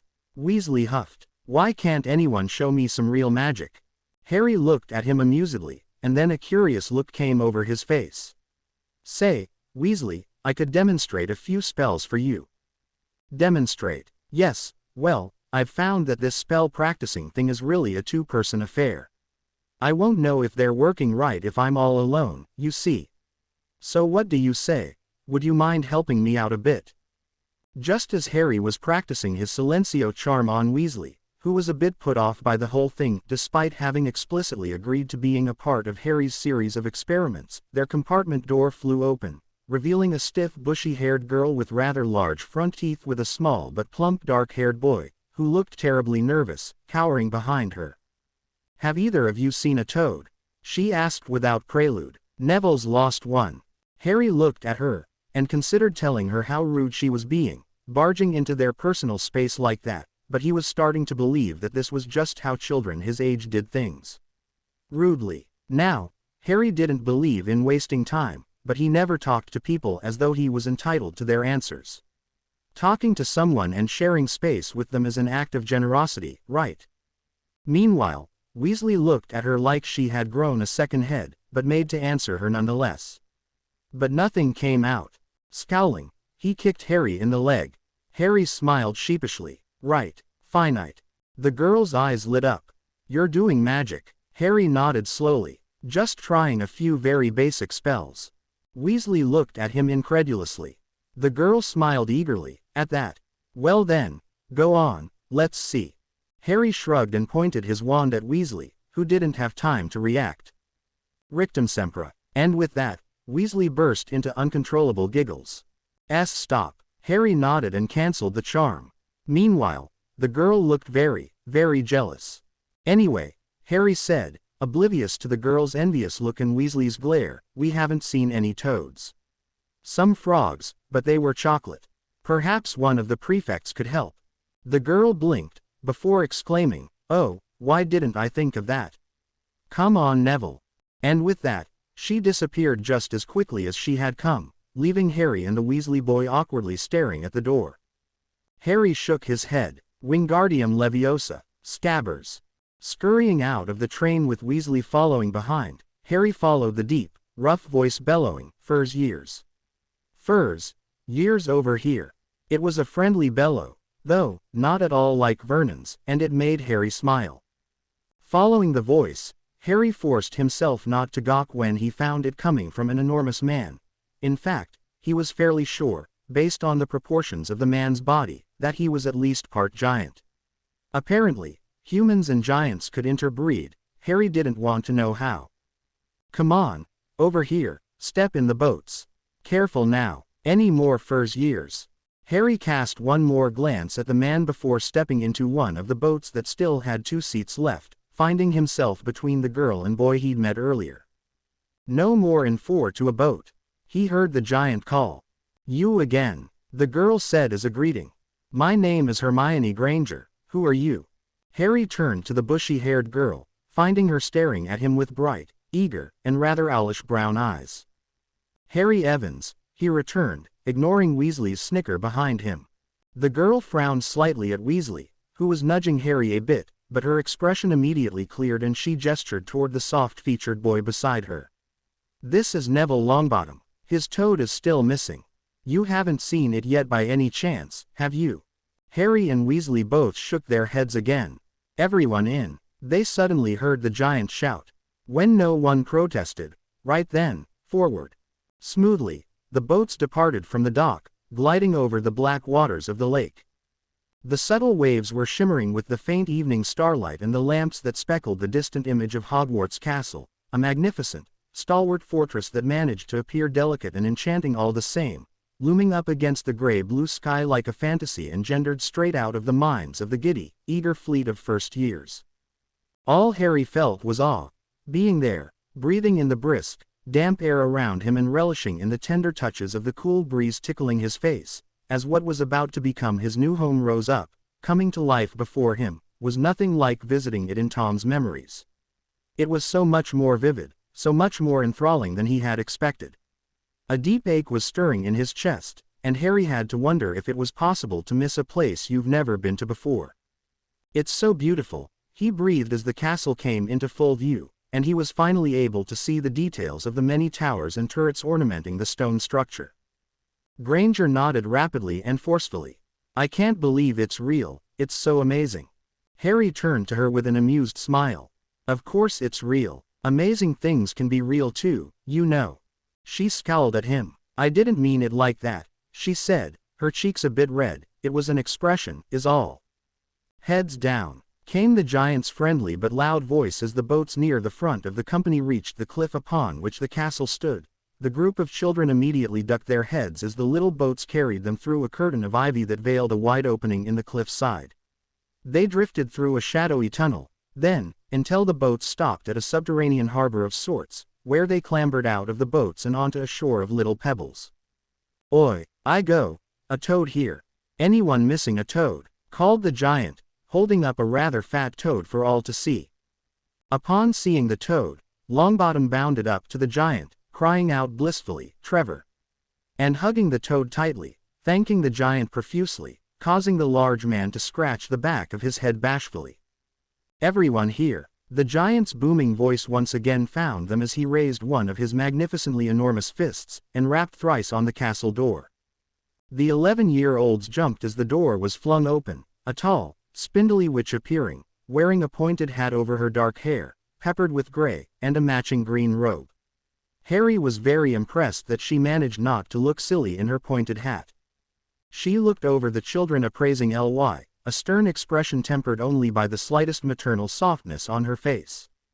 "Here's all the furs, years, Professor McGonagall," the giant said. "Ah, so this was who wrote the letters. No wonder they were so polite and precise sounding, the woman clearly wouldn't tolerate anything less. Thank you, Hagrid, I will take them from here." With a wave of her hand, the doors opened wider, ushering the group of students into a vast entrance hall of finely cut marble, lit by rows of glimmering torches. They followed her across the cold stone floor, a few of them glancing about at the fathomless ceiling above, as she led them into a small chamber to the right, from which they could hear the muffled voices of the older students. By this time, many of the students appeared quite nervous, fidgeting as they stood there awkwardly. "Welcome to Hogwarts," said Professor McGonagall, with a soft Scottish lilt in her voice. "The start of term banquet will begin shortly, but before you take your seats in the Great Hall, you will be sorted into your houses. The sorting is a very important ceremony because, while you are here, your house will be something like your family within Hogwarts. You will have classes with the rest of your house, sleep in your house dormitory, and spend free time in your house common room. The 4 houses are called Gryffindor, Hufflepuff, Ravenclaw, and Slytherin. Each house has its own noble history and each has produced outstanding witches and wizards. While you are at Hogwarts, your triumphs will earn your house points, while any rule breaking will lose house points. At the end of the year, the house with the most points is awarded the House Cup, a great honor. I hope each of you will be a credit to whichever house becomes yours. The sorting ceremony will take place in a few minutes in front of the rest of the school. I suggest you all smarten yourselves up as much as you can while you are waiting," she finished, her eyes lingering on Longbottom's cloak, fastened under his left ear and Weasley's nose, which was smudged with dirt. "I shall return when we are ready for you," Professor McGonagall concluded. "Please wait quietly." Immediately after she left, a torrent of hushed whisper erupted from the student body, Harry picking out pieces of conversation whilst half-heartedly listening to Granger chatter on about all the spells she had looked up and wondering if they might come in handy at the sorting, including Weasley's exclamation, "Fred told me it was a test, he said it hurts a lot." Harry could not help but smile at that. They'd be very relieved. Suddenly, he heard a collective screech from behind him. He spun around, finding a myriad of ghostly shapes drifting through the back wall, grayish forms observing the children below as they bickered. What appeared to be a short, fat monk was saying, "Forgive and forget, I say, we ought to give him a second chance. My dear friar, haven't we given Peeves all the chances he deserves? He gives us all a bad name and you know, he's not really even a ghost. I say, what are you all doing here?" Harry's smile grew into a grin. So these were the ghosts Tom had told him about. Nobody answered, all of the first years glancing at each other nervously, so Harry decided to do the polite thing. "We're waiting to be sorted, sir." "Ah, new students," the fat ghost exclaimed, smiling cheerily at them. A few people nodded mutely. "Hope to see you in Hufflepuff," he said. "My old house, you know." Suddenly, a sharp voice interrupted the spectacle. "Move along now. The sorting ceremony's about to start." It was Professor McGonagall. As the ghosts drifted off, she continued, "Now form a line and follow me." Then the woman led the first years through a doorway, ignoring their gasps as they continued forward. The great hall was truly a sight to behold, lit by hundreds upon hundreds of candles floating high above the 4 tables where sat the older students, in front of glittering gold plates, goblets, and cutlery. At the far end of the hall, upon a slight dais, was a fifth table where the teachers were seated. Above, the ceiling of the great hall was formed like the night sky, the occasional burst of magic jolting through it with a fiery glimmer. Granger leaned over and whispered to him, "It's bewitched to look like the sky outside. I read about it in Hogwarts, a history." Harry nodded absently, looking up at the ceiling as another brief fiery burst danced through it like lightning, and he felt his heart swell with unbidden emotion.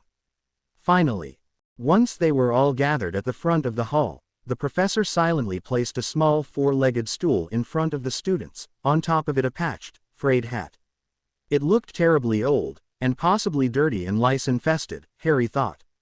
Suddenly, the hall quieted, their eyes fixed on the hat, causing the first years to watch it intently now, none of them at all prepared for it to open its mouth and sing. "Oh, you may not think I'm pretty. But don't judge on what you see. I'll eat myself if you can find a smarter hat than me. You can keep your bowlers black, your top hats sleek and tall. For I'm the Hogwarts sorting hat, and I can cap them all. There's nothing hidden in your head the sorting hat can't see. So try me on and I will tell you where you ought to be. You might belong in Gryffindor, where dwell the brave at heart. Their daring, nerve, and chivalry set Gryffindors apart. You might belong in Hufflepuff, where they are just and loyal. Those patient Hufflepuffs are true, and unafraid of toil, are yet in wise old Ravenclaw, if you've a ready mind, where those of wit and learning will always find their kind. Or perhaps in Slytherin, you'll make your real friends. Those cunning folks use any means to achieve their ends. So put me on. Don't be afraid, and don't get in a flap. You're in safe hands though I have none, for I'm a thinking cap." Well, Tom certainly hadn't warned him about that. "So we've just got to try on the hat. I'll kill Fred," he was going on about wrestling a troll. Meanwhile, Professor McGonagall stepped forward, unrolling a long piece of parchment. "When I call your name, you will put on the hat and sit on the stool to be sorted," she declared, pausing a moment. "Abbott, Hannah." A girl with pigtails stumbled up to the hat, placing it on her head, the hat nearly swallowing her whole face. There was only a moment's pause before Hufflepuff. The table at which were seated the group of students with yellow ties cheered and clapped as Hannah rushed over and sat down. "Bones, Susan, Hufflepuff," it declared once again. "Boot, Terry, Ravenclaw." The table second from the left clapped this time, and several of the students with blue ties stood up to shake hands with Boot as he joined them. A girl named Brocklehurst, Mandy, went to Ravenclaw as well, and the next girl, Brown, Lavender, was declared Gryffindor, causing the table farthest to the left to explode with loud cheers. One, Bulstrode, Millicent, went to Slytherin, and soon after, Finch Fletchley, Justin, was declared a Hufflepuff, Gryffindor, Finnegan, Seamus, following. Granger, Hermione. Harry felt Granger stiffen beside him, but urged her forward with what he hoped was a bright, encouraging smile, and she ran forward, eagerly stuffing the hat over her head. Gryffindor, it shouted about a minute later. Longbottom was called up soon after, the poor boy looking quite ready to faint before Harry smiled amiably at him. He stumbled up the stairs and clumsily put the hat on. Longbottom's sorting was the longest yet, as it took a few moments longer than Granger's to decide, Gryffindor. Poor Longbottom nearly ran to the Gryffindor table with the hat on. The next sorting Harry paid mind to was of one, Malfoy, Draco. The hat had barely touched his head before it called, Slytherin. Well, that was predictable. A Moon, a Nott, a Parkinson, 2 Twin Pottles, and a Perks followed. Finally, Professor McGonagall called out his name, Potter, Harry. Harry stood up straight, steeling himself and allowing a neutral expression to wash over his face. Harry Potter. Did she really just say Harry Potter? Is it the Harry Potter? No way. Look, it's him. For a few moments he was caught up in the not-so-hushed whispers, but suddenly, as the smell of musty leather filled his nose and a floppy brown brim shielded his eyes, all the voices died away, all except the only voice that mattered. Well, well, well, Mr. Potter, is it? Well, well, well, Mr. Potter, is it? Despite the fact that he had been warned by Tom ahead of time, Harry started a bit at the voice in his head. "Yes, sir, that's me." The hat chucked a bit. "No need for pretense here, Mr. Potter, it's just you and I." "Then you should call me Harry." "Very well then, Harry, let's take a look here." "Oh. What, you've got some pretty strong occlumency shields up, haven't you, boy?" "Oh, right, those. Yes, those." He could hear the hat's amusement. "Well, you'll have to remove them if you want me to sort you." Harry grimaced. "Can't you sort me even if I keep them up?" "I'm afraid not, Harry. I need to see your whole mind if I am to sort you properly. It's all about impressions. How about you just put me in Slytherin and be done with it?" "Slytherin, why so eager to be sorted into Slytherin?" "Well, I suppose it's probably just the place for me, you see." That was a non-answer if I ever heard one. "Sorry. You should be. You're making this very difficult for me, Harry. I really am sorry. Tell me, Harry, why are you so reluctant to take these shields down?"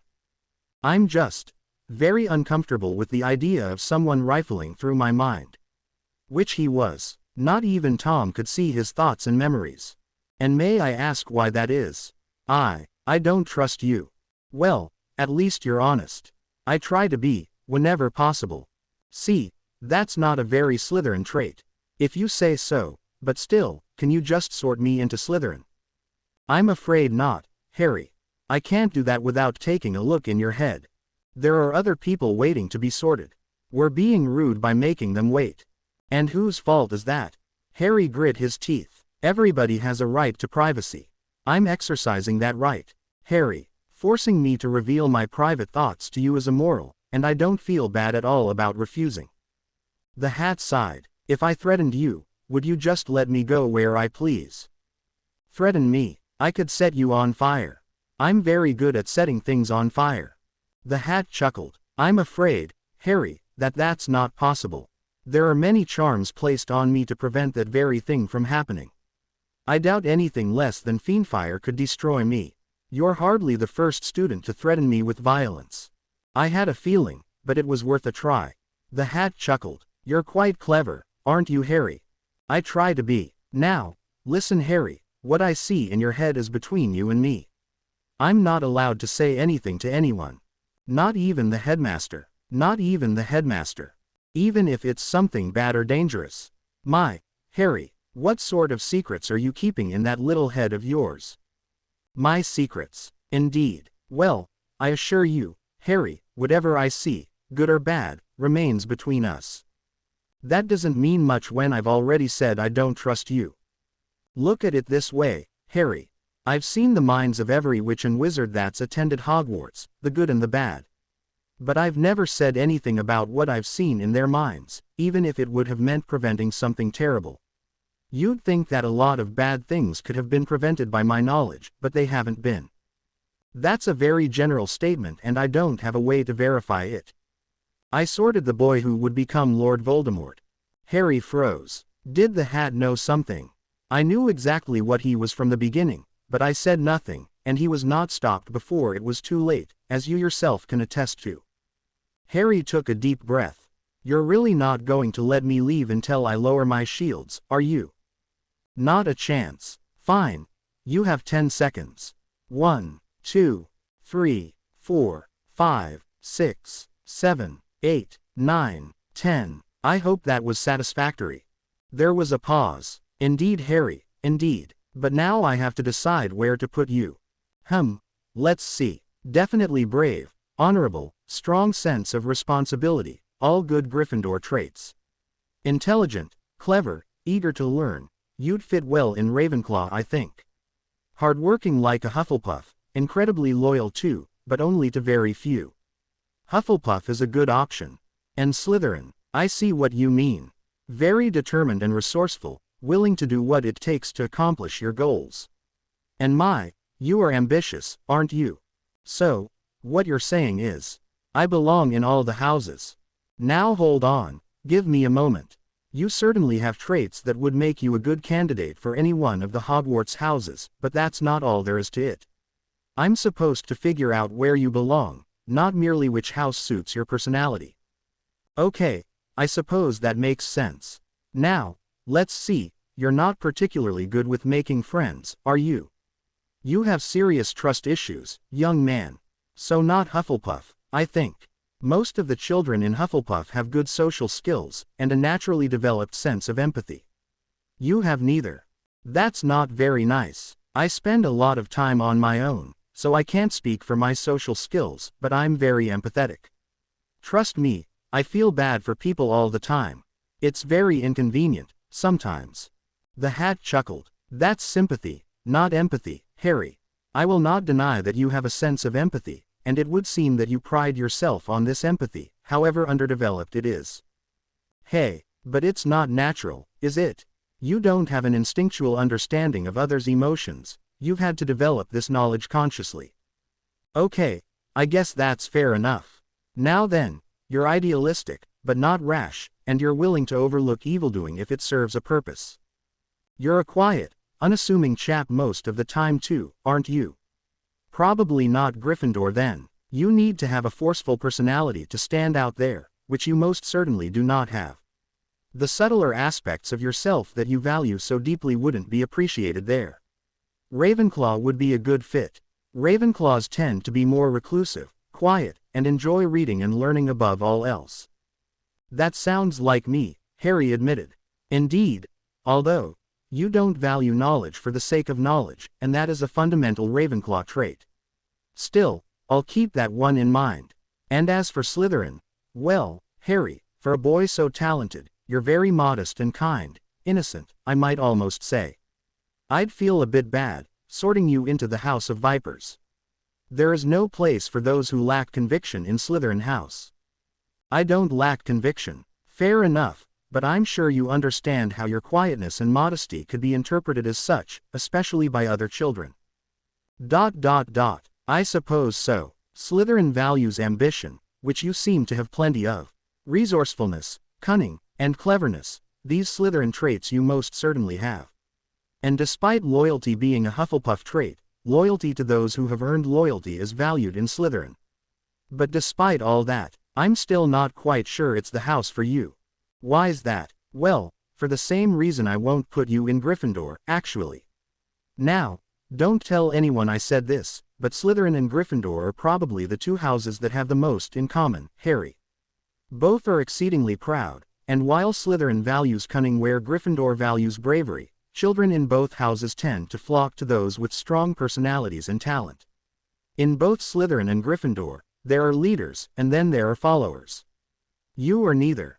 You don't think I have a strong personality. Oh, quite the contrary. But it is subtle, kind, and subtlety and kindness are often interpreted as weakness, though they most certainly are not.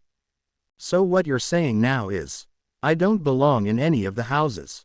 The hat chuckled at that. Don't worry, Harry, we'll find the house that is right for you. Now, tell me, what is it that you want? I told you, I want. You told me to sort you into Slytherin, but that wasn't your idea, was it? Oh, don't panic, I don't know who put that idea in your head, but I'm sure someone did. This is about you, Harry, and your best interests. Believe me, it's in my best interest to do as I'm told and get sorted into Slytherin. The hat sighed. Let me put it this way. What do you hope to accomplish at Hogwarts, Harry? Why are you here? Well, to learn. But to what end? Good question. Well, everyone expects things of me. They keep saying that I have great things ahead of me, that I have a lot of potential. And then there's my parents. My dad was an Auror and my mum was brilliant. I need to make them proud too, even if they're not here to see it. An honorable goal. I want to make everyone happy, everyone proud, but I'm always afraid that by making one person proud of me, I'll earn disappointment from another. And how do you intend to deal with these expectations and fears, Harry? Harry didn't even have to think about it. He'd already decided this long ago, back when he bared his soul in the church graveyard of Godric's Hollow. He took a deep breath. I'm going to prove them all wrong. Oh, they think I'll be great, but I'll be better than they thought possible. Everyone will forget their expectations, because I'll surpass all of them. My parents gave everything for me, and I want to pay them back, by using everything they gave me and becoming the best I can possibly be. I want to become a great wizard. The greatest to ever live. That's my dream. Does that help at all? Indeed it does, Harry, indeed it does. So, I believe you might be right. I too think we can expect truly amazing things from you, Harry Potter, and I believe I'd be remiss to put you anywhere but Slytherin.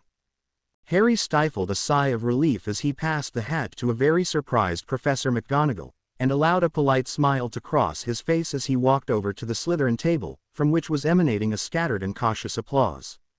The expressions on their faces could not be considered anything short of shock, and it was clear that none of them expected this, none of them at all. He sat down between Theodore Nott and Tracy Davis, and vaguely registered their gobsmacked expressions. Meanwhile, Malfoy glared at him. "You said your name was Tom Evans," he hissed. Harry smiled innocently at him. "I lied." The Davis girl snickered beside him as they watched his face go red, and Nott stared at him with undisguised fascination. A few moments later, the sorting ended with Zabini, Blaise, who was sorted into Slytherin as well. As soon as Zabini sat down beside Malfoy, Albus Dumbledore rose to his feet, shimmering purple and gold robe billowing out as he opened his arms welcomingly, beaming brilliantly at the students from behind his glittering half-moon spectacles. "Welcome," he announced in a happy, warm voice. "Welcome to a new year at Hogwarts. Before we begin our banquet, I would like to say a few words. And here they are. Nitwit, Blubber, Oddment, Tweak, thank you." He clapped his hands, and immediately a scrumptious-looking feast materialized on the long tables. It was less than a moment before all the leftover excitement from the sorting morphed into hunger. Harry's eyes remained fixed on the headmaster, though. "So that's Albus Dumbledore." A boy across the table snickered. "A right nutter, that one." To his right, Draco sneered. "My father says that every year Albus Dumbledore remains headmaster, Hogwarts suffers for it." Beside him on his left, an older boy spoke up. "I have to agree. He has no respect for tradition and pureblood society. He caters only to the half-bloods and muggle-born students." Harry shook his head absently. "Does that really matter? He's one of the most powerful wizards alive, perhaps the most powerful. He defeated Lord Grindelwald single-handedly. He must be an incredible dueler." Millicent Bulstrode snorted. "You have a lot to learn, Potter." Harry smiled. "I know. That's why I'm here." Harry drowned the conversation out from there, having cast a weak disillusionment charm over himself with a whisper in an attempt to eat in peace, and be left to his own musings. Every so often, he would glance at the staff table, working from left to right, scrutinizing the faculty and committing their faces, garb, and demeanor to memory. These were the powerful witches and wizards Tom had warned him about. These were the people who would be watching over him, acknowledging every triumph and every blunder, for the next 7 years. It was interesting, watching them all. The nearly limbless professor, the stern Professor McGonagall, the cheery, grandfatherly headmaster, they all had their own profiles, their own habits and mannerisms and smiles and frowns. It was a fascinating and enjoyable exercise in observation, or at least it was until he locked eyes with one Professor Severus Snape, and suddenly felt a great deal of guilt. The poor man. Tom really was very cruel to him, making him talk about his mother and then obliviating him after. He didn't seem like a very pleasant person, but Harry knew no one deserved to be treated like that. His musings soon came to an end, though, because as his gaze traveled further to the right, he was suddenly seized by the overwhelming sensation of a pulsing pain in his scar. Immediately, his hand flew up to his face and he scrunched his eyes shut. Was Tom returning? No. It was too early for that. He had at least another 2 hours. He glanced up at the head table again, eyes resting on the turban-wearing figure beside the potions master. "Potter, are you all right?" Harry opened his eyes to see everyone in the immediate vicinity staring at him. Apparently, his disillusionment charm didn't hold up under the pain. He steadied his breathing. "Yes, I. Say, who is that man sitting beside Professor Severus Snape?" "Oh, that's Quirrell, our defense against the dark arts teacher. He just got back from Albania." Harry nodded slowly. "Albania. I heard he used to be the Muggle Studies professor," Parkinson sniffed disdainfully. Muggle studies. Harry wondered aloud, what's that? Exactly what it sounds like, an older boy across the table said, curling his lip in disgust. It's a class that studies Muggles, a class no self-respecting Slytherin would take. Harry's eyebrows went up. What do you think about Muggles, Potter? Malfoy spoke up with yet another sneer on his face. Indeed, Harry was starting to believe this was his default expression, obviously expecting him to come to the Muggles' defense. He'd have to disappoint him. I want nothing to do with them, he said candidly and without malice. And why's that? Malfoy egged him on, obviously not able to take a hint. Harry sighed. Because I don't like them. Malfoy sneered at him once again, but didn't continue the conversation. Meanwhile, Theodore Nott looked at him curiously. That's a strange thing for the boy who lived to say, he commented passively. Harry swallowed the turkey he was chewing. Is it? Nott nodded slowly. One would expect one of your background to be more sympathetic to the Muggles. Harry had to laugh a bit at that. He wasn't mocking Nott, it was just a funny thing to say. My background. What could you possibly know about my background? Your parents. I don't remember them, Harry interrupted, not rudely. It's just me, really. I have no background. Nott looked at him appreciatively. Fair enough. You have to have a background, Bulstrode interrupted suddenly, pointedly. Somebody raised you.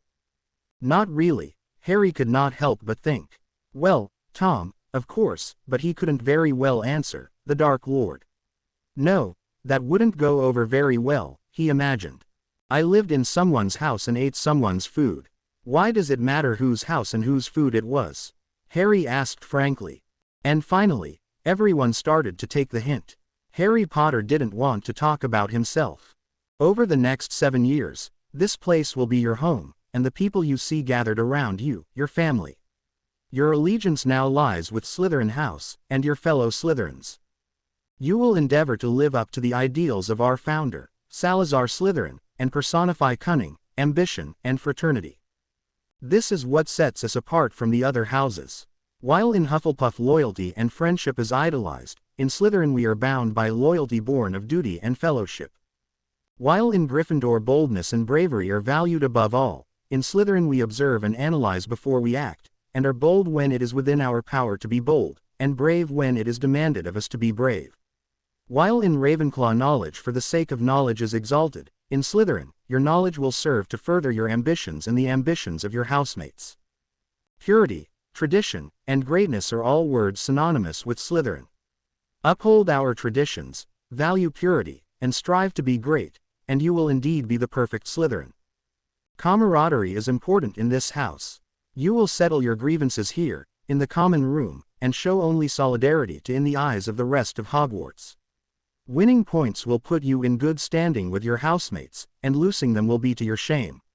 Remember that the points you gain or lose do not belong to you, they belong to your house. Now, we are standing right now in the Slytherin common room, which is open for your use at any time. We ask that you behave respectfully and read the atmosphere before starting any games or lively discussions. Behind you and to your right is the passage to the boys' dorms, and to the left is the girls'. You will share these rooms with your yearmates for the remainder of your time at Hogwarts. We ask that you respect the privacy of your fellow Slytherins, and do not engage in obtrusive behavior. Finally, should you need anything, seek out one of the prefects in our 5th, 6th, or 7th year dorm rooms, and we will address your needs. For anything we are unable to help you with, you can go to our head of house, Professor Severus Snape. Although, I would encourage you not to bother him needlessly. He's a busy man. Now, unless you have any questions, you are dismissed. Immediately after Hortense Roland had finished her speech, Harry slipped away, down the hall to where his dorm was supposed to be. Once he had disappeared from the common room, he broke into a run, and located the restroom right away. Locking the door behind him, he quickly cast a silencio on himself before he fell to his knees, screaming. Tom had returned. As always, it was an excruciating process that took way too long. It felt like his head was being ripped apart and then squeezed back together by a vice, and he could practically feel his nerves on fire with the violent, electric power pulsating beneath his skull. As usual, He was tasting blood in his mouth by the time the pain started to let up. Not pleasant at all. Once the pain had finally died down, Harry shakily rose to his feet and washed the blood on his face, and after he finished cleaning himself up, he stumbled into his dorm room, rubbing his head as he took a moment to appreciate the decor. Everything was very green. The upholstery of the furniture, the walls, the bedding, the faint moonlight shimmering through the lake water resting above the room's glass ceiling, literally everything. Lucky for him, he liked green, and it all matched his eyes to boot. Eventually, his eyes traveled to one of the paintings on the wall, of two snakes, one black, one white, slithering through the grass together. Look, look, a new child, he smiled tenderly. Oh, hello. The snakes moved, then, raising their heads to look at him. A new child. Harry nodded. I just got here. Will you be staying for the next 7 years? Suddenly, a sound interrupted him, and he looked behind him to see Theodore Nott staring at him with wide eyes. Are you all right, Nott? You look a bit pale. Were you talking to those snakes? Harry blinked. Well, yes, all the portraits talk, don't they? Potter, Nott said slowly, carefully, the snakes in the portraits don't talk, they hiss. Harry froze. Oh, I see. He paused, his puzzled face morphing into one of pure dejection. Well, I'm sorry you had to see that. He took out his wand. Potter, what are you? Just relax. I've never done the memory charm before, so I don't want to mess it up. I'd hate to do any permanent damage. Nott's eyes went wide and he gaped at him, before whipping out his own wand. Expelliarmus, Harry said instantly, catching Nott's wand in his hand.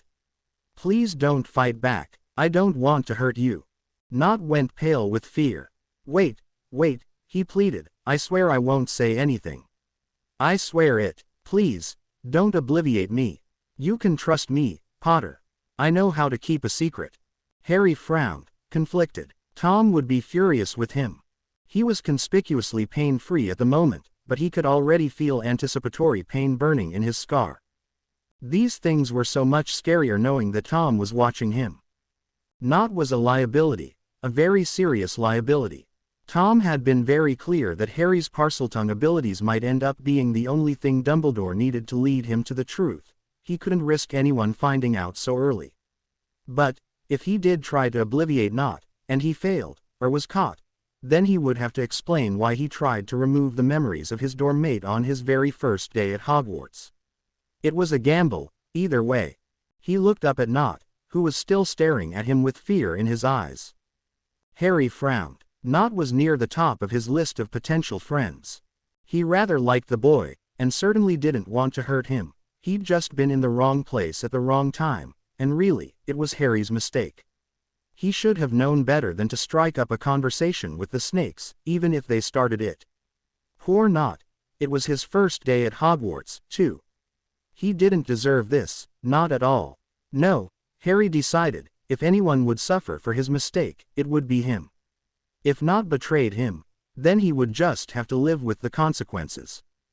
Harry sighed and put his wand back in his pocket, before handing Nott's back to him. Nott still didn't say a word, still quite stunned. Harry looked at him earnestly. You can't tell anyone. No one can know. If people find out, I'll be in a lot of trouble. So, please understand that I don't want to hurt you, but if you say anything at all, you will regret it, he finished sadly. Nott nodded frantically. No one will know, I swear. Harry nodded back curtly, and not a moment too soon, because as soon as they finished speaking, the other 4 boys came barging into the room, but immediately stopped short, no doubt reading the tension in the air. Malfoy looked between them haughtily with a raised eyebrow. Harry cast one more glance at Nott, but ignored all the others as he retreated behind the curtains of his bed. The last thing his dorm mates heard was Muffaliato. To be continued. I hope you enjoyed this story. Also remember to subscribe and like this video. See you in the next video.